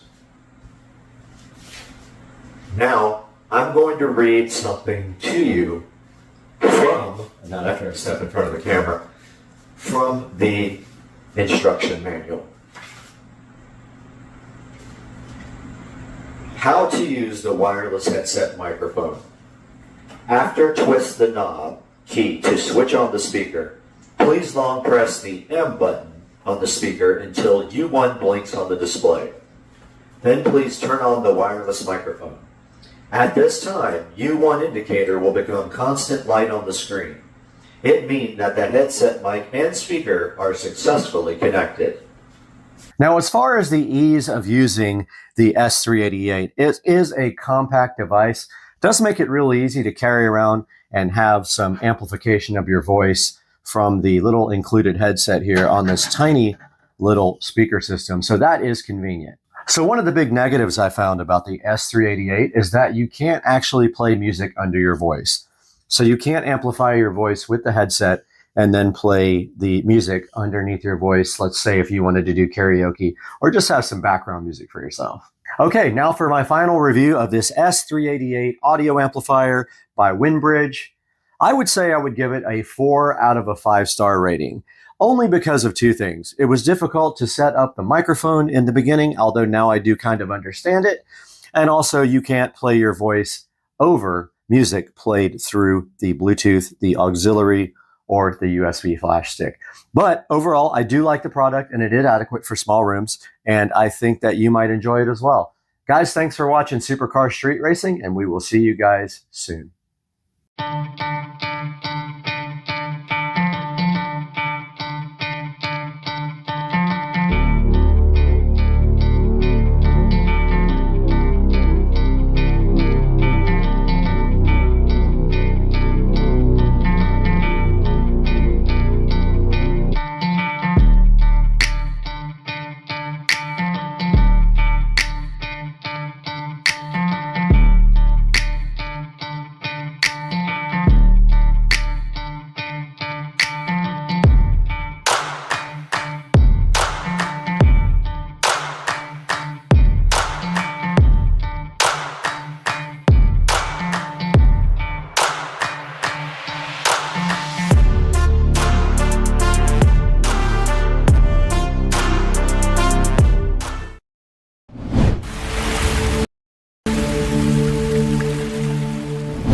Guys, we're in the Supercar Street Racing Studio A today for something special. I've got a product right next to me here that's going to enhance the studio. I just have to figure out how I'm going to install it. It's sitting right here next to me, ready to be unboxed.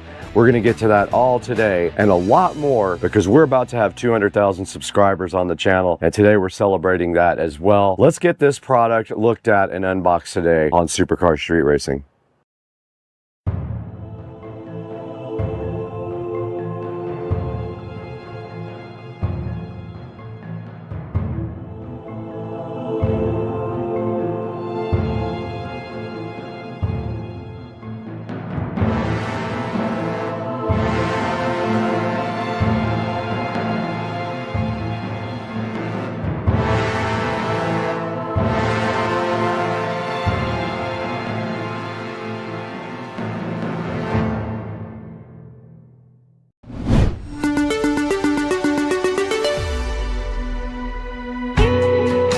All right, guys, we are back in Studio A again today for something special. Lumery sent us a couple of these 16-foot rope lights to mess with. One of them I'm putting out in the studio here. The other one will go inside of the house on a new project I'll be working on soon in there. But for right now, my plan is to put this over here on this wall, and just to give that wall some light. There is no light over there whatsoever, and when I shoot this way, there's not really anything interesting. So I'm trying to figure out like a pattern or something to do with these, but I think I am just going to make like a just up and down pattern until I run out, and I don't know how long that is. It's 16 feet, so these are a foot each. So what we want to do is probably do 4 and 4 and 4 and 4 to do 16. So let's try that. Now directly inside the box you can see everything that came with the Lumery Smart Neon Rope Light Kit. It did come with a remote control right here, so I can add another to the 1000 that I already have. It came with these cool 3M sticky tape things, so you don't have to use the screws, and I can't use the screws on my wall because it is made of styrofoam over there behind the sound deadening material. They give you these little mounting things, so what they want you to do with these is stick these on with the 3M tape and then put your rope light in here. Now we don't need to put these all the way around the wall, because you can see here in between these little foam tiles, this light will kind of stay in on its own. It only needs a little bit of help. So I'm going to use the 3M tape. I'm going to come up with a 4x4x4 design. We're going to get power actually behind this TV. There is a power up there, and we can hide the power wires nicely inside of the foam tiles, which I've done before. They fit kind of right between them, and I really like that. So let's go ahead and start figuring out our pattern here.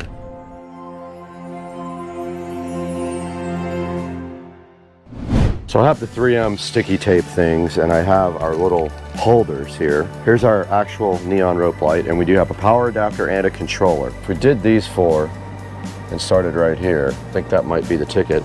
So you just peel off these little sticky backs, and then you put them directly on the back of these little U-shaped holders.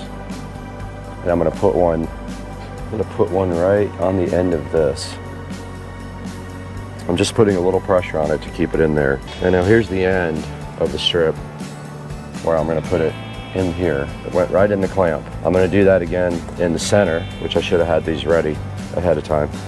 Yeah, I should have done this ahead of time. Not very smart planning. And it's gotta make a turn.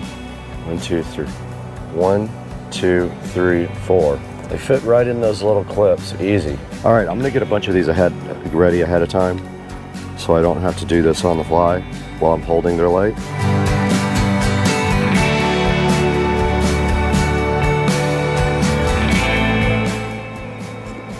And I didn't do what I said I was going to do.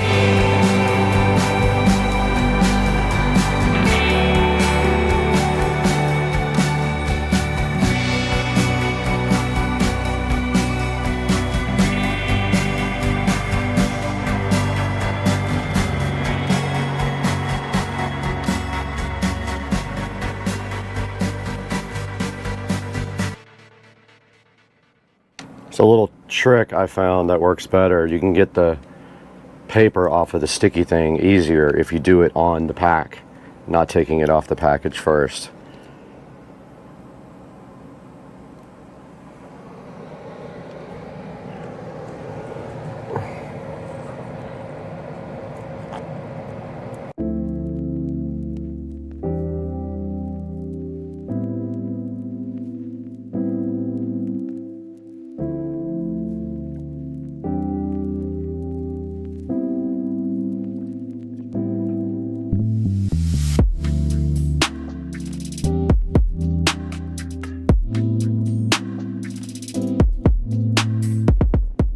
So we are completely done with mounting this rope light. All we have to do now is do power for it. This is our power brick, and I'm gonna put the power brick behind the TV. I have plenty of power up here like this, right here behind the television.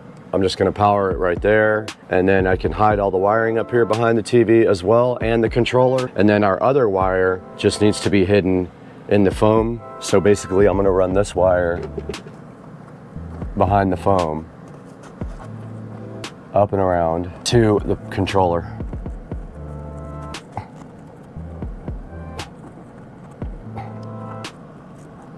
Just like that.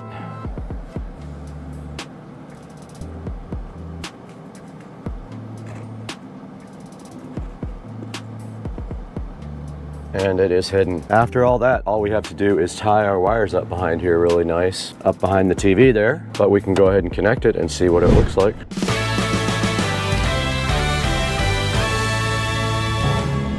There's a 3-prong connector right here. You can't get it wrong. It's keyed, so you can't break it. There's no way to possibly break it. And then let's power this up.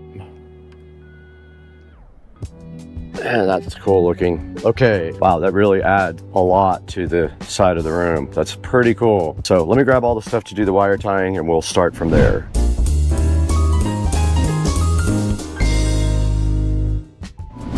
Okay, we're gonna go ahead and tie everything up back here now. Just put a zip tie around this and we'll be done pretty much.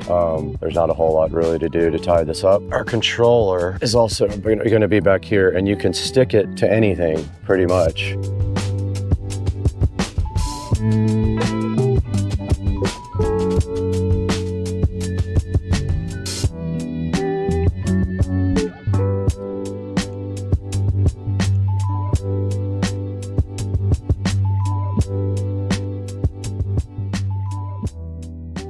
Looks like a big S. It's kind of cool. Everything is tied up now.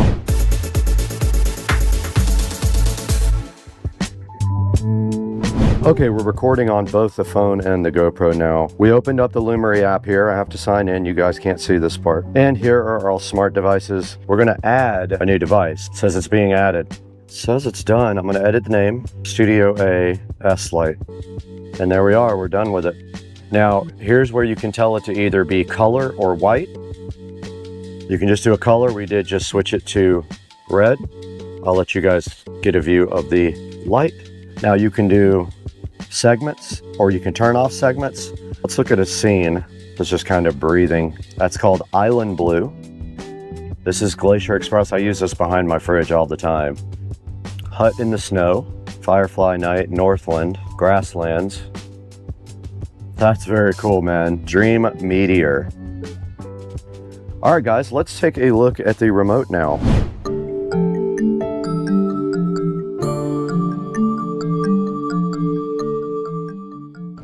All right, here's the included remote with the Lumery. Let's see if it did come with a battery or not. It did not. It needs 2 AAA batteries. It did not come with them. I will have to go grab 2 batteries now to test this remote. 3 hours later. All right, guys, we were able to go ahead and get some batteries put in this remote. It uses AAA batteries. I wanted to show you guys the remote and the functions. The first function on the upper left is the power button here, right there. Next to that, we've got the scenes, play, pause button. Then after that, you've got this round dial right here, and the left button is brightness and K-scene speed. The right button is brightness and K-scene speed. The top is previous scene. The bottom is next scene. So mode is next scene, mode up is previous scene. Down at the bottom, you've got R, G, and B light, warm white, and cool light lights. And then you've got this auto button. Auto button means auto scene cycle. So that's what it is set to now. And it's doing this really cool, just fading off and on with a multicolored on the entire LED. So that's the remote, guys. It's handy, I guess, to turn it off and on if you don't want to use the smart features of the device. But if we hit this next scene button right here, see how it went to the next available scene every time I hit the bottom button? Pretty cool. This is gonna look good in the background when we shoot videos. So I'm just cycling through the scenes now so you guys get a good idea. And I put it back in auto just now. So that's a look at this device and the remote control, how to mount it and all that. Let's take a look at this on Amazon real quick now, right here on this PC.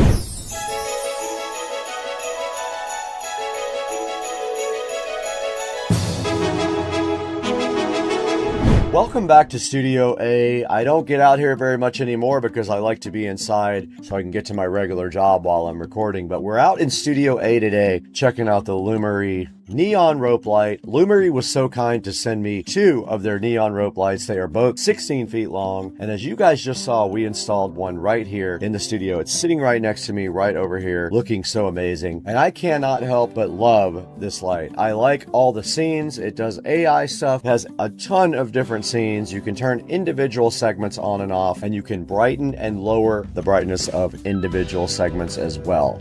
We installed one directly right over here in the Supercar Street Racing Studio A that we are sitting in right now.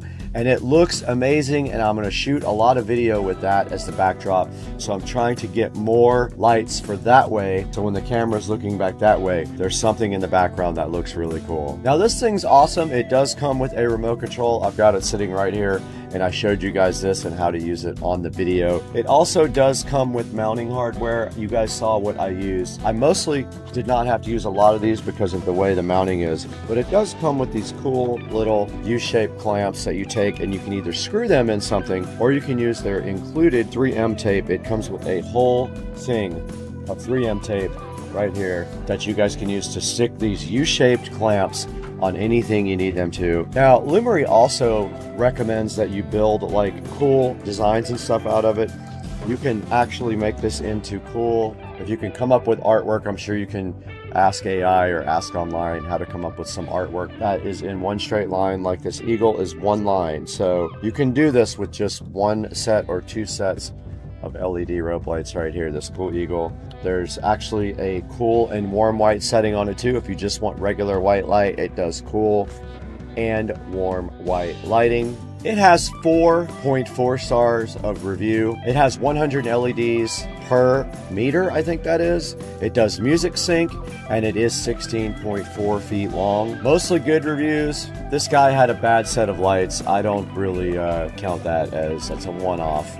But mostly good reviews, up at 4.4 stars, so they are getting decent reviews as well. So check that out. You can get a 5% coupon on 2, 8% coupon on 5, or 5% off a qualifying purchase with the code that is on the screen. I will leave a link in the description to the Lumery neon rope light that we installed so fly and so fresh on my left right here.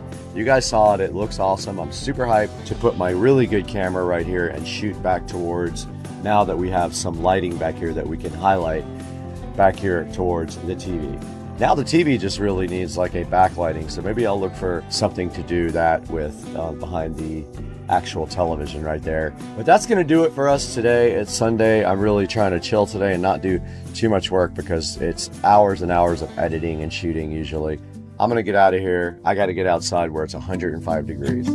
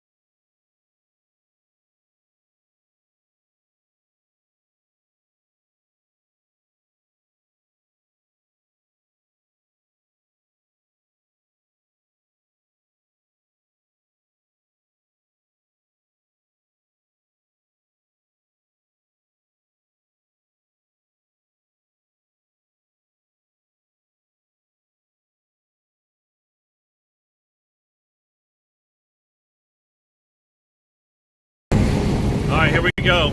Big turbo time, test run. So much cat traffic.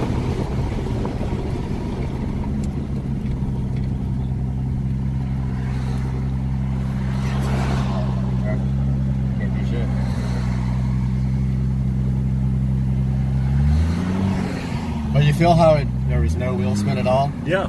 It was like the opposite when I hit third gear. It was like I hit butter.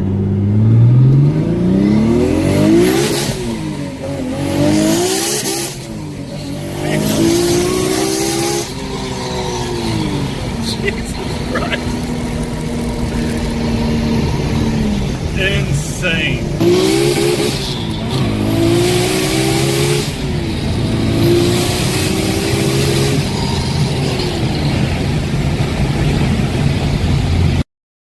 I said I told you that earlier. Yeah, I know. That's right. I knew it already. I checked it. But Kitty, why are you hovering next to the ranch? because he knows what's above in that cabinet.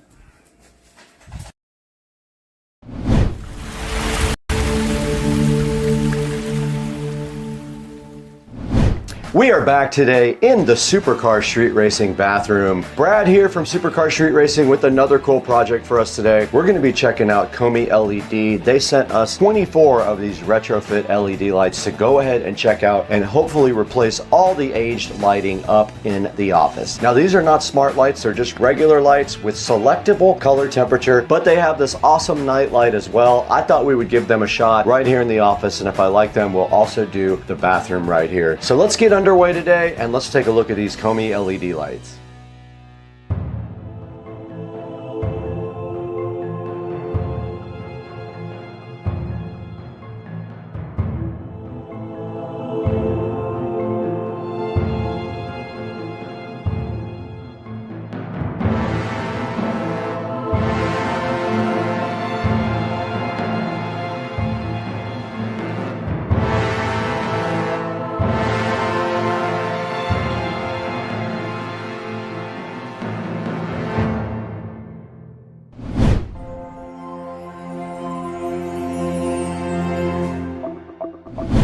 Guys, we're still in the Supercar Street Racing bathroom now, where we're going to unbox this awesome set of Komi LEDs. You can see they provided us an entire box of Komi LEDs here. There are 12 in this one box. Let's go ahead and see what is inside here.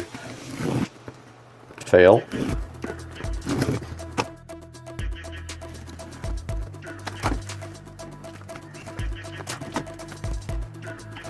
Right on top of the box, we do see a little card from Komi LED. Telling about their company, their quality control, all that stuff, how to mount their lights and things like that. And then they should just be the actual lights. Let's get these out of the box. Don't need that box where we're going. And here's a great look at the packaging on the front. It's 6-pack here of their LED recess nightlight kit, and there is a 5 color temperature selection on it. You can go anywhere from 2700K all the way up to 5000K.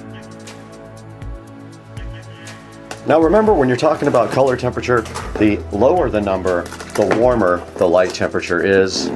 Most of these lights in the house are 3200 Kelvin. Up at 5000 Kelvin, you're approaching the bluish, purplish range. And inside the box there is a nice brochure telling you here how to install the lights. And they are controlled with the switch to change it to a night light mode. There is the actual size that you have to do, 4.1 inches. And here is a look at the actual light itself. There's a twist-on connector there for you. The light is very slim, very cool looking. You should just be able to pop it into the hole, and these drywall clamps right here just clamp directly down. Now let's see what the connection method is inside. Just wiring nuts, so we just have to unwire the old lights and wire up the new lights. And checking the back of the light, there is the actual switch for color temperature. It was upside down, but you can see right now it's set on 3500K. All the way down to the bottom is 2700. That would be your warmest setting. You can't go any warmer than 2700K, which is very warm. I'll probably put them on 3000. And that's a good look at what's inside the box of the Komi LED.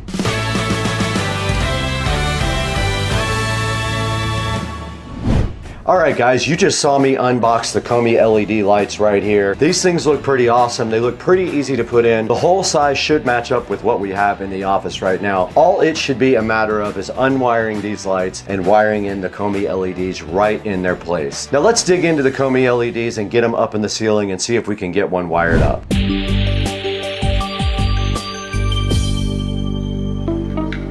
Alright, it's going to be stool time again.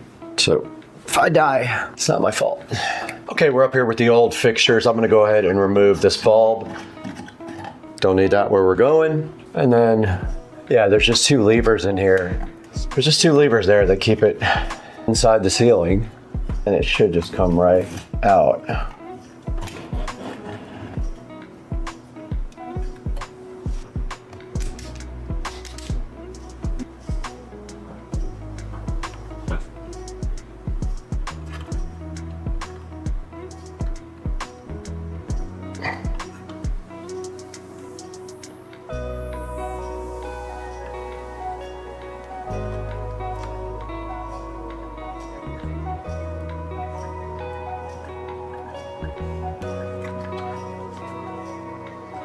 All it should have to do now is plug in the light, pop it up in the hole.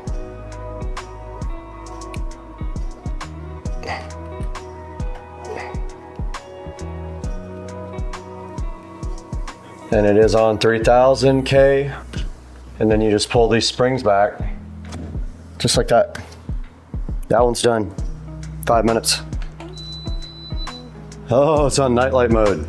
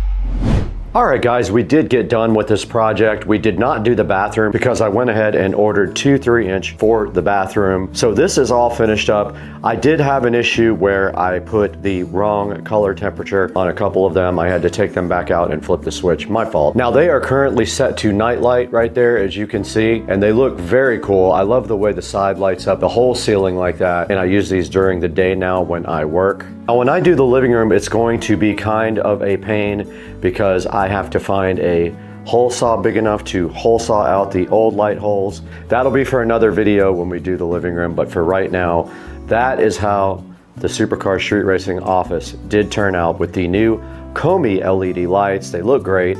I'm so appreciative for them, and I'm appreciative to Hdmi LED for sponsoring Supercar Street Racing. Now let's throw it back to Brad in the bathroom.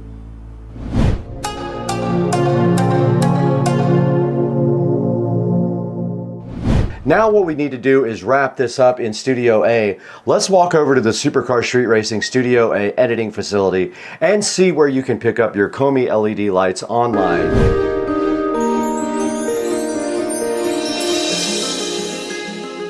Hey, what's up everybody? Brad here from Supercar Street Racing, and you can see right here, today we're in Studio A taking a look at the Hdmi LED. Now Hdmi LED contacted me looking for a partnership to go check out their recessed lighting. Right in front of me on the screen right here, you do see the lights that we got from them. We have the recessed lights with night light. They're pretty cool. They do a regular recessed light with a flat surface, and then you can flip the switch on the wall, and if you flip it off and on, it comes back up with a night light. I will show you guys a picture of this right now on the screen how it looks, and you just did see video of the entire install process. Now the ones that we picked up were 4-inch. You may need a different size if you already have recessed lighting. I'm going to be doing the living room with the extra ones that I have, but unfortunately I will have to expand the hole because I think I have 3-inch holes in there right now, and they are 4.1 inches on the new ones. And right in front of me right here, if you do click on the recessed light with night light, you will see all of the different sizes that they offer. They have 6-inch, they have black and white, they have 4-inch, and then they have also silver, which is pretty cool. They call it brushed nickel. Here's a good look at the brushed nickel and the black ones right here. These are the 3-inch and the 4-inch right on the screen. Now here's the ones we got right now. Hdmi LED will be offering me a link for you guys to click through. So go in the description and click the link that was designed for you guys. I will link the main page also, but it would be so helpful if you guys would buy your products from Hdmi LED. These things are really awesome. They're super easy to install. It's 2 or 3 wiring nuts and just cutting a hole. If you don't have a hole, or if you have an existing hole, you might have to expand it a little bit, measure your actual hole, and then buy the light that fits that hole. And you can see right here on the screen, they have a discount by carton quantity as well. This is $119 for a carton of them. Now a carton is considered a 12-pack. I did get 2 of those for my project, and I'm so grateful to Hdmi LED for that. And you can see that discount if you go ahead and buy more than 1 carton. They knock some price off of it. So that's super helpful. All right, guys, this is the dashboard of the channel. I am so grateful for your support at Supercar Street Racing. We want to continue to provide you guys with cool videos of cool products and just work with you guys to get the best prices on everything. But we can't do it without you. Please like and subscribe and check out all of the videos that you haven't seen yet. Watch our 24-hour-a-day jukebox as well, and we will get back to you guys soon. We have got to get directly into the pool because it's summertime.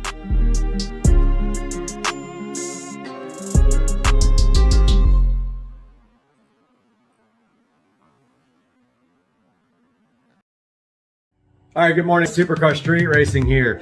Today, we are taking the car into Sam's Automotive. Car right there. It's got to go in today for head gasket. Head gasket. I keep getting that wrong. Valve cover gasket, valve cover, plugs, and coils.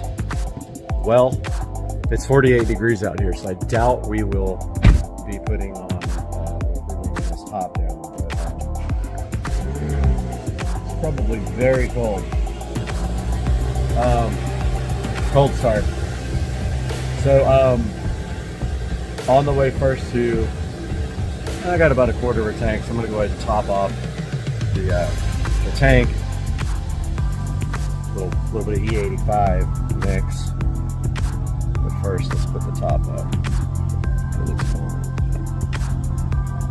There goes the top. I don't know if you guys, if you don't have the hardtop convertible, that's freaks people out that are sitting in the car when you do that. Yeah, we're headed to Sam's Automotive. He is a local BMW expert, and he is going to take care of the valve cover gasket, the valve cover, and plugs and coils. And there goes the tent. And we are on the road again. And then we are Ubering back home. Let's get on the road, guys. Get to the E85 station. I don't want to give this guy an empty car just in case he has to drive it and test it and all that. I love this new phone with this wide angle camera. Okay, this is great. This dude is completely blocking the E85 pumps right there. So I'm gonna have to zip around like this. To this E85 pump right here. So last time I filled up the car, it was a little E85 light, so I'm gonna go 50-50. Looks like we got about a quarter of a tank.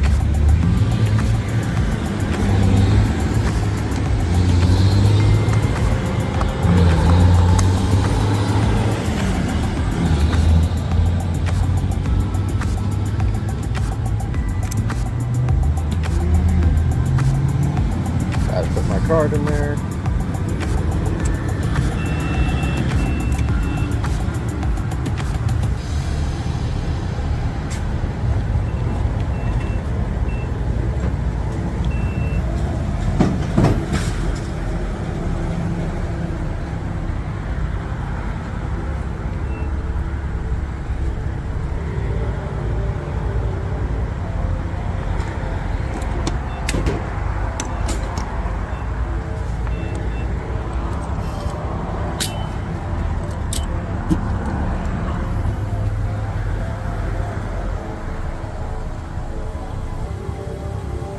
Gonna do about 6 gallons of ethanol, the rest 93.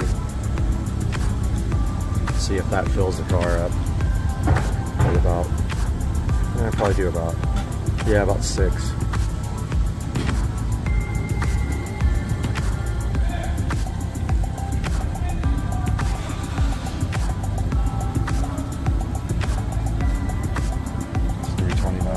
It used to be $1.80 a gallon back in the day. Went a little bit over.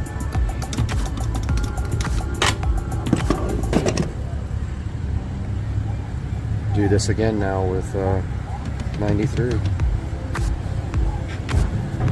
Hopefully I didn't show my credit card earlier. I don't have to blur it out. Alright, so putting my card back in for 93. I gotta do this every time I get gas.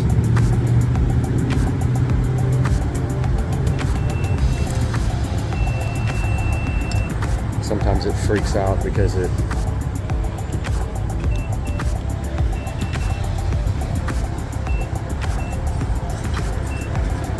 it's 2 transactions in a row, but hopefully it's good. Get the 93.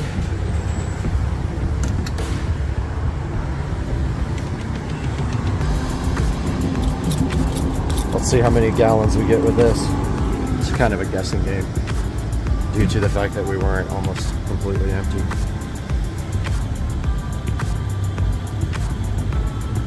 Then we got to get the car over to the shop. I'm guessing it's going to hit maybe 6, maybe 7, which is fine. It's a good mix.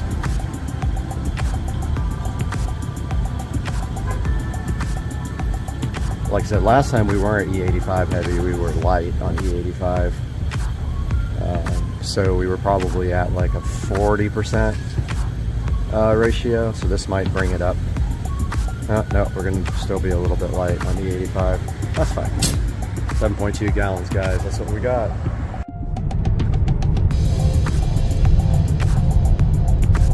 Alright, guys. I don't know why One UI keeps crashing on the phone. It's annoying. Happens when I do videos. But we're on the way now to get the car washed because I don't want to give the guy a dirty car. I'm gonna run it through. I have the unlimited wash plan up here at Camel Car Wash.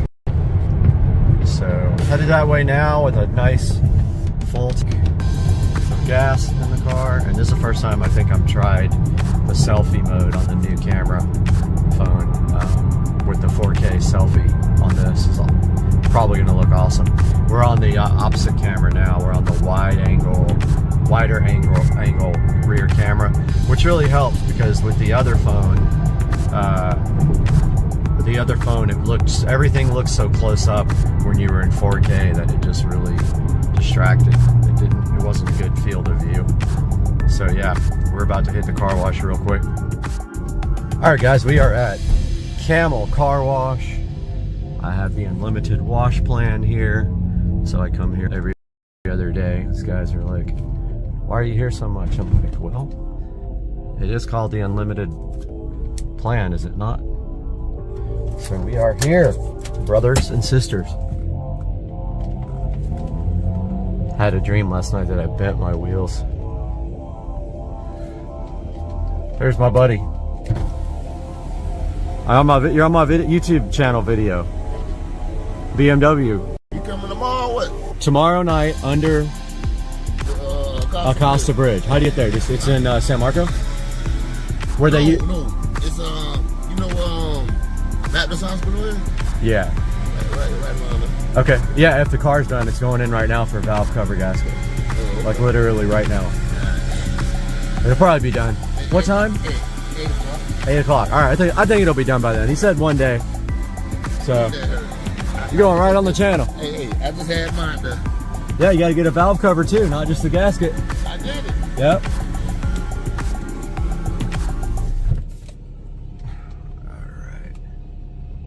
That's my buddy with the 328 or 325.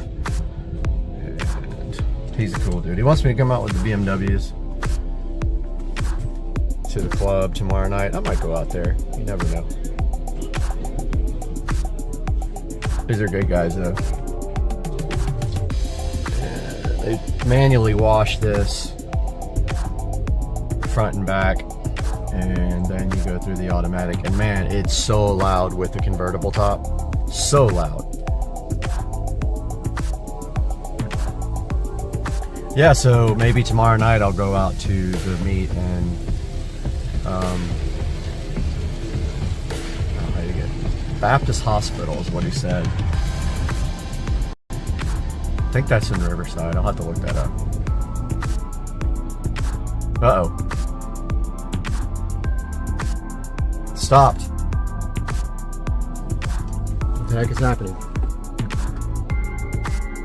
Car wash stopped.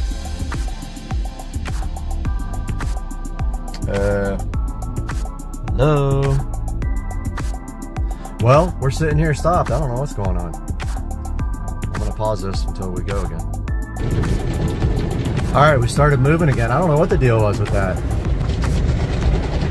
We stopped for a second. I don't know, that was strange. Right up here where the water sprays on, oh man, it's so loud.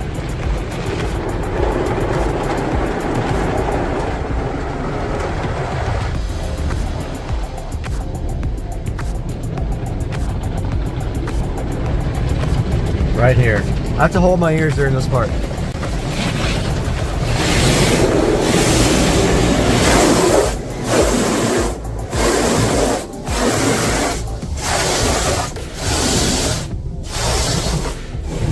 But you know, you'll get copyright strikes if you put music on.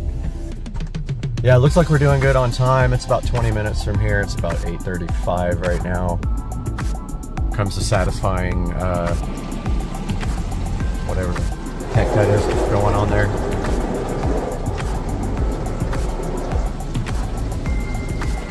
They got the scam ceramic shield that they want to charge you like $10 a month extra for, but I don't go for that stuff.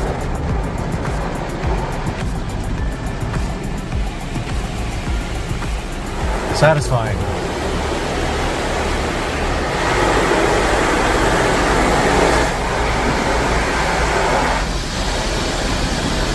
And then I love the part where it gets your car almost dry. Does a pretty good job. There's some water always on the back here, like around the sides on the back. That you have to wipe down if you want it completely dry.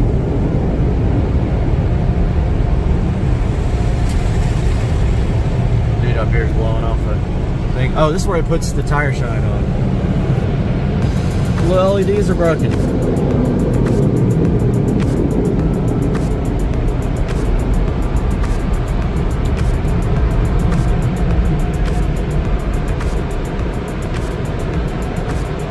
Alright guys, let's get going here to Sam's Automotive.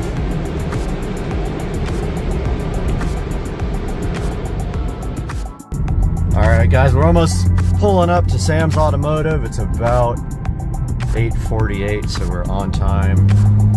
Wanted to show you guys this place as we pull in. It's got a crazy amount of BMWs in the front, like an insane amount. When I first saw this place, I was like, how is this possible? This is it. Sam's Automotive in Jacksonville, Florida, Duval County. And we are here. I'm gonna show you guys the parking lot here real quick. They're not open yet. Do have to get everything out of here. I really don't have anything in here that I need, honestly. Yeah, I don't have anything. We are here at Sam's Automotive. Beautiful day. Car looks good, just got washed, but you can see where it leaves the streaks in the back. This is Sam's Automotive. Tiny little sign sitting on Parental Home. There's all the BMWs, but it gets even better. You can go down on this side. The entire back is filled with BMWs. Back here, where they do the actual work, and a cat. And so let's see if it's open yet, and I'll ask for permission to film a video in here. Let's see. It's open. Let's see. They let me. There's nobody there yet, but here is the lobby area heading into Sam's Automotive. So take a walk back here while we are waiting for them to get here, and we'll get a little interview. Man, they got a few cats back here. This is the back area where they have, I think, 2 or 3 different kitty.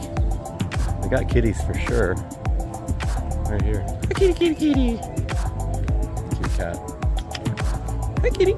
Cat. Check out all their BMWs back here.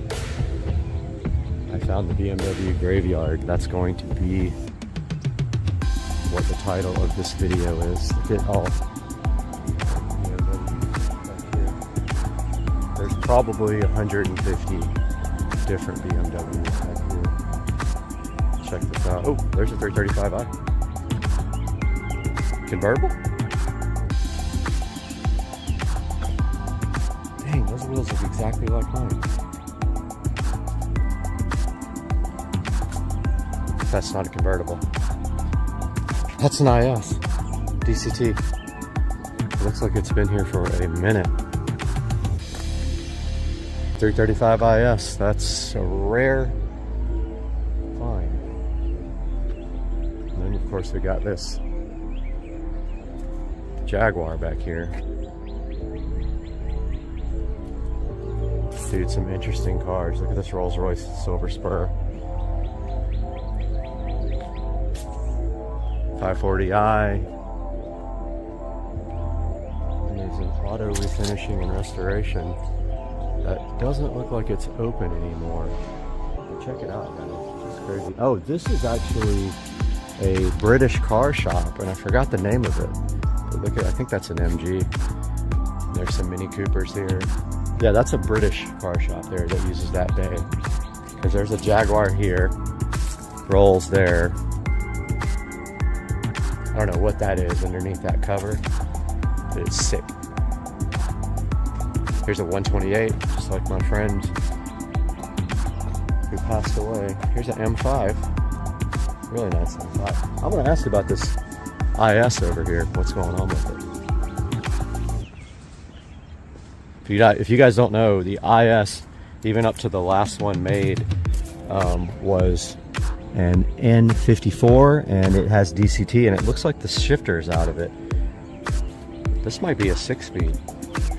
Manual, not sure. Look, there's a bunch of wrecked cars back here too. Full Z4, I think it is.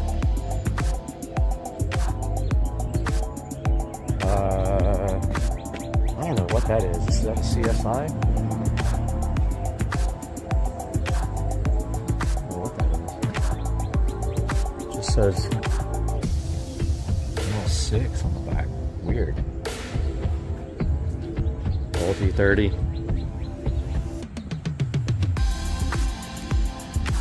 Bunch of E46s over here. Old 525s.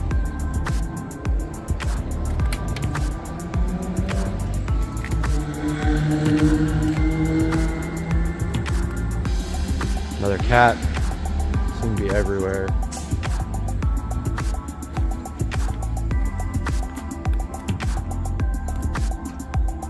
Here's a wrecked, I don't know what it is, 5 Series? 535i. More kitty cat right here. Lots of kitty cats. There's cats everywhere. Cats and BMWs. Old 320i over there. Cat. Mini Cooper. 528. Here's an old 325 IS. Old E30 325, I guess. Like a newer model X3. Here's a E46 3 Series convertible. Don't know which one. There's a cool wagon X-Drive. It's a 328i X-Drive. By far the most interesting thing in the parking lot is this IS, but it's a manual, and I would not buy one with a manual. I would get the DCT all day long. It's like such a perfect transmission. M5's kind of sick. I like the color. Pretty cool. Got some kind of weird something.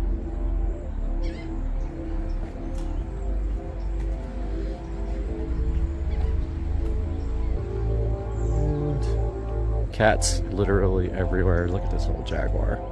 Oh, there's a Bentley. There's a few guys back here in the back. In the woods, there's a few completely wrecked vehicles. Yeah, I wonder what Finish Line auto refinishing and restoration used to be, because it was always closed when I came last time. That thing is just crazy. And of course, up there's more in the woods. Well, it's 9 o'clock. These guys should be here by now. I gotta remind them. Boy, those wheels look just like my wheels. Those might be my wheels. Those look the same. And he's got the same carbon fiber center caps. Good grief.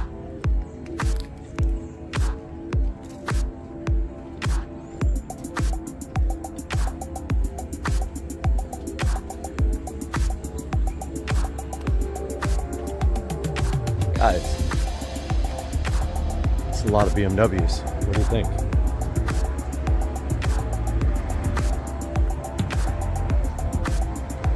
I found the BMW graveyard and the cat graveyard. Kitty, kitty, kitty, kitty, kitty. Cat's not gonna let me anywhere near it. All right, let's head back up and see if they are here. All right, they are not here yet, so show you guys what's in the front. Here we got quite a few up here too. Here's a 740, or like I call it, a 74 oil. Probably burns a ton. So 325 CI, which I think there was one in the back as well. And here we got a old 540i that looks like it has not moved. Another, I think that's a CI as well. And then an X5 maybe. But yeah, that car looks like it hasn't moved in a while. Some of these are permanent homes. It's a nice 328i with good, looks like the paint's in good shape, it's just dirty. Here's a 325 CI again. And a little look at the front of all these. Now these are in the front. I don't know if they are getting repaired or if they're, look at this. There's the 335i getting suspension, bushing, some kind of suspension things are worn out in the front. We're getting valve cover and valve cover gasket and plugs and coils. Sam's Automotive. Voice is okay, right? All right, this is Sam's Automotive office, and they're going to be working on the car. And she doesn't want to be on camera, but if you come in, you can meet her. So that's what the office looks like. All right, got the car dropped off here, waiting for my Lyft ride. They were a little nervous about me filming, but I don't think it's going to be a big deal. So I'm going to go ahead and put it in. All right, guys, just got back from Sam's Automotive, took my Lyft home. Gonna go ahead and put this video together for you guys, and then when I pick the car up, shouldn't be anything major to see, really, just getting the valve cover gasket, and the front suspension bushings done. But talk to you guys here shortly. Hope you have a good day. Supercar Street Racing. Hey guys, welcome back to the channel, Supercar Street Racing, and here we have the 2014 Club Car Precedent. Today we're going to be doing our first mod. We're going to see what happens when we try this.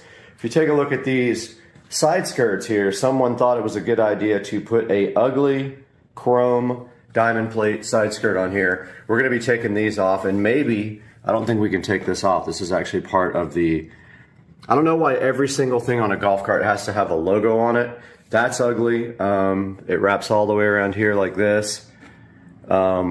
Can't get the Ingersoll Rand off of there, but we're going to take these side skirts off and attempt to paint them matte black. I've got the paint up here on the table, and I got it from that orange store, Home Depot, and it is Fusion all-in-one. And I did pick up new screws for the steering wheel. However, I thought they were tapered like this, but they actually are not. The ones that are in there are just regular old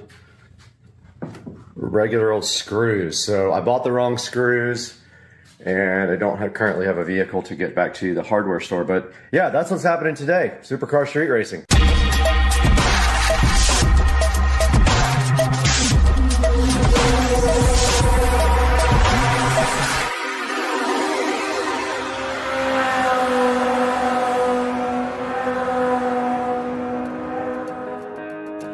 Alright guys, welcome back, and it looks like today there's a screw missing here, but I think our objective is to remove these 4 screws and take this off. The actual chrome plating is shipping off of this, but let's get the screwdriver out and get this guy off of there ASAP.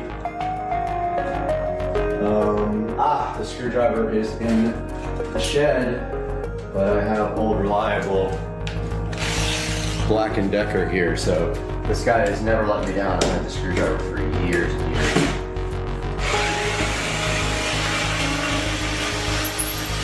This screwdriver is really good. For a cheap Walmart screwdriver, it's a lithium-ion battery. It has come through many times. That screw won't come out.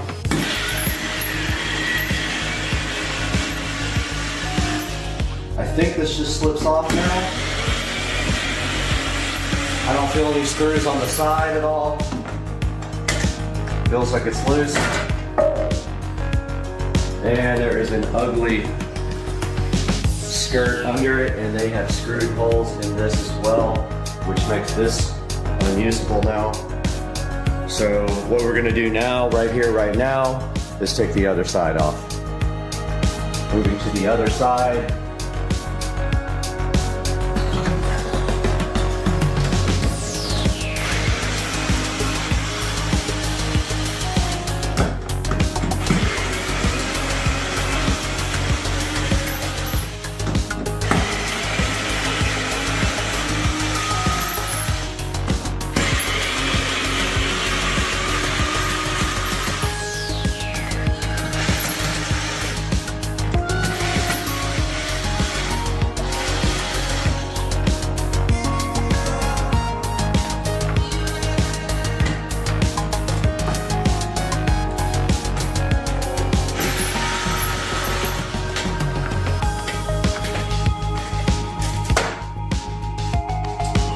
So the side skirts are the Ingersoll Rand side skirts. I can't even say it.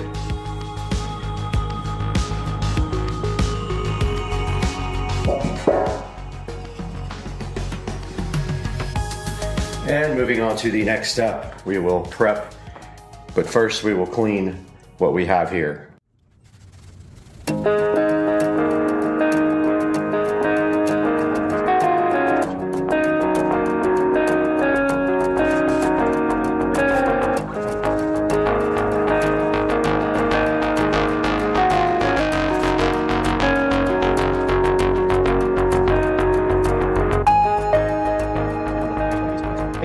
Okay, so I got the deglosser out here and I went over these one time. I'm going to go ahead and go over them again with deglosser.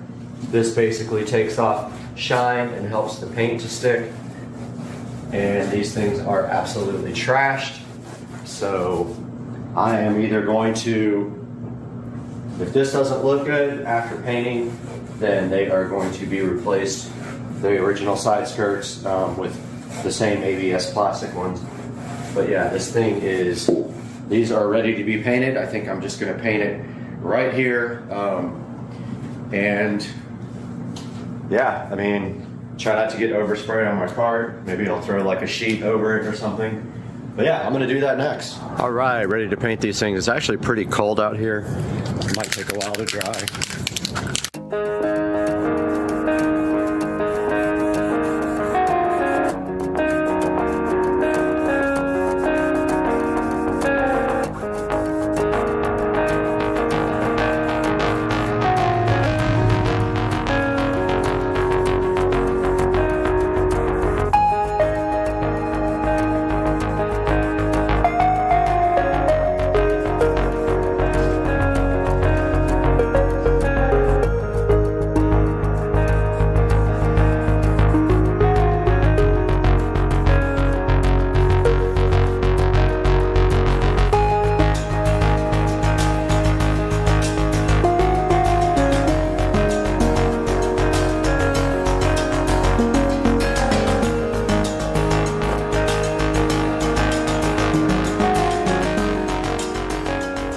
My yard guys got here, that would cause an absolute mess.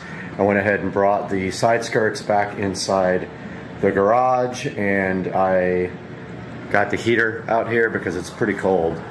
The only thing I don't have any black screws, so I don't know if I should paint these screws or what. I'll probably throw a little paint on the top of them. Maybe I could just like do a quick you know, like touch up of them when they're on the cart itself and kind of put a sheet around it so I don't get anything all over the cart. But yeah, so the first coat is on. I think it's sticking.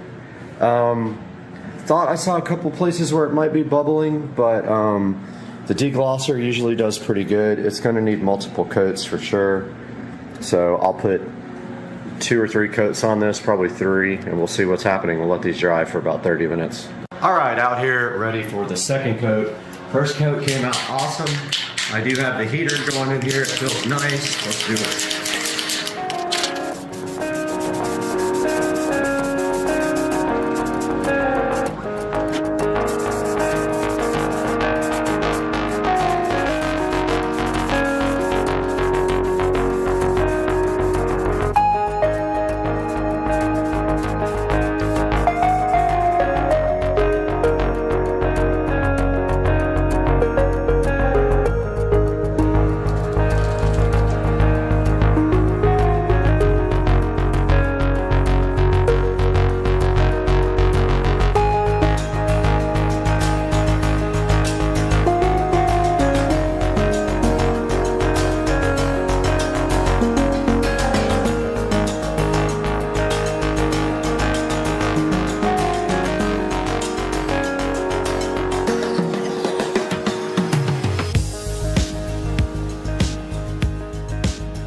Go ahead and try to put them back on and see how they look.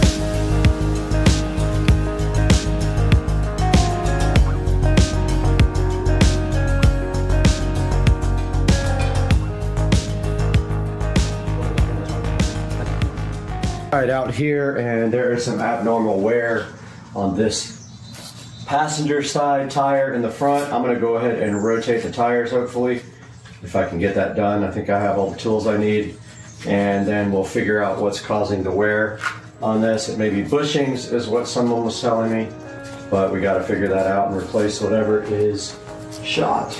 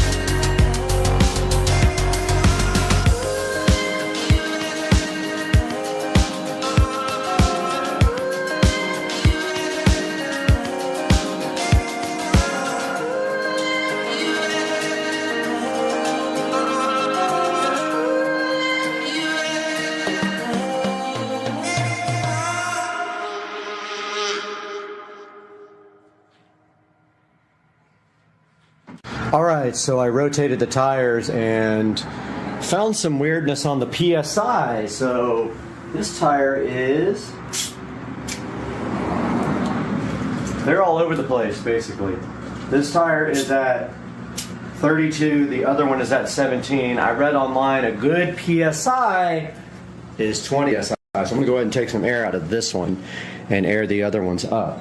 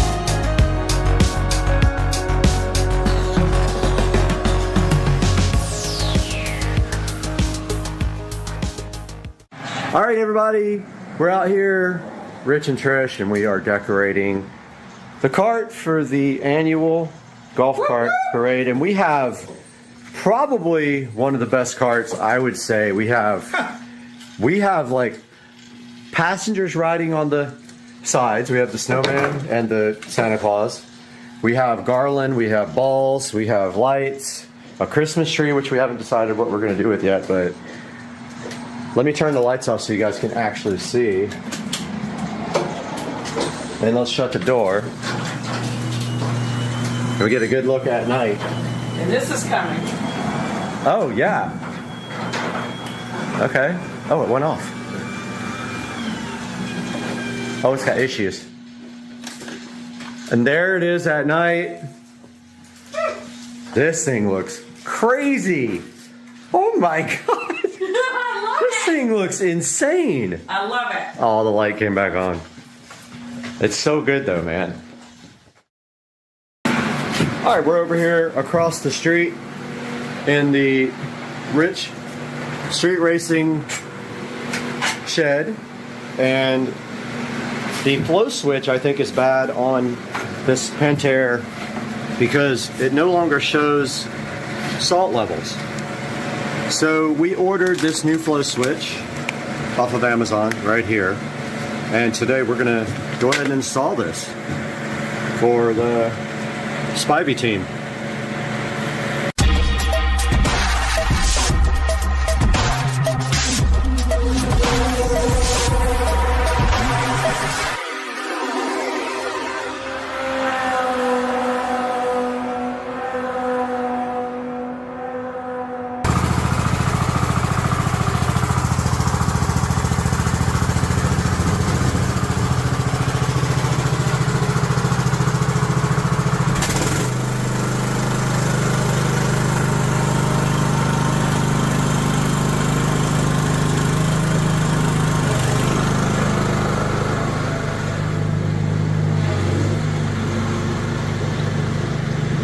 All right, now that Rich has the beast out of the shed, we can take a look at this Pentair flow switch replacement.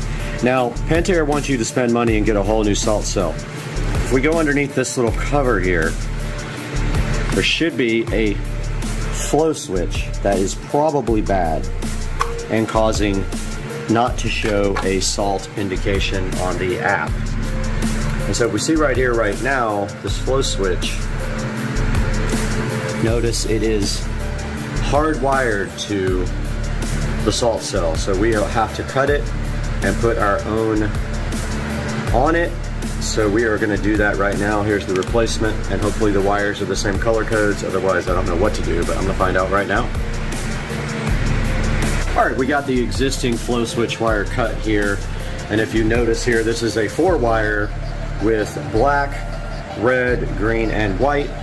And the new flow switch is white, green, red, and blue. And so going on to the purchasing link, there is a wiring code there. I'm gonna throw that up on the screen for you right now, right here, and then I am going to start splicing these wires.